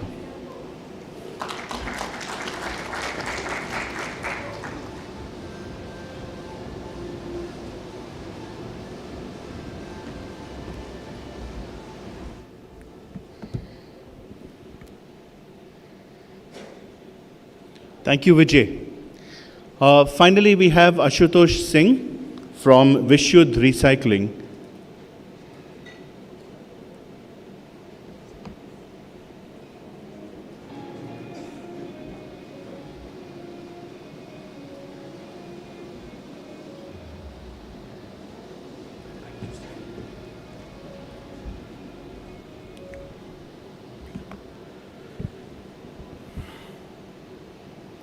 Very good afternoon, everyone. First of all, thank you to all of you for giving us the opportunity to demonstrate what we've been up to in the last 5 years. Before I start off my presentation, a quick pointer. Recycling is not new tech. It's been around for over 3 decades now. And what we're trying to solve for here is more towards circular economy and the problem of plastic. So that's where we come from. So to give you an insight on how did this start off? We are originally a German-based company. We're part of the Milita Group under the brand name of Cofresco GmbH. Essentially, Milita and Cofresco are in the business lines of coffee as well as plastic products, both in consumer kitchens as well as commercial kitchens. So the problem statement that was given to us from the board management or the stakeholders was, as an organization which produces plastic, how do we take care of the plastic which is running around in the whole environment? That's where Vishuddh was born.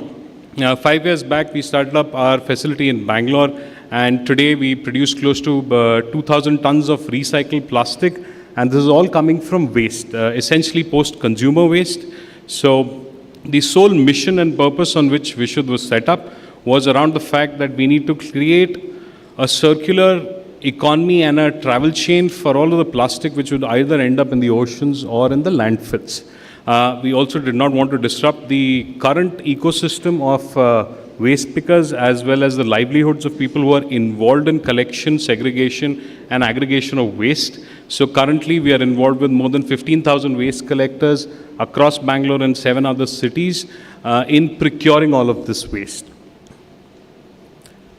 So just to give you a limelight in terms of where we are coming from, in terms of the problem that we are trying to address, more than 380 million tons of plastic is generated globally, and about 92% of this goes back into landfills or the oceans.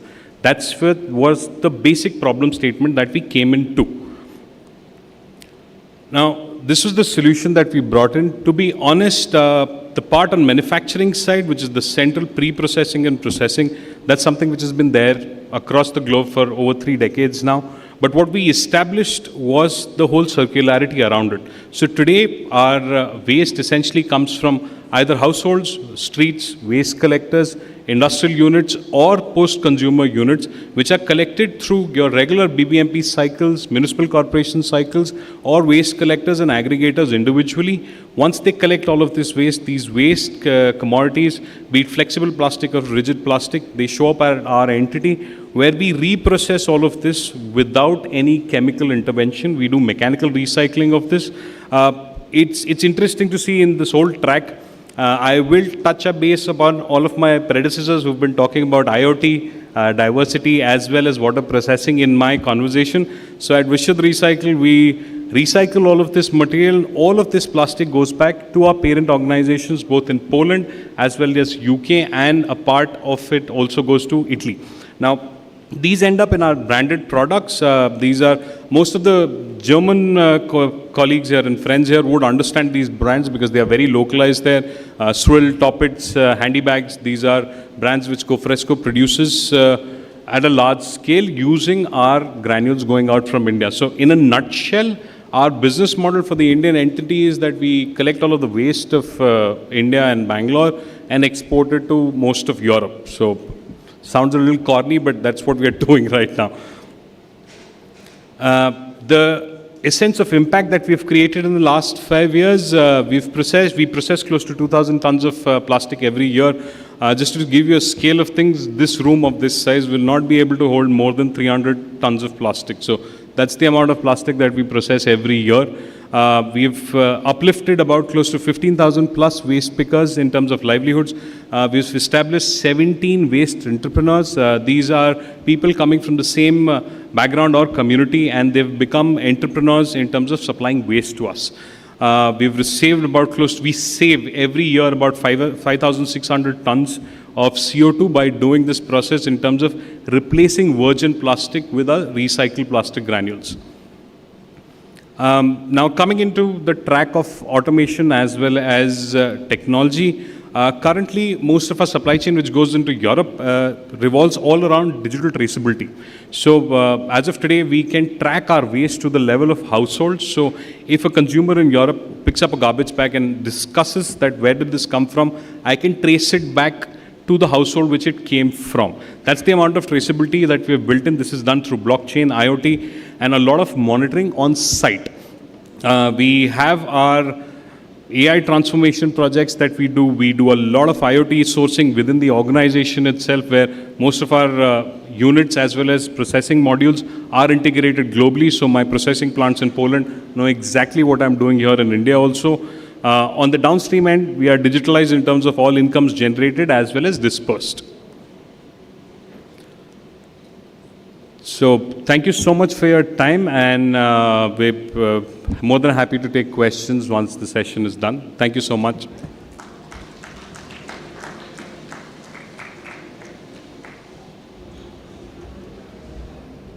Thank you, Ashutosh. I'd like to request all the speakers to come up on the stage for Q&A. I'm not sure about you, but I certainly learned a lot, and I think the world of sustainability is so exciting with all these companies here.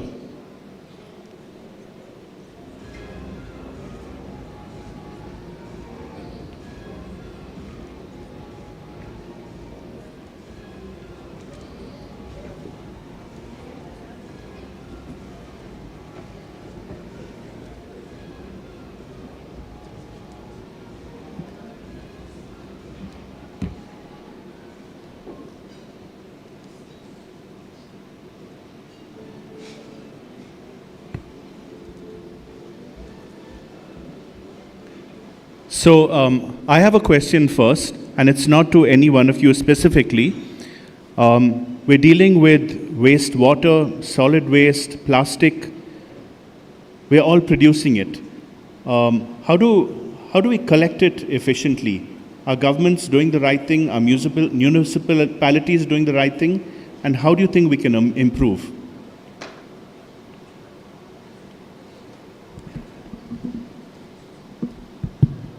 I'll pick up that question. So currently, if you look at the government entities and policies which are there in India, especially on the waste side, these are broader policies, and they basically give you a directive in terms of what needs to be done with the process. In terms of actual utilization of the waste, or production of waste, which is coming from a consumer end, there's not much change or not much policy intervention there. By end of it, we are the entity who's producing all of this waste, and we are the same entity who go back and say that I don't like my streets which are so dirty. So the policy intervention is pretty much around collection of waste, dispersion of waste, recycling of waste, but there's no policy intervention about you and me not throwing waste the right way. What about you, Alok? Are you looking at, is your solution more in the from private companies, or does it cover municipalities as well? So we have, lastly our focus has been private, but one of the big problems we are trying to solve is also the leachate.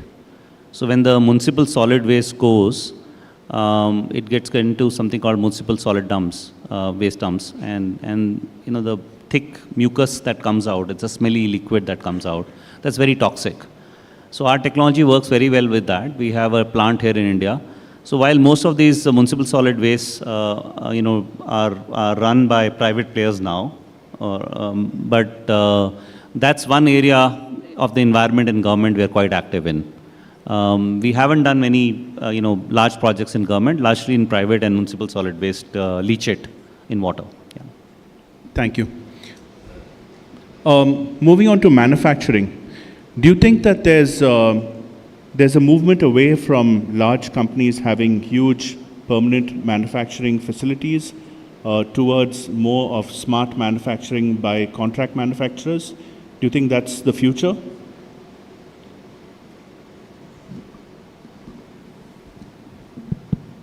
Yeah, maybe I'll start. See, I think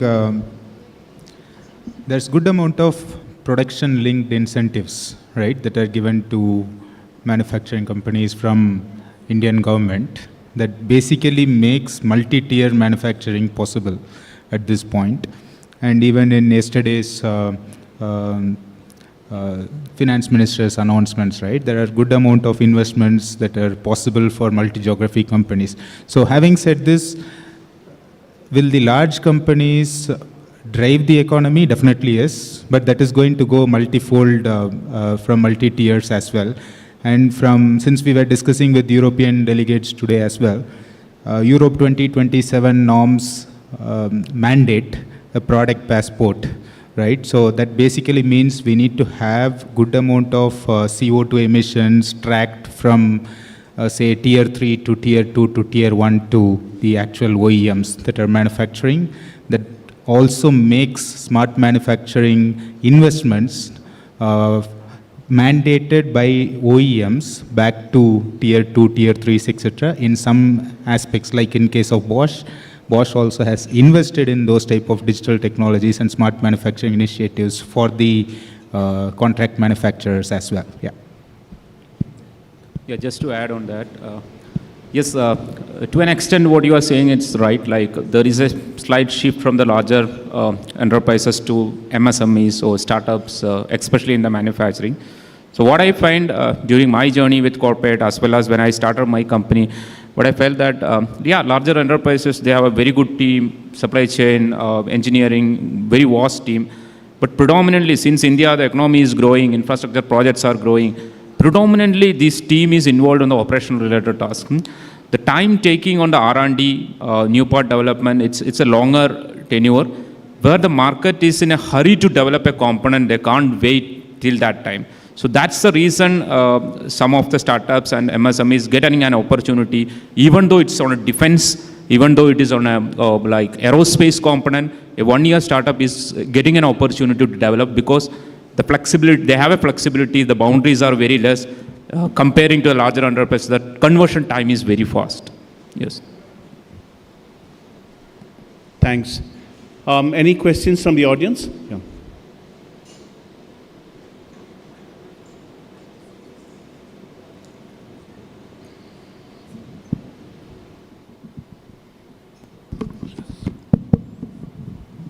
Very informative presentations.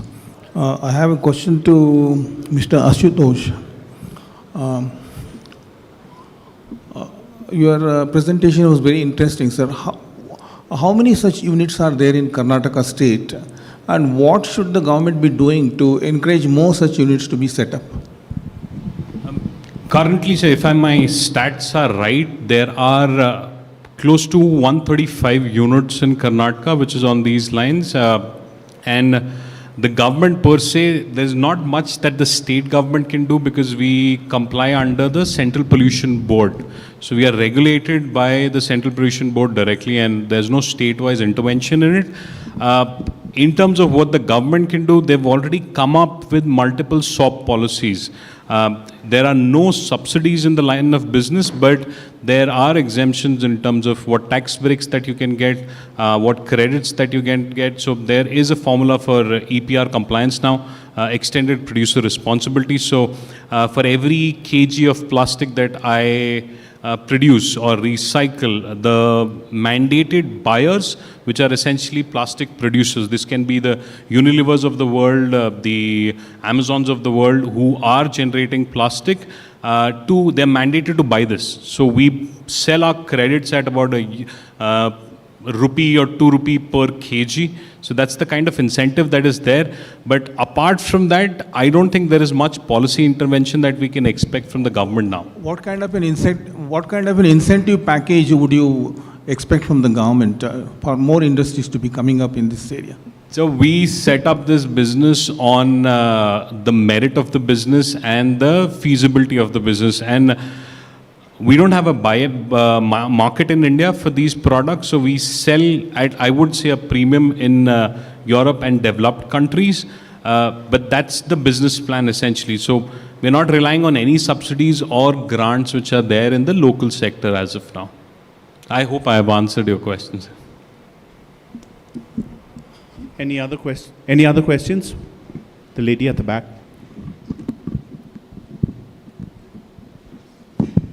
Hello, hi, good afternoon. And my question is to all of you. So AI, it is often hailed as a tool for sustainable future.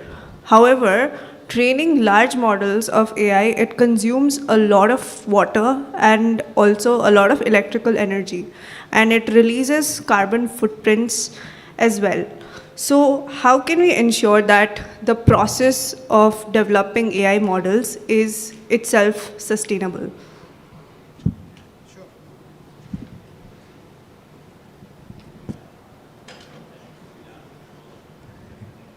Okay, so maybe I'll just start. In many cases, in case of Bosch, for example, right, we profess not to use the large language models on a manufacturing shop floor. That basically means we need not train the complete 10 trillion parameters onto a LLM, right? So one way to use is to reduce the actual consumption of the compute power, which is directly proportional to the water usage, right? And thereby have small language models and knowledge language models that are specific to solve a particular problem. That is the way that we train. Second is to enable applications which are AI built in itself or embedded, rather than using a semantic stack and further adding more layers to the application. So most of the regular applications in manufacturing world are .NET, Angular type of based. Now we are moving towards Python, PyTorch, Keras enabled inside the modules itself. That is second way. The third one, anyways, it's going to explode. This is the third largest energy consumer right now, data centers. So how do we have optimized energy management systems which are specific to the servers that are in the data centers is also something that we are investing from the sustainability angle. Instead of a central cooling for a data center, how do we have a percentage of loading based in the servers? How do we cool those servers, right? So connecting the loading to the cooling and having the best possible high coefficient of performance, cooling systems, etc. Can I say something? So to the question that was raised, in GSE since 2007 that we have been analyzing the impact of the consumption driven by IT applications. So in 2007, for instance, we did a report called Smart 2020 with McKinsey, where we asked McKinsey 3 questions. What is the footprint of the industry? What is the enabling capacity of the industry? And what is the business value around that? So the report from McKinsey concluded that the global footprint of the ICT industry was 2% of the global emissions, but the enabling impact was 5 times higher, and the business value was calculated in a couple of billions. So we did the same report in 2012. We called it Smart 2020 because we were looking at 2020. And in 2012 was with the Boston Consulting Group, same methodology. In 2015, we did a new report with the sensor strategy. And we looked into the manufacturing in China, energy in India, logistics in Europe, and buildings in the United States. Why? Because these sectors were the most inefficient sectors in each one of the regions. And we concluded on that report, the 2015 report, that the footprint of the industry was going a little bit down. It was going below the 2% of the global emissions. Many people were saying that it was going up. That was not true. The enabling impact of the technologies was 20% of the global emissions, equivalent to the GDP of China in terms of business value.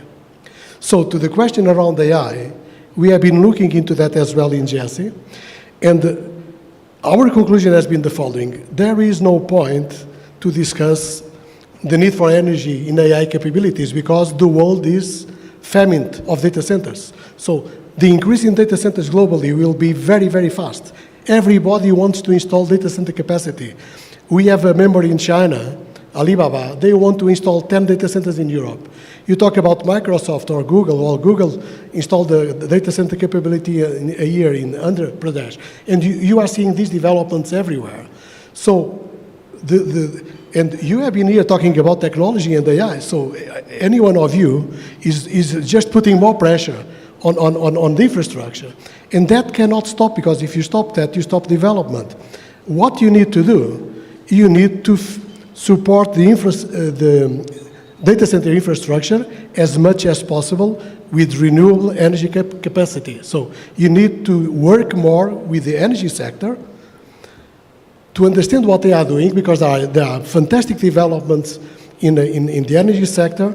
Well, I think it was our good friend Jan that mentioned this morning that India has 51% of renewables. So that's where we should bet and not come up with the conversation that AI is consuming very energy. Yes, it's consuming lots of energy, but you also need to measure the enabling impact, because when we deploy technology, you are cutting across every single sector and you are reducing hardware in every sector, every industry. So my message from my experience and through the research that we have done, move away from that conversation that AI is a problem.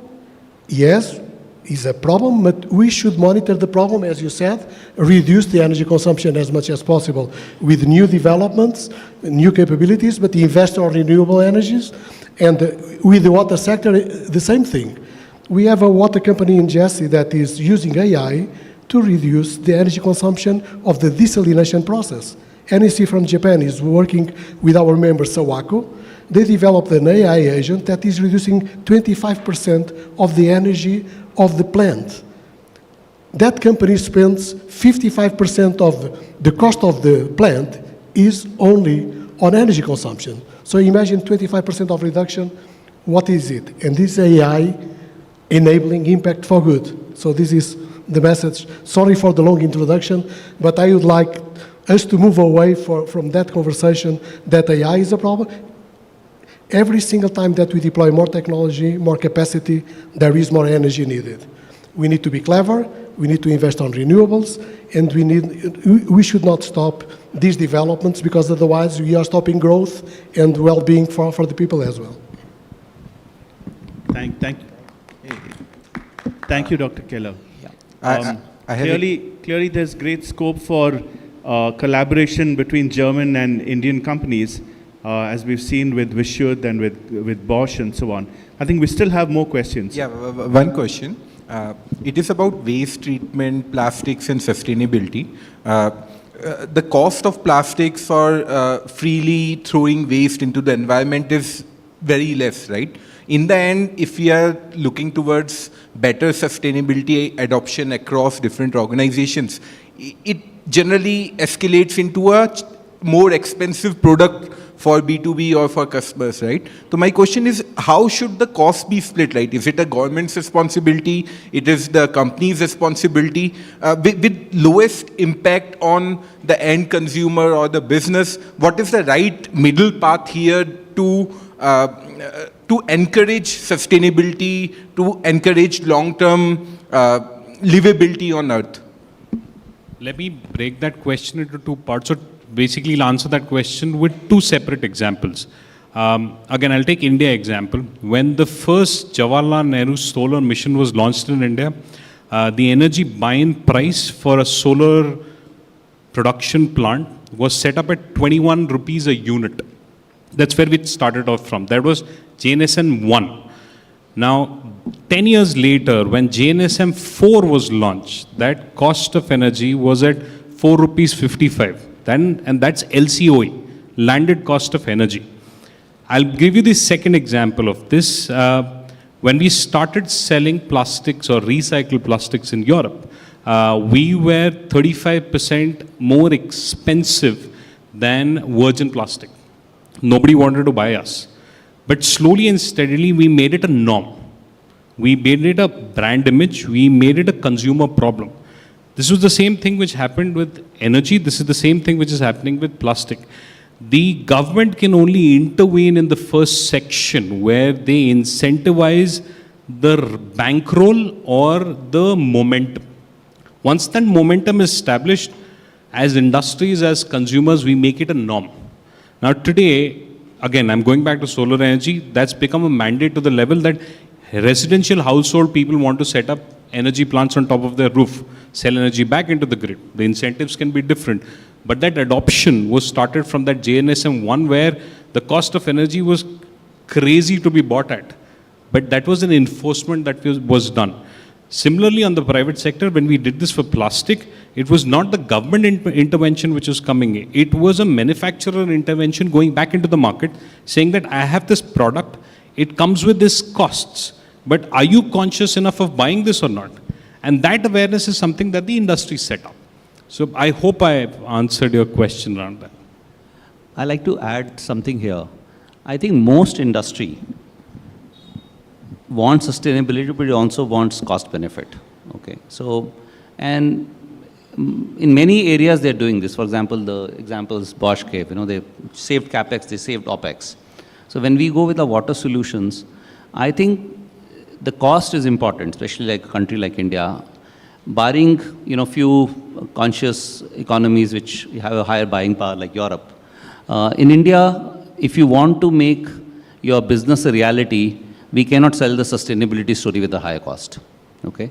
So every time we figure out which are the markets we are really saving cost and also giving sustainability as a big add-on bonus. Sustainability is the byproduct of efficiency and cost. We are succeeding. If you go with a sustainability story with a much higher cost, it's not going to sell. For example, even in data centers, we're now figuring out how do we solve for cooling water in a much better way than it's being solved today. So all air conditioning, all cooling. So when we get that magic figure, then the adoption will be large.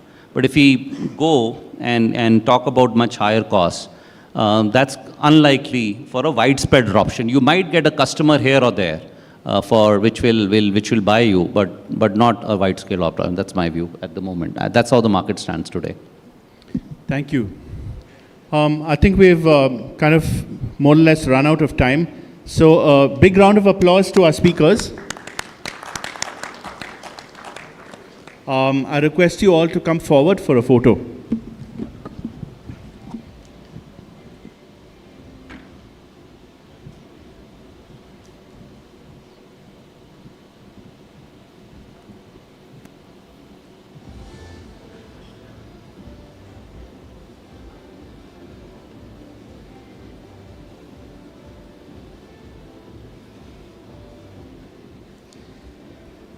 Thank you so much, Stephen, for the wonderful moderation, and thank you to all the panelists. Another round of applause. All right, since morning we couldn't give a coffee break, we have a little bit longer coffee break because I know many of you want to meet each other and change your business cards. So the next panel's supposed to start at 4, but we'll start at 3:45. Now it is 3:15 or 3:10. So we will restart at 3:45. So I wish you have a good networking and change business cards with people that you met. Also take some selfies around the different spots and the Dusseldorf stall and then post it on LinkedIn and share your story. Thank you very much. We can have some music and some coffee while you network. Thank you.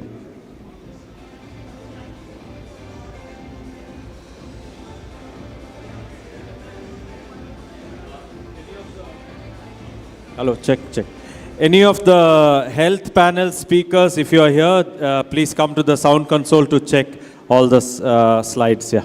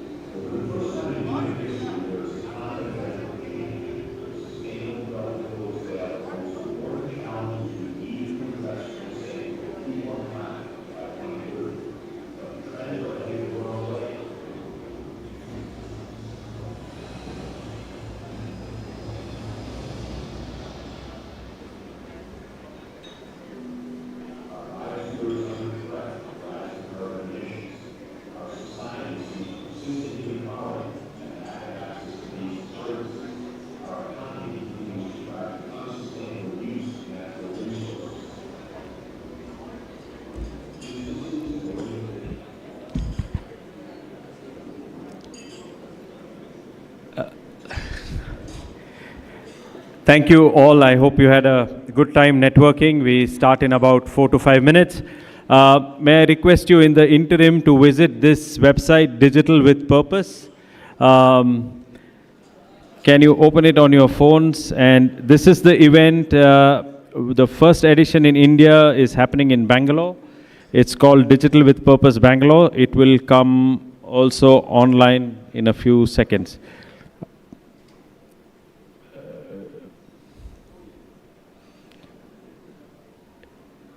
You can display that on the screen.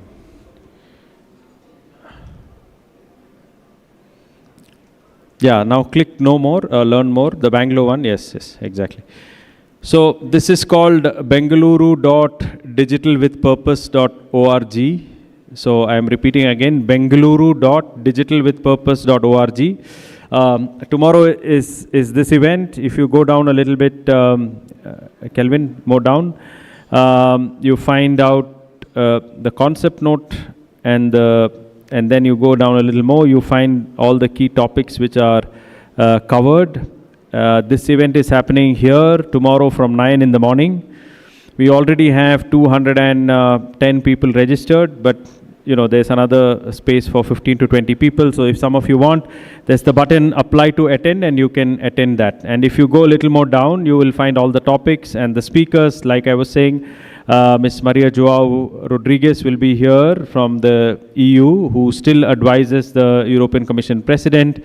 We have Jan, who will be there, Sri Harsha from Dassault Systems, Vijay from RVAI, which is the AI company that's doing something in skilling, and many, many more speakers. As you go down, you will finally find also the agenda, a little more down. Yes, so go down, and you find all the different tracks. So we have a keynote speech by Ms. Maria, and then we will have the disruptive technologies for scalable impact. That's the first panel tomorrow morning. Then after that, we have the green data centers and low carbon digital infrastructure. That was the topic we almost discussed today here some time ago. And then we can go further. And then we have the digital innovation for smarter and sustainable living and circularity. And then the last panel of tomorrow will be about skilling and digital and AI. So the venue is right here in the same hall. We start tomorrow at 9. Of course, please do apply to attend, so then they have your data and they can send you the regular newsletter and updates as well. Amrita, can you confirm if Jerry is here already from IACC? If Amrita is here from Indo-American Chamber. All right, yeah, Jerry is almost reached. 2 minutes, okay, no problem. What I'm trying to do is, because we have a kind of a round table in the evening, which starts at about 7. Instead of 4, we are starting 10 minutes early. You know, our summit is also running a bit early, only because then you can get some more time after the summit before the round table to again discuss and network with each other. So may I request all the health panel speakers to come this side. Maybe I would like to call upon the first speaker in the health track, and then Jerry will come and take it from there. Yeah, so maybe Amrita, you can come and start. Yeah, I'll tell you what to do. So just give us a second and we will start now. So you have future ICT Forum. Then you have over to future ICT Forum agenda. Wait. इसमें उसका क्या है ना? ये lady को बोला। निकिता को। Okay. मैं कॉल निकिता है। उसका 10 मिनट लगेगा। Founder of Holistic. बस then let Jerry come. By then Jerry will come. एक और कर देते हैं, तब तक उसका काम कम हो जाएगा, वरना लोग निकल जाएंगे। हाँ, exactly.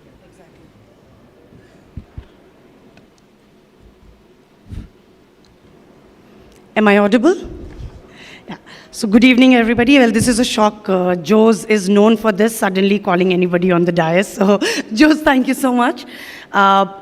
I represent Indo-American Chamber of Commerce, and it's really wonderful to see that what ICT Future Forum is doing. And of course, Jose has also been a very valuable part of Indo-American Chamber of Commerce. He's one of our past chairmen of Karnataka chapter. And I, of course, look up to a lot to Stephen, Jerry, Jose, and all. So till the time Jerry is on his way, we are almost ready for the session of health and wellness powered by digital innovation. So to understand better what digital innovation is, what kind of empowerment is happening in health and wellness, I would request Ms. Nikita Rayappa, founder of Build Holistic, to please come on the dais and share her views on that. Ladies and gentlemen, after coffee, the clapping has to be louder.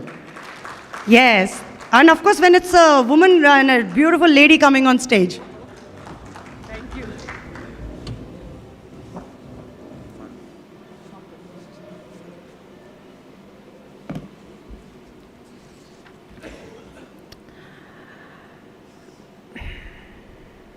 So before health became digital, I think it was deeply physical, right? Good evening, everybody. I am Nikita, an architect, a certified yoga instructor, and the founder of Build Holistic, a company that designs buildings that support health, not just efficiency. So today I want to talk about how digital innovation can turn our cities into places that don't just function well, but actually help us feel better. So when we talk about health and wellness, powered by digital innovation, I want you to see it not just as technology, but as a new way of designing how we live. In Bangalore, right, we're building smart cities with sensors, AI, and apps. But if our buildings, streets, and screens don't support our human health, are we just half smart, right? So today I want to connect three worlds. One is that of architecture, one of movement, any sort of movement that you might practice personally, and of course, digital innovations. Because what I think is true urban wellness is where these three worlds meet. So as an architect, I see health in light, air, space. I've seen how bad ventilation, glare, and noise silently erode focus and sleep. As a certified instructor, I see it in our breath. I see how city life disconnects us from breath, movement, and rest, right? And as a founder today of Build Holistic, I see it in data and design. There are various digital health apps that count our steps, but if the city itself is hostile, are we fighting an uphill battle? So I want to invite you all to do a short, we're going to do a short breath work, right? Box breath work where everybody will have to just get involved in our space. So feet planted firmly to the ground, back erect, shoulders relaxed, chin straight, looking forward to the screen. Close your eyes. So we're going to just experience our breath. So you're going to inhale for 4, hold for 4, exhale for 6, and hold for 2. So we're going to do this for about 6 rounds. Inhale, 2, 3, 4, 5. Hold, 2, 3, 4. Exhale, 2, 3, 4, 5, 6. Let's repeat that. Focus on your body. Focus on your nostrils, the breath going in and out. Focus on your heart rate, just generally how you feel within this space. Do the same. Inhale, 2, 3, 4. Hold, 2, 3, 4. Exhale, 2, 3, 4, 5, 6. Repeat another 2 times on your own.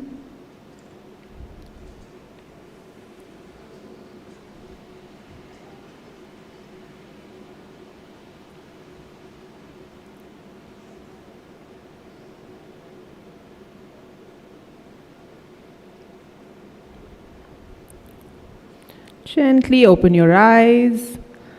Due to paucity of time, I'm going to keep this short, but I want you to gently just experience the space, the light, and how you can create a system that works best for you as you walk through life.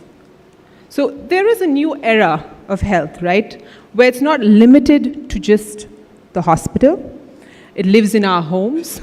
It lives in our workplaces, in our daily habits, and our smart watches, and even the way our buildings respond to us. Just the space that you're in somewhere impacts our health. So digital innovation really is just shaping how we experience well-being. So what is the next big shift? So health is becoming continuous. It's not just occasional. Prevention is replacing reaction. Well-being is now a lifestyle ecosystem. For the first time in history, health is monitored between doctor visits, in our sleep, our movement, stress, breath, and recovery. So what is the differentiator that I'm trying to bring to the table today? I want to see digital health through 3 prongs. One is that of our body, through awareness, movement, breath. The second, that of our space, architecture, which involves light, air, design, materials, acoustics. And third is the systems that we build around it, which could be technology, it can be behaviors, and the responsibility that we take on to make this come to life. Our body is a living dashboard, right? We were able to track mindful movement without screens through our natural intuition. So technology supports intuition, not replaces it. We have wearables today, right?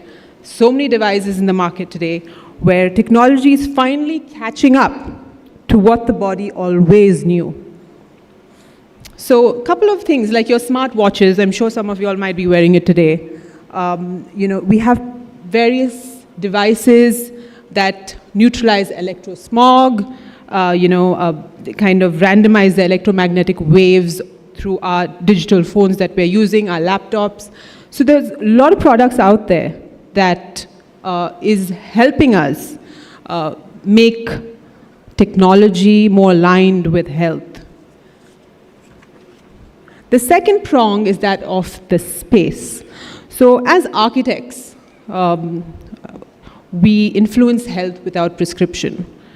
Light affects our circadian rhythm, air quality affects cognition and immunity, and smart buildings enable healthier living systems. So therefore, buildings are a living body, according to me. You can agree or not, we can discuss that further later on. So what we do at Build Holistic is we treat buildings like living bodies. We call this the immune framework. We look at indoor air, hygiene, biosafety, human-centric design, and real-time health monitoring. Think of a building's lungs, right? That's indoor air quality. Its skin, which will be the materials, finishes, acoustics. Its nervous system is your sensors and feedback loops. When we optimize these layers, we create spaces that support immune function, mental clarity, and emotional balance. But here's the catch. Even the best designed buildings can't force someone to move, breathe, or rest. That's where digital innovation comes in. Sorry. So here are some of the clients we worked on and kind of checked the DNA of their spaces. We worked with large co-working spaces, we worked with airports, and checked their spaces for health and safety. And we kind of give them a mark on where they stand and how they can improve. This therefore helps them feel safer, their employees, their clients feel safer within the space. We've heard of something called sick building syndrome. How do we reduce that effect on the human body? Through the right checks and the right suggestions to build keeping immunity, health, and safety in mind.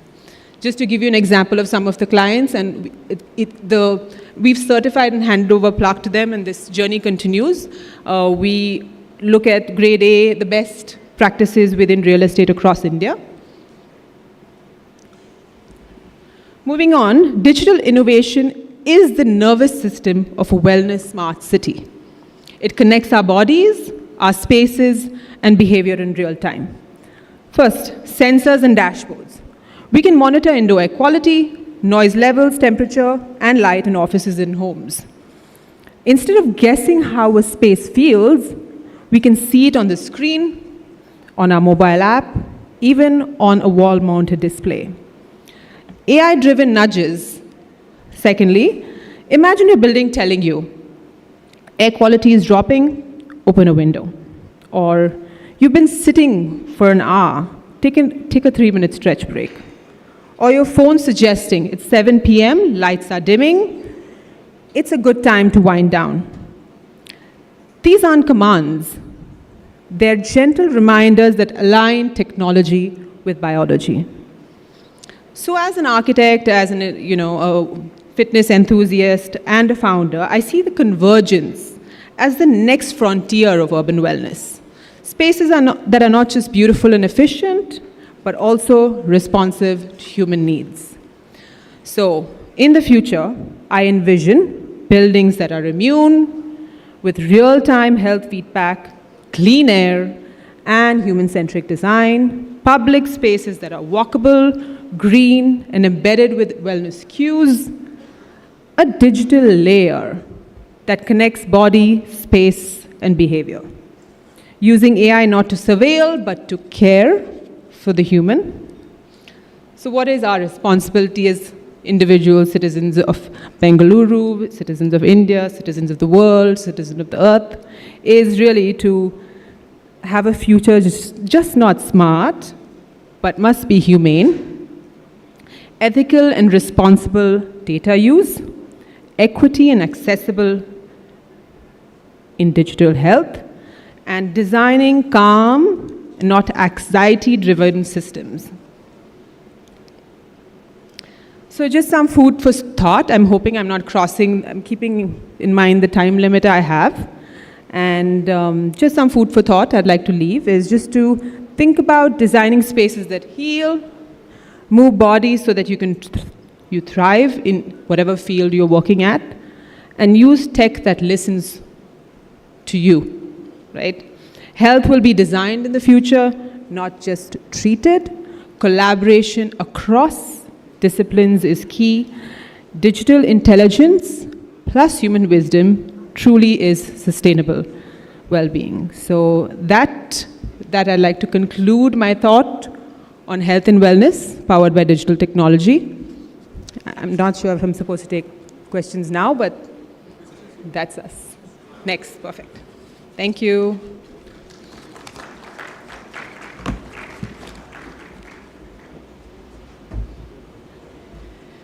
Thank you so much, Nikita.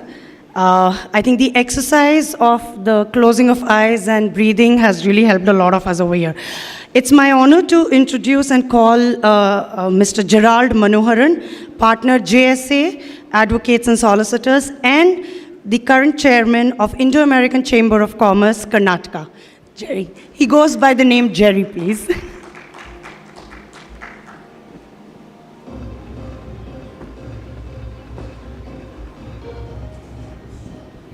Thank you, Amrita. And after that rather very eloquent and technical presentation from Nikita, I'm here to share a few words about what IACC does and what is our take generally on health and wellness. Thank you, Jose, for getting me on this stage. And good afternoon to all our delegates here. The other day, someone asked me, how does the Indo-US health look like right now? The ECG is quite erratic, as you may have all seen. The CGM spikes and the levels of insulin dependency on both countries or the interdependency of both these countries seem to be staggering at an all-time low. And what are we seeing as the future of these two countries and how we are going to collaborate further?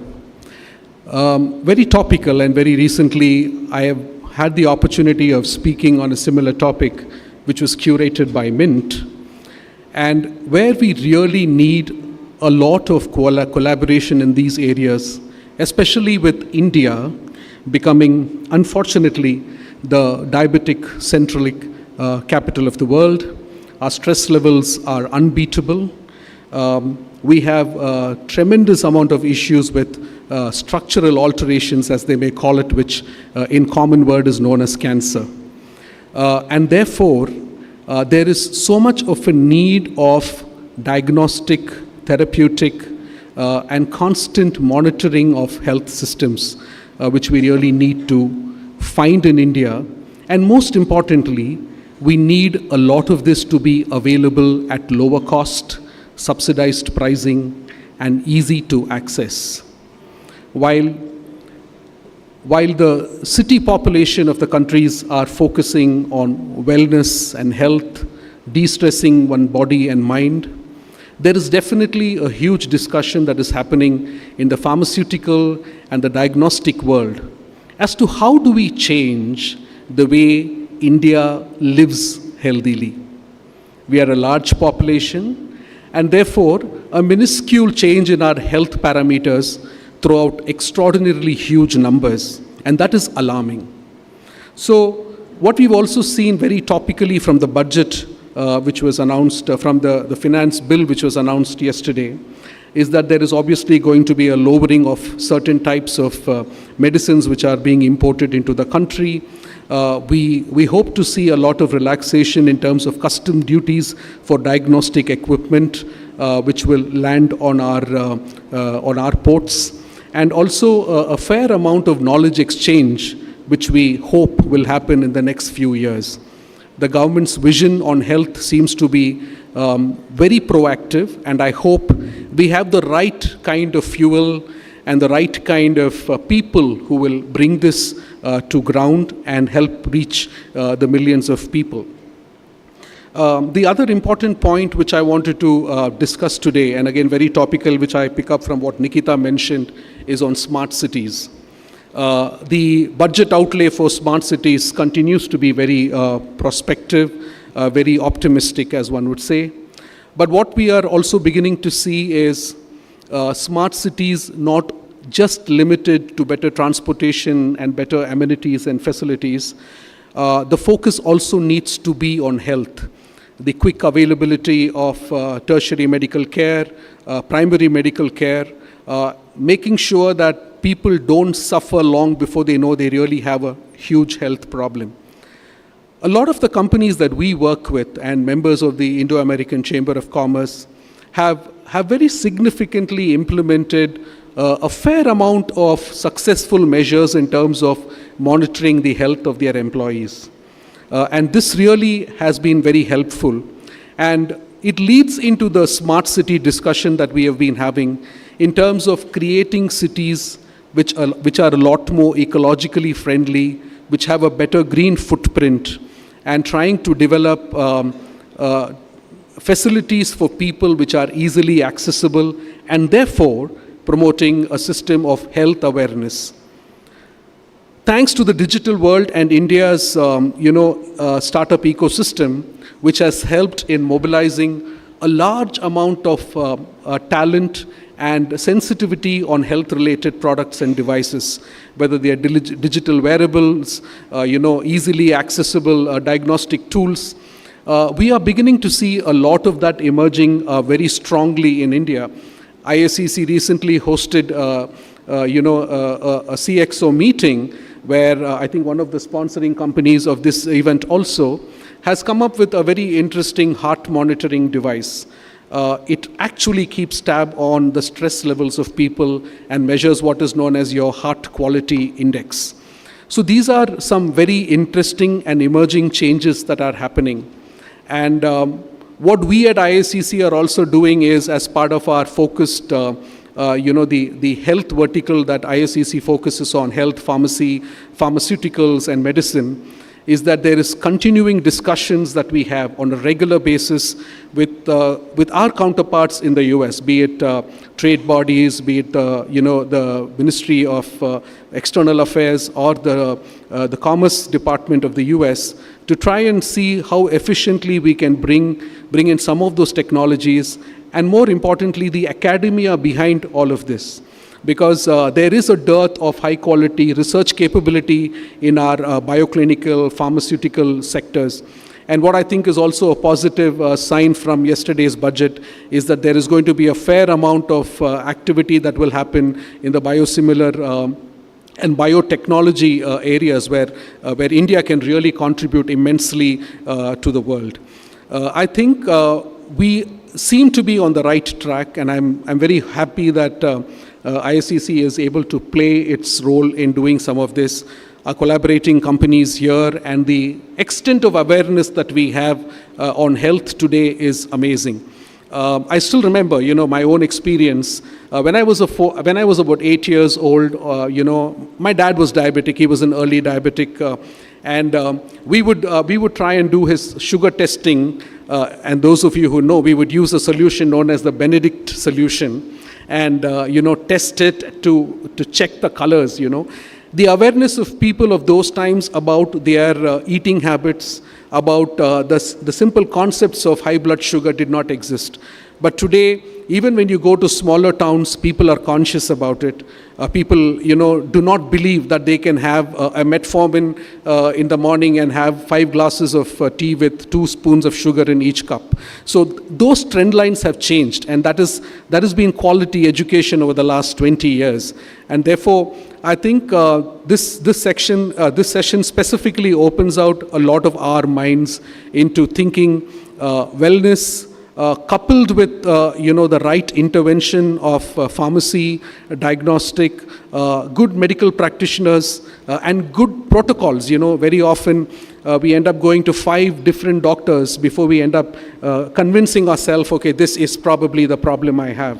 So standardization of medical protocols is another important aspect, because while wellness is extremely important and it picks up at the very early stages, of one's awareness, at some point of time, you have to go back to, pharmacy. You have to go back to medicines to try and have, immediate and longer-term solutions. So that, I think, is very relevant in today's context in the Indian economy, given the health of the economy overall. We have a lot of young people in this country who are suffering from very high levels of stress. Work-related stress, their working patterns have changed. While they should be sleeping ideally based on their body clocks, they are working overnight. So all of this is changing the quality of the demography that we are having as a country. I only hope that it does not have a long-term toll on us, where we are just going to be a whole bunch of zombies with no creative juices left in us.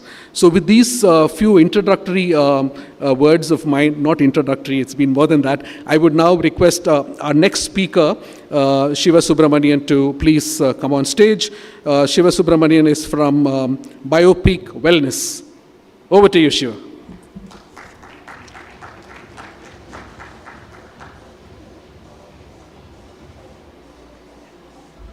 Hi. So, the slides up. So my name is Shiva, and I'm from Biopeak. I'm one of the founders of Biopeak.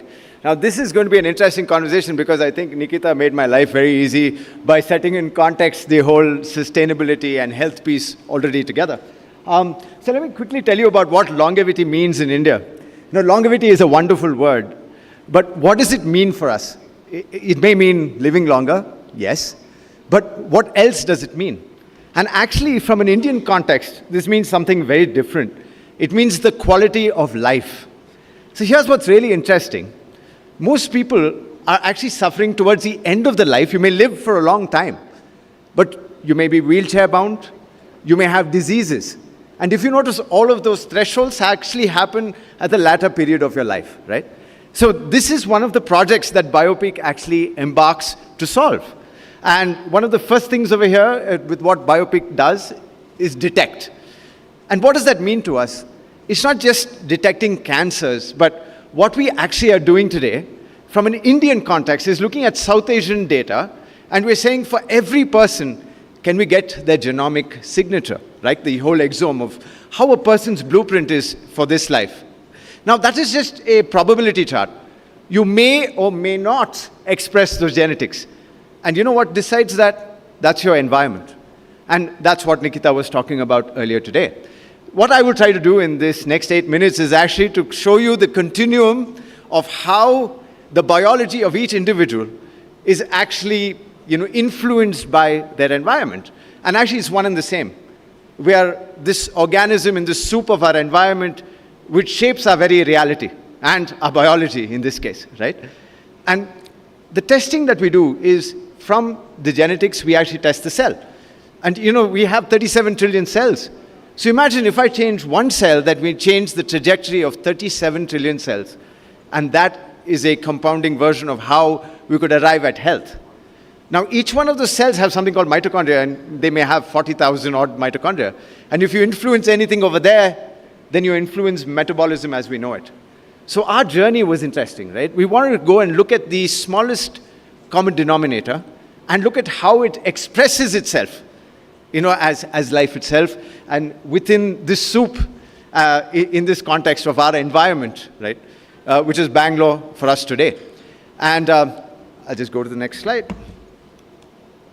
Okay, so this is very interesting for me, because today I'm going to tell you what we found, right? So we've been operational and doing this work for 10 years, and BioPeak is this 1-year-old which comes up with all the testing, everything that we can possibly think of, not only on a cellular level, but from there we look at all the imaging data. So we're looking at things like your MRI, your whole digital MRI of your body. Then we're looking at what's happening with your heart, with the CT scoring. We're looking at what's happening in your gut with the microbiome.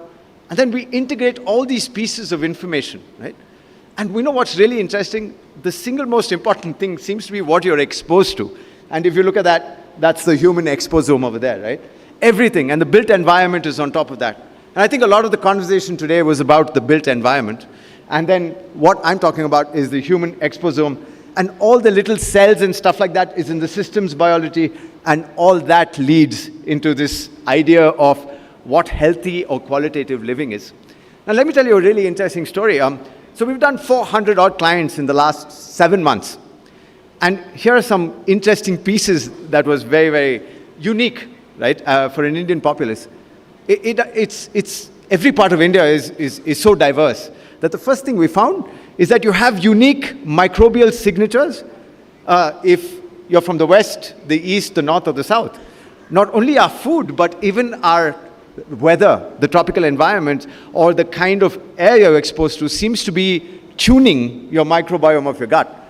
And the microbiome of the gut tunes your immune system. So if you go back and actually look at this as a holistic vision of life, I want you to think of things like in the context of cancer, for example, which I think today we're almost 1 in 7 people who are exposed to some kind of, I suppose, possibility of cancer, right? And what actually solves for cancer is your immune system, right? And if you look at the way that our immune system is being actually exposed and what it's exposed to and how it actually translates into this possibility of self-healing even, right? It all comes down to the fact of what you're exposed to. And that's really interesting for me because, for example, every single part of the table and the chairs that you touched today are influenced by everybody else who's touched that. So imagine that you're tuning your immune system today based on what's on the surface of that table, depends on who you last touched that table. And imagine how sensitive our body is to every single thing. So it's interesting when you actually come to it, and it's what Nikita spoke about as well, about that whole certificate of an immune building, if you will, right? And this is the same thing. If you invert it, it's how I can influence my own immunity to not only fight viruses, but also to deal with things like cancer. And hence the threshold or the load of what's coming in from the environment is so crucial for health. Let me give you a good example. When you look at tribes like the Hazda and the Shuar, do you know that they're much smaller than, you say, the average person? And that's because their immune systems consume almost 10% of whatever energy that they have because of the amount of parasites and pathogens they're exposed to. And if you look at our kids today from like 50 years ago, you'll see a huge size increase in our whole average height than from before. So imagine that all of that is happening because of your environment and because of our pathogen loads. Now, going back to that last conversation about how sustainability and how environmentally sound architecture or even the air affects you, that's how acute this whole journey is. And for us right now, we're able to map the internal biology. But unless it's a continuum of what's happening from the outside, it's impossible to actually solve for what this word longevity actually means. I want to show you this because for every single person, what we actually do, we're talking about health and AI, right? So this is exactly what happens. This is possible because of what has happened today with our ability to use AI. So over here, you see this chart. It's actually a digital twin of your biology. And what it does over here is you take an individual, right? And you map his stress levels, you map what he's exposed to, you take all of that. And then you build a network of possibilities of saying, where does all of that arrive at in his personal biology of his problem? And then you'll realize that, it's like 40% from the environment. It's like 20% from his diet. It's like 30% from his microbes because of some village that he visited at some point, and that pathogen from that village has actually gotten to his gut. And it's actually amazing that every day we live with this, but we have no visibility of our biology, right? And here's what makes this interesting. This actually gives us that ability to map what's happening on the outside world, on your inside world. And it actually does the whole network for you. Let me give you a great example of this, right? We have somebody coming in with issues, in their gut. But while you're mapping their gut, you'll find a certain fungal loads, right, that you actually see in the gut. But that comes in from, their houses and mold that sits on the wall. There's an interesting story for me. This is an Olympian who came in. And, they're traveling all over playing badminton. And this particular person was exposed to a wet patch on a wall. But unfortunately, he had no ability to deal with that toxin or that mycotoxin that actually landed in his body. He lost 3 years, right, based on this one toxin. And the way that we figured it out is that we found this one small, fungal piece in his gut. And we had to go back and check his home. And we found out that he had a wet patch. It's a tropical country, old pipes, it's just quite normal. And what we had to do is actually repaint it and actually fix the leaks and all of that stuff at home. So interestingly, that was what his exposure was. And nobody will think about this, right? And this is the kind of work that we're finding that, it's health within and without, right? We have to be able to look at the details. And this is the advent of what we're able to do because of what artificial intelligence is able to help a human do today. So over here you see something interesting. I think we already discussed this earlier. The HPA axis is your stress axis. But if you look at it, it actually leads down all the way down into systemic inflammation. And in this case, this person has an issue with cardiovascular risk. And we actually found even plaque building up, right? Now, very interesting, right? How much of that is stress-oriented, and what can we do about that axis? And this is how we address every single individual who comes through, our clinic. But it's what we're finding more and more is like we have no choice but to go back and always look at the soup or the environment that they've actually come in from. So this is what I wanted to actually talk about. Like at the end, it's actually a continuum, right? You cannot look at an organism in isolation of its environment. And this is the kind of work that we have to do. And anything to do with longevity has to be anchored in with the continuum of your environment, obviously. I can also tell you another interesting story. So we have a spectroscopy meter that reads like, the amount of heavy metals that you have. Now, here's what's really interesting. We are seeing a lot of fatty liver, as a problem. But here's what's most interesting for us is one of the big issues with fatty liver is heavy metals, because nobody ever looks at heavy metals. And today we find that things like lead are sort of chronically everywhere as deposits in the body. And that actually cuts down a lot of your detoxification pathways, which means that's an issue with the liver. So I think that we need to view these things differently today. So how do you make an organism resilient enough to be able to deal with these privations of our modern day living? That's the internal part of it. And if you think about it as a limited resource of how much I'm able to deal with, how can I reduce the burden of my environment? And hence, this is the continuum of longevity. And I just wanted to leave you with a thought that this has got nothing to do with us in isolation at all, and that most of longevity actually comes from the outside. But we have the ability today to look at those individual elements, and the interesting part is none of us will have the same problems.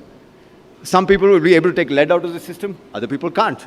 Some people will have an issue with one mycotoxin in the air, the other guy doesn't.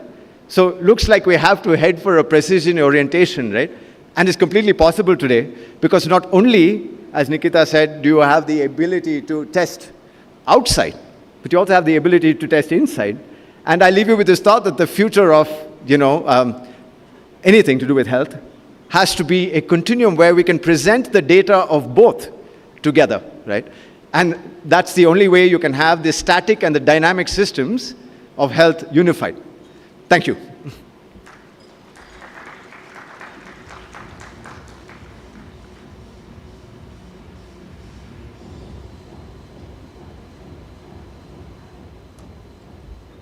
Thank you so much, Shiva, for those wonderful words of yours. Next, we would like to invite Mr. Solomon Devraj, founder and CEO of TRIAS Health Tech. I think it would be better if Mr. Devraj explains what is TRIAS.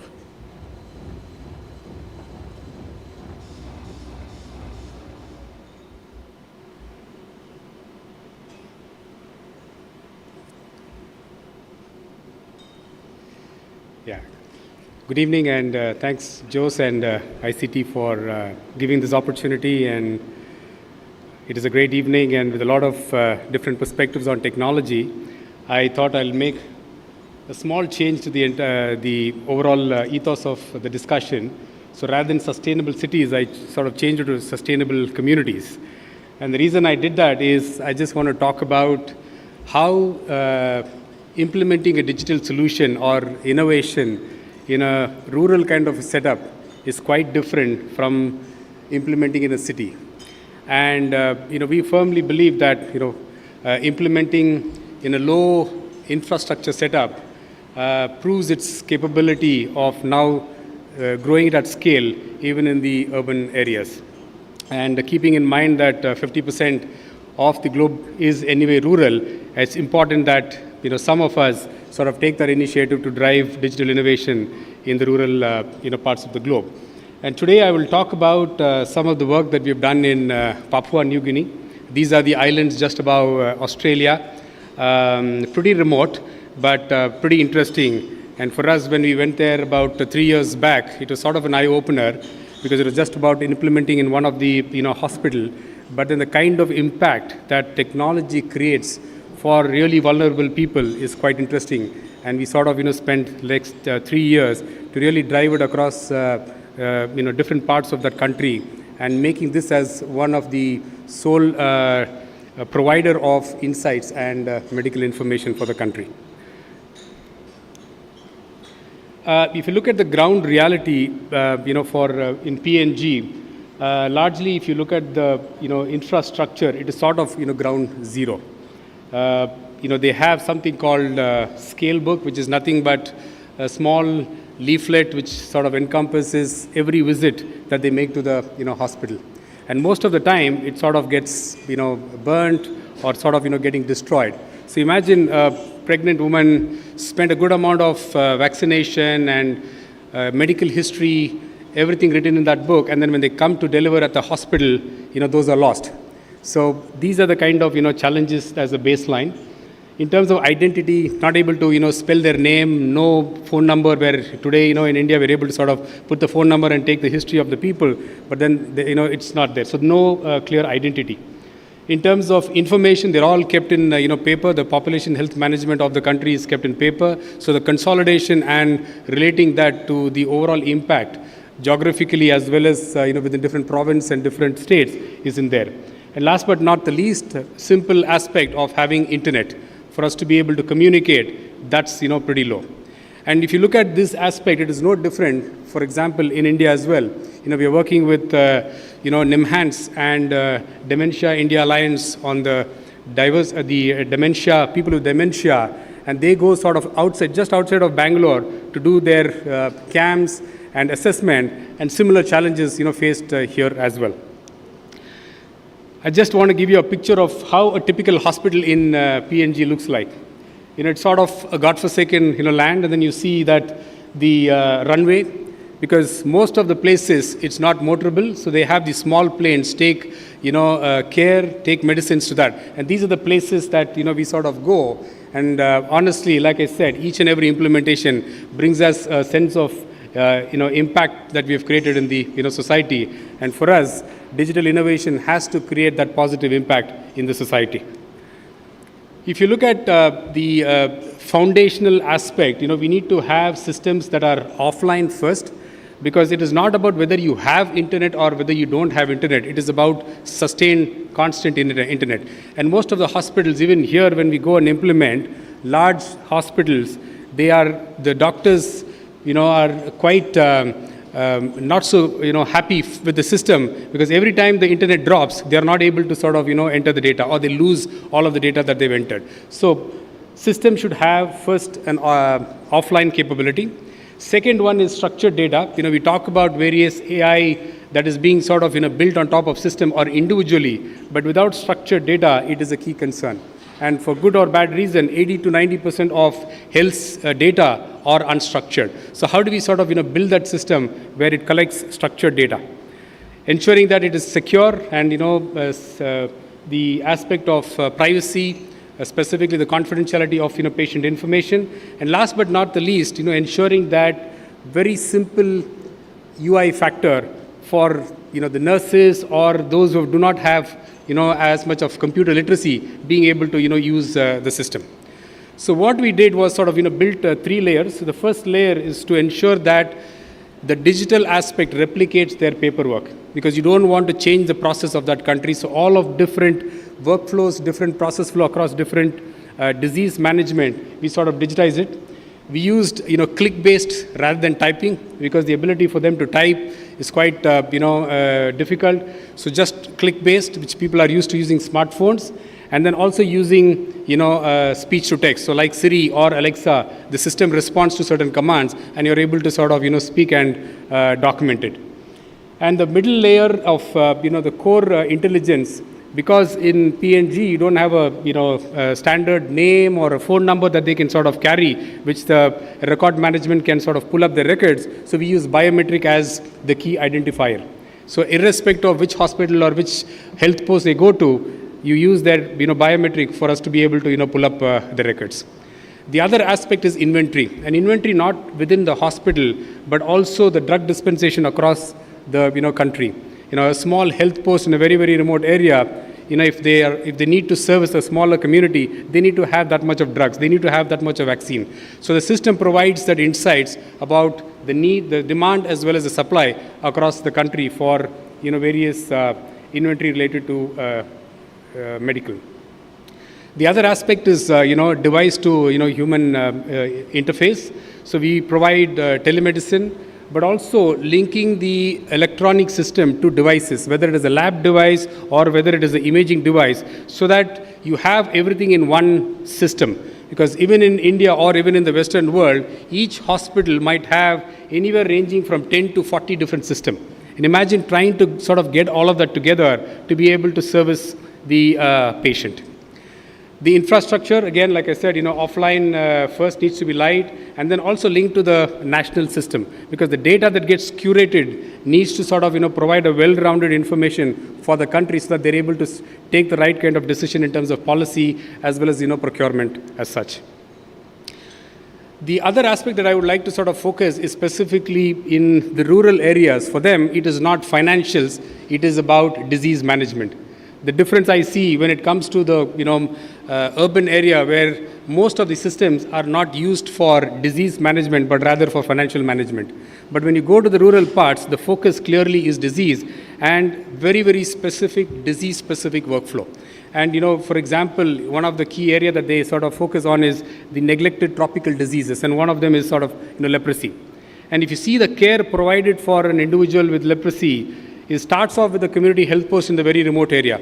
And then they sort of, come to the health center and to the hospital to sort of get their regular, medication. And if the entire ecosystem is not connected and provided for, it becomes a big challenge to sort of, eliminate diseases like these. And within the system, what we also do is to drive for automatic algorithms so that disease diagnosis sort of, is provided by the system rather than, low-skilled, low-educated, nurses or health workers, in the community, so to say.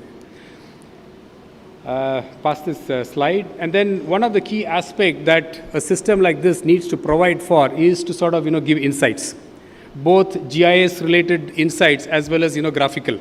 Because the information that gets tracked in different parts of the country, whether it is a health post or whether it is a small health center or hospital, all of this needs to get consolidated. And right now, the government uses this system to sort of, do the procurement and dispensation of vaccine, of medicine, as well as to be also allow the manpower management across, the country. So these are the kind of critical data that gets, captured and being able to sort of, provide impactful and sustainable aspect in the community, specifically in the rural area. And like I mentioned, the impact of PNG or any rural parts of the globe is something that can be absolutely replicated in the rural parts, in the urban parts as well. And that is what, we're working with, NIMHANS and Dementia India Alliance on the dementia track, and similarly on various other track on cardiology and mental health. And we're seeing that a simple system that is able to get, integrated as well as provide the right insight is something is the need of the hour rather than large-scale siloed, AI interventions, so to say.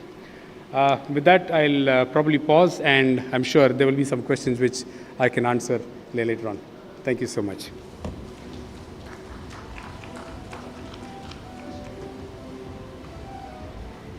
Thank you so much, Mr. Devraj. I would now like to request Dr. Adarsh M. Patil, founder and surgeon inventor of OUI Medical. Ladies and gentlemen, please clap.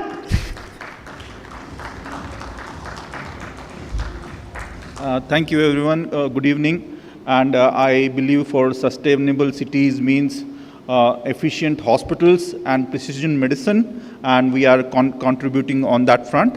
So I am presenting V Medical, world's first scope for instant abdominal diagnosis. We have FDA cleared and patented. Next slide.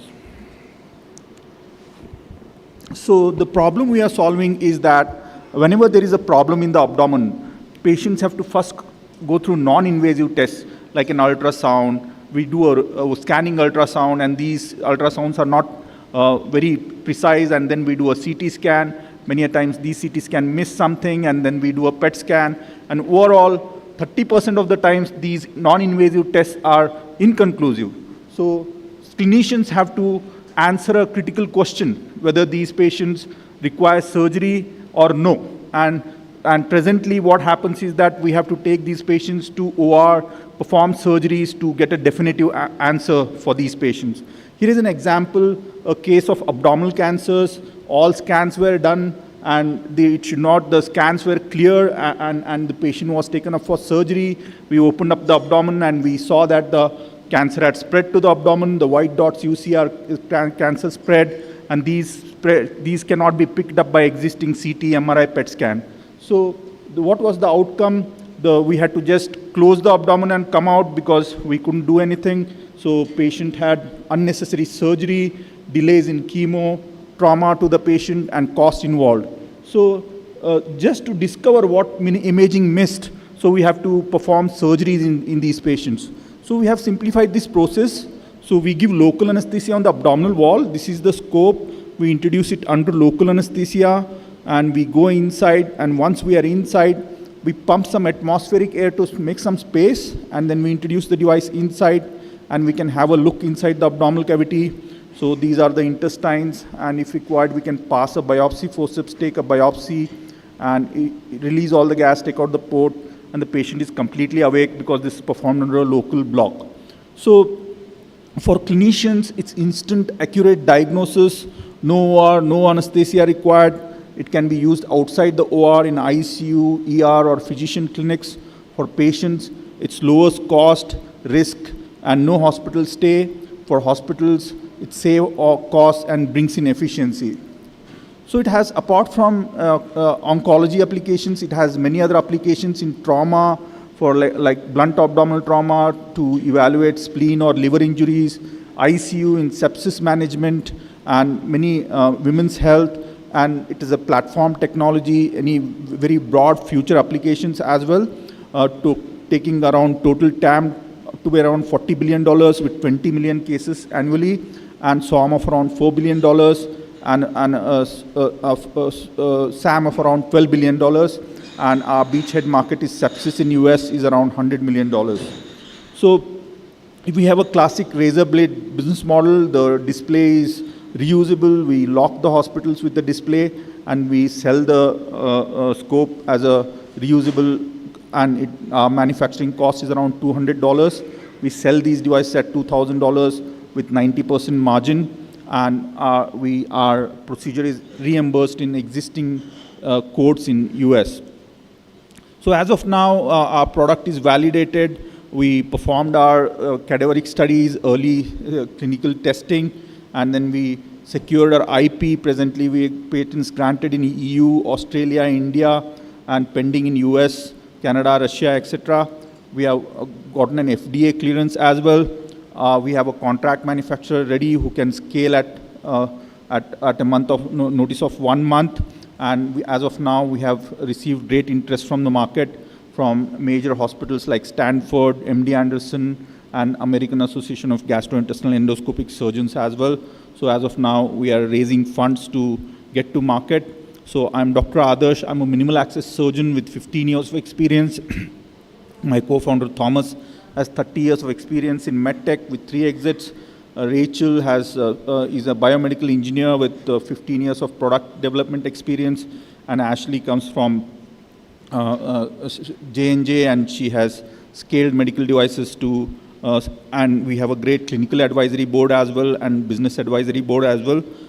In a whole, the team has executed medical devices in US many a times. And we are raising around 3 million at 12 million valuation, mainly to launch inertial pilot launches, and then publish data and achieve product market fit in US.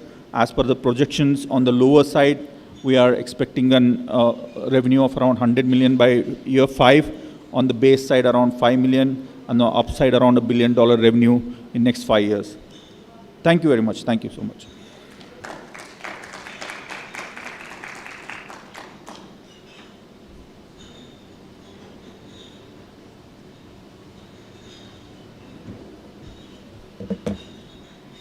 Thank you so much, Dr. Adarsh.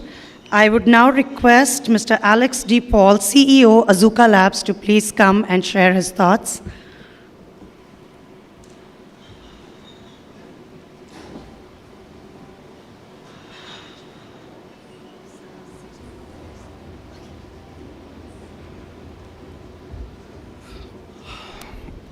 Hi, everybody. Good evening.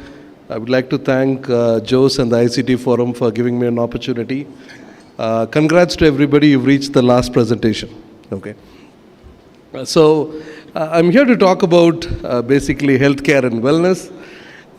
So primarily how to deliver it across cities, because as you know, delivering healthcare is a pain. Okay, delivering tests is a pain. Waiting is a pain. Traveling to places where you get healthcare is a pain. Going to hospitals, if you go for a healthcare test or if you go to a hospital, it is generally considered to be bad. Either you're in bad shape. So before that, the reason that we are trying to redefine healthcare, how are we trying to do it? How are we doing the guardrails for it? And how are we having a platform for it? So this is our story.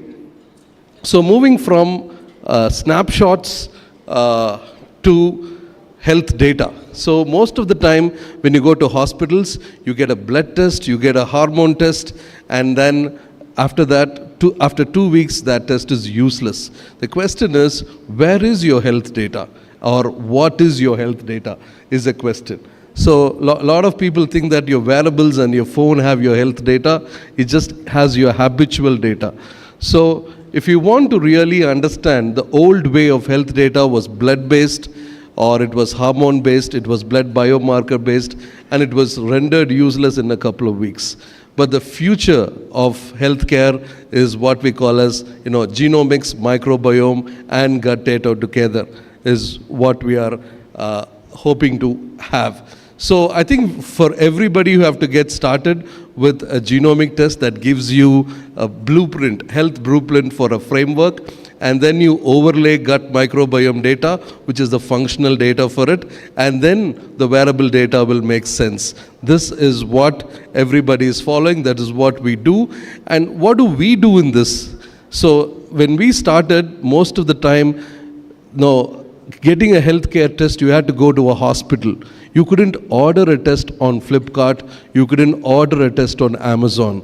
So we actually stabilized DNA, RNA, and tissues at room temperature so that you can order this test online, collect the samples at your home, and send it to any provider you choose. So that is what we call as consumer genomics, and our technology enables a lot of providers, including I think Biopeak, who spoke earlier before this. I think all of them are moving to a sense of collecting data from people and then using it to layer it and then deriving value out of that. So what we have done here is, eventually when I say that blood data, we tried moving this to a consumer market, and every time when we say you have to take a DNA test or a gut microbiome test, it gets over the heads of people saying that, why do I need to even take this test?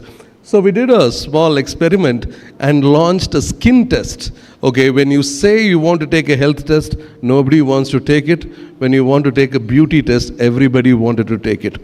And the difference is we tried hard to sell cancer tests at 1,450 rupees, and we tried, people used to bargain, can you bring it down by 100 rupees or something like that. The skin test launches at 10,000 rupees and nobody complains. I don't even have people asking me for a bargain because they believe it's bad to sell. So from a hardcore diagnostic company, we've almost become a cosmetic company because most of our customers are pushing us in this direction, and I think it makes sense. Why should I try hard and sell diagnostics when I think cosmetic sells by itself? So what we've launched is a simple layer one is a skin test that you can take on your phone, and then we come up with the skin microbiome data because skin is an organ. People are not aware of that, and people are starting to paint your faces. Okay, eventually you're choking your skin out of its breathing space. What we are trying to do is we are trying to bring science into the skin data, science into skin, so that you understand skin is an organ. You treat it with the right microbiome, read it with the right probiotics and prebiotics so that your skin is healthy, and that way you are able to do this. So eventually this is what we believe is the future of health stack, where we are looking at the quality of life, primarily longevity as the story, and we have to redefine the health data as we know it. Today's health data that you have your phone hardly has any health data. Probably you have snapshot of your prescription, you have snapshots of your sleeping habits, your walking habits, how many steps you have. That is not the way to go. I think the technology has enabled so that you don't have to, in the future of healthcare or in the future of cities, you don't have to go anywhere to get the test. You just have to send samples and the test comes to you. So this, what you're seeing here on the screen is a DNA sequencer. It is almost compact, smaller than your phone. And then your health data, that is Apple Health and Android Health data, needs an update with DNA sequencing data to hold this information so that you are able to get an integrated view. So we are working with, we've been selected in the Google incubator in order to work on the health data, hopefully in around 1 to 2 years, the data that you're going to see on the phone is no longer going to be just a blood test or something like that. It's going to be DNA-based data. So get ready for that update. So, and this is what we do. So we kind of help you create a digital twin of yourself. And the future is going to be like this. So medicine will not be delivered to you directly. People are going to create, I think, I would like to say that somewhere in the direction of what BioPeak is working on, what we call as a biological and digital twin. The future of medicine is going to be delivered into your biological twin. If it works for your biological twin, then the medicine is going to be delivered to you. Already a progress of this is in place. It's called biobanks. I'm sure you would have heard of it. Apollo has the new cancer biobank, but ISC is developing the India's microbiome bank to understand how the Indian food habits are there. So eventually you are going to have an integration of all these biobanks together. So in future we'll all have a digital twins of ourselves to do that. And we enable for all the sample collection kit, because this technology is not with India. And we are the only ones manufacturing it right here in Bengaluru in a very sustainable way, without no smoke or effluents. Very difficult for a chemical company. So I would like to encourage you, all of you, to upgrade your tests to genomics, so that, if you look around, all the hospitals have upgraded. So I hope you also press the upgrade button on this. So I'll leave you with this. If you have any questions, I'll be glad to answer after the event. Thank you.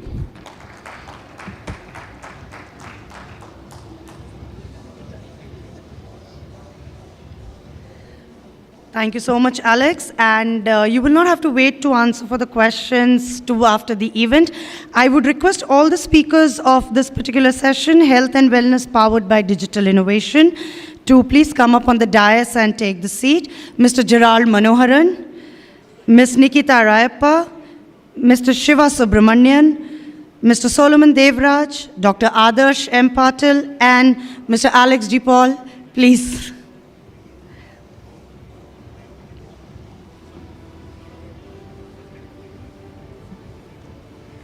And I would request Mr. Gerald Manoharan to moderate.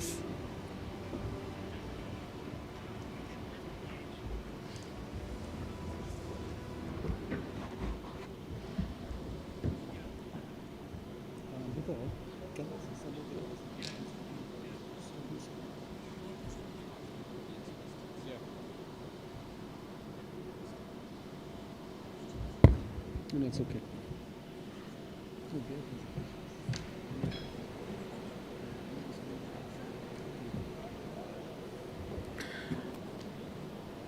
I'd like to thank all the speakers this evening who shared some very significant, prudent, and technical thoughts on the kind of products that they are developing in making this world a more healthier place, filled with more wellness. And before I throw out this forum and request our delegates here to ask questions, I had just one or two questions, and I'd like to address my first question to Nitika. Your microphone is with you. So, Nikita, you spoke quite a bit about digital connect and human wisdom, which plays, an important role in that, okay?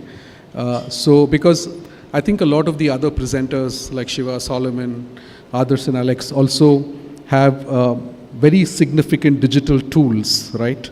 Through which they're able to map some of, our health parameters, diagnostic tools, which are also there on this table.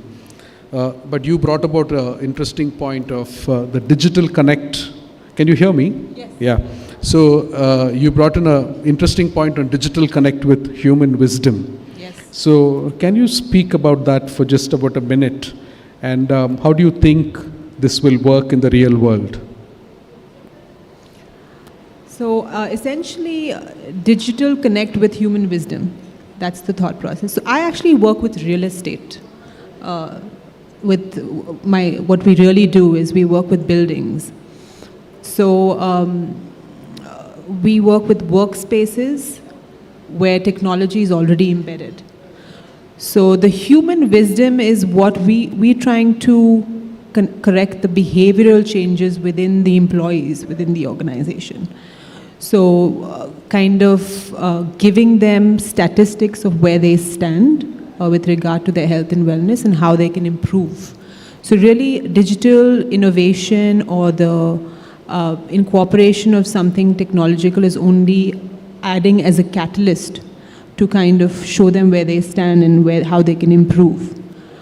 So my lens of seeing this is more from the angle of design, architecture, real estate, and how that embeds within the clients within the space or the employees within the organization, and how technology acts as a catalyst to improve the workplace culture, and how it benefits individual health, maybe even the health insurance premium that will go down, using again technology to kind of guide them in that journey of where they stand and how they can improve, the lower hanging fruits that they can incorporate immediately and what they can look at short term, mid term, long term.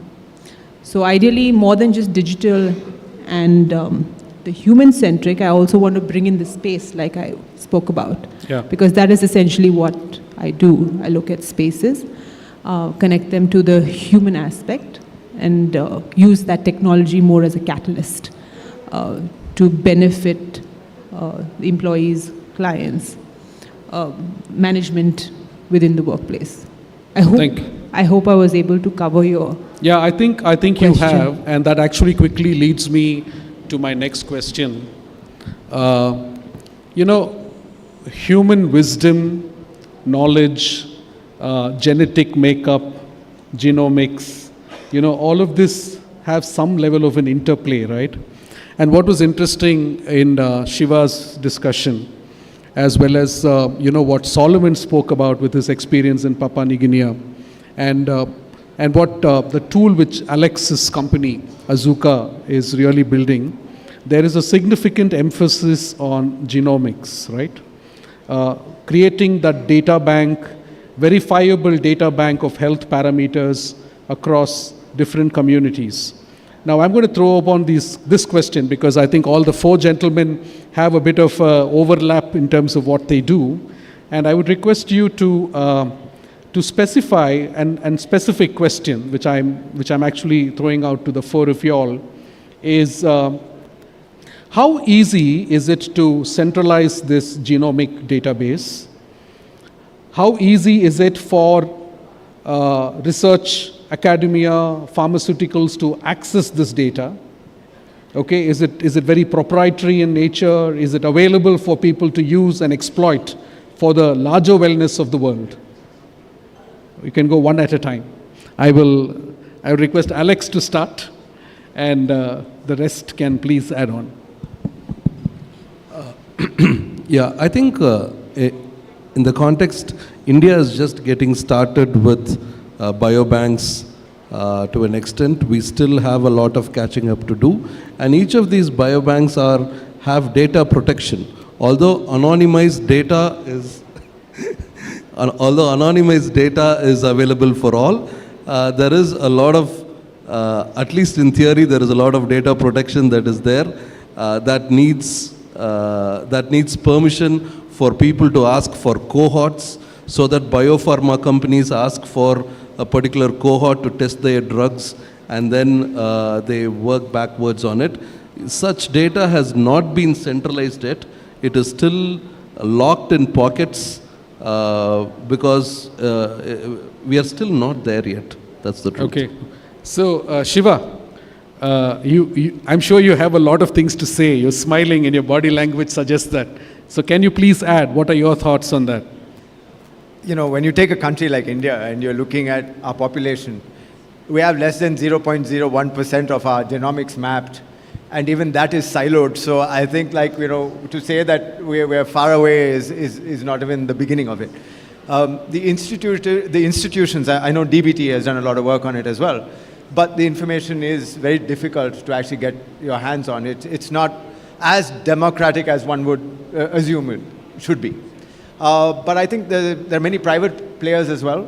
But as Alex alluded to it, if you have data as a resource and it's so limited, it becomes a very valuable resource today, and the modeling has to happen on that. So nobody is going to share that, or it's not going to be anonymous unless it becomes a larger scale affair.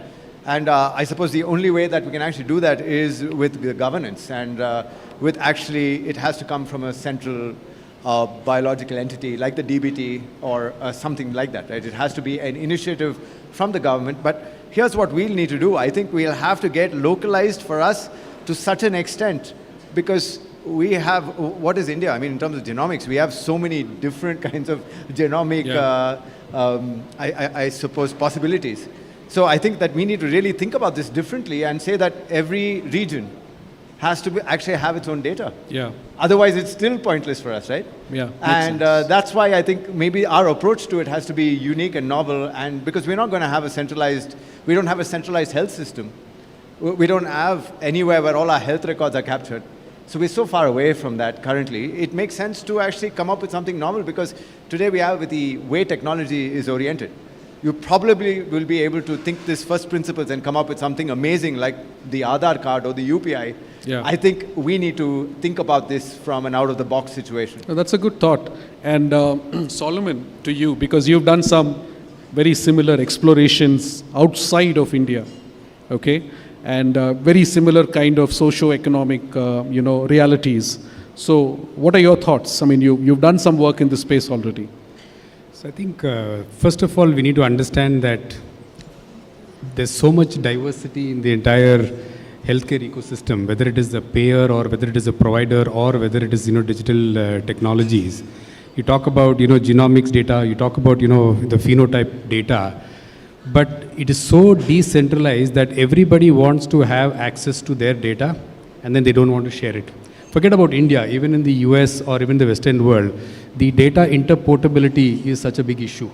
Yeah. We have standards such as FHIR, and that also provides only for certain basic data that can move from system to system. So when it comes to privacy, when it comes to diversity, the amount of data that a doctor captures to another doctor is again totally different.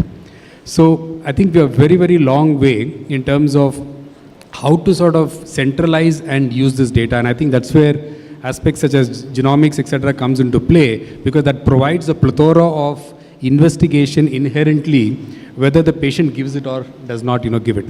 So I think it's sort of important to sort of move into the genomics kind of a sphere, but also to be able to see how systems can be standardized so that irrespective of, a hospital within a country or a health post, which is sort of, way different, the amount and then the details of data that gets collated ultimately serves the purpose of care for the individual. Yeah, thank you. The only person who really spoke about his product here was Adarsh. Interesting product, Adarsh, and Yeah, I think thank you. You've kind of developed the product to have multiple kind of results, use the same product in diagnosis of early stage cancer detection, metastasis, review and all of that. How feasible, given our Indian, hospital, our insurance issues, which Nikita also spoke about, how realistic is a product like this in terms of penetration into the Indian hospital markets? What is the acceptability of this product? No, the need is already there. I mean, doctors felt that need, and there have been already some studies done for such procedures and such. There is demand, but the constraints have been getting to market. Yeah, so bringing a medical device from development, regulatory clearance, and to doctor's hand is the main challenge. Otherwise, this product has, especially in Indian context, has very transformational applications. But the challenge has been in scaling and the business part of it rather than the application part of it. Yeah, because I realize that your product is a B2B product because, and that has its own unique, because you can't go and educate a customer, right? Like a patient to be, that you use this product if you want to do a colonoscopy or whatever, right? Yeah. So, I mean, it's not going to go well with them. Yeah. So, in the B2B structure, is there a government platform that enables the promotion of these kind of products currently? I mean, these products don't require any promotion. The regulatory clearance itself goes through a lot of scrutiny. We have to prove that this product already has some applications and it is safe to the patients and it is beneficial to the patient. So you have to go through that regulatory process and prove that, then only it can be used on the patient. So in a way, we have already, once you get a regulatory clearance, you already proved that the product is helpful for the patient. So that's the main challenge right now. Thank you. Those are my questions, members of the audience. So please feel free to shoot questions to this wonderful panel. I'm sure there are volunteers with microphones. We already have a gentleman here, Mr. Chandrasekhar, who has a question. Very interesting presentations. I have a question to Mr. Solomon. Sir, you explained about your project in PNG, and also you explained about purpose-built technology for low infrastructure environment. Kindly tell us how effective this has been and what have been the positive outcome of your project. So, I think from our perspective, like I mentioned, if an innovation can be solved and if it can be successful in a low infrastructure setting, then it can be applied everywhere. And when we say low infrastructure, it is not just technology, but also people. So the dynamics that I talked about, let's say in places like PNG or Africa or any other parts, is one about availability of internet, because digital technology, the base need is internet. So how do you sort of localize it by making it hybrid, where the users are able to use it without internet within their scope, remit of a hospital or a health center. Second is the low infrastructure or knowledge of people who are using it. Because when it goes through the education of a doctor, their ability to sort of use digital tools is far more superior than, let's say, a person who's just gone through a 1-month course, and that too not a very structured course, and they've not seen as much technology like what we've seen in India. So implementing solutions which are very simple, secure, and usable by these cohorts is something that we feel will create that impact, and specifically in those areas where not many people want to be there. Today in India, if you talk about a hospital EMR, there are like, I don't know, hundreds and thousands. But in places like those, you need commitment, and then you need that ethos where your technology is going to create that social impact. And today, as we speak, we have close to 3 or 4 provinces using our technology. Some of the mission hospitals who see the value in this. Patients going from remote parts to the district hospital to the provincial hospital, they're able to use just their fingerprint, and then their data sort of comes out, rather than in the past being able to carry it over a book and then completely getting lost. Secondly, the amount of data now that the government has in a very structured and quality data is allowing them to make certain decisions. And we feel that getting that rolled out across the country will create a big impact in terms of financial as well as quality of care is something that we foresee. Thank you for that question. Any more questions we have? Yeah.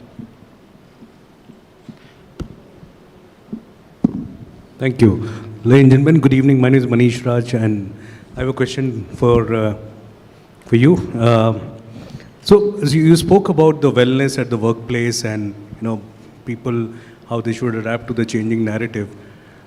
How do we build really a cognitive workplace where people are aligned? Because today a lot of stress is there at work, and while we hear about companies talking about employee wellness, but not enough is done in terms of the workspace, the way it should be designed, the workplace, it should be breathe and sustain. So what is your thought around that? How can workplace become more cognitive to the human need or the employee need and make, push them to do better and also remain calm?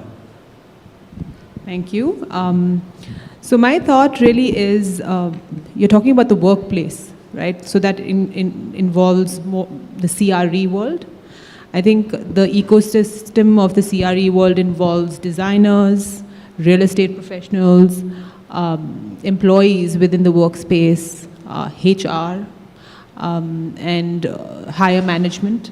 I think it's more than anything finding an alignment with this ecosystem, starting from the design stage of the workspace itself. How does a company like myself or others in this industry somewhere influence design to move towards health? And take that to a company, for example, have them incorporate workplace design, keeping in mind the parameters that we look at, ranging from your MEP to your HVAC systems within the workspace and how that impacts health, ranging from, architecturally designed spaces not to have on the health and safety side, so rounded corners, kind of filters you use within your space and how that affects people within the workspace. And apart from these technical aspects, I think the softer aspects of behavioral changes, workplace strategy, sessions within the organization, kind of incorporating a change management program to ease people into thinking with this lens rather than that 9 to 5, let me get this done, rather than keeping it more, are you effective in that number of hours that you're in the workspace? So I think just changing the narrative and helping people see slightly differently from what they're seeing, especially in the workforce. I think this is my thoughts, to see the whole ecosystem and bring about few changes in each of the elements that cause a difference, from the design to the broker who looks into the space, to the architect, to the employee working within the space, to HR. So it is a holistic view and how we can advise differently to each of them. I hope I answered. You did. Well Thanks, enough. Nikita. Thank you. Yeah. Thank you. If any more questions? Yeah, if we don't, then I'd like to close this wonderful session with thanks to all of you. Yeah. Thank you so much. May I ask all of you to just stand up for a good group picture? Jerry, can you please join? Let's give a big round of applause. It's interesting that I see 2 future billionaires in this group. Now, I don't know which are the 2, but I really hope in the next 5 years we'll find out, okay? So, thank you very much. It's always intentional that we have the best panel in the end, because we want those who stay to find out who those winners of the future will be. Thank you all for being here and joining us, and those online as well who have joined us. It's really great to have you. Let's give a big round of applause to our speakers, and thank you very much. As you leave stage, could I ask our team to put the website of the Digital with Purpose, which is the summit that's happening tomorrow. We have, I think, about 15 to 20 seats available for the event tomorrow, so some of you can still register. Kelvin, can you have that? Yes. This is the Digital with Purpose, which will start here exactly at 8:15 registration starts, but at 9 o'clock tomorrow. These are the different topics. It's bengaluru.digitalwithpurpose.org, so you can come and you can meet some of the amazing people. Interestingly, there are different tracks. Go down and there is a apply now to attend. You can, and there is the agenda. Please go down further.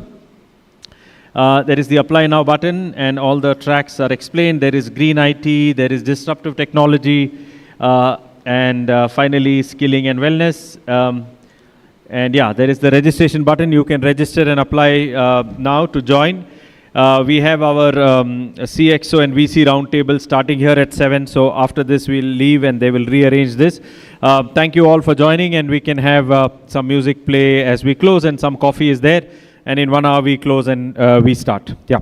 And before you run out of the room, it's time to thank to the one who is bringing the threads together, the one who is curating this incredible event, the one who is building this ecosystem of innovation, Jose Jacob and the team. So thank you very much, Jose. Once again, fantastic event, fantastic having you here.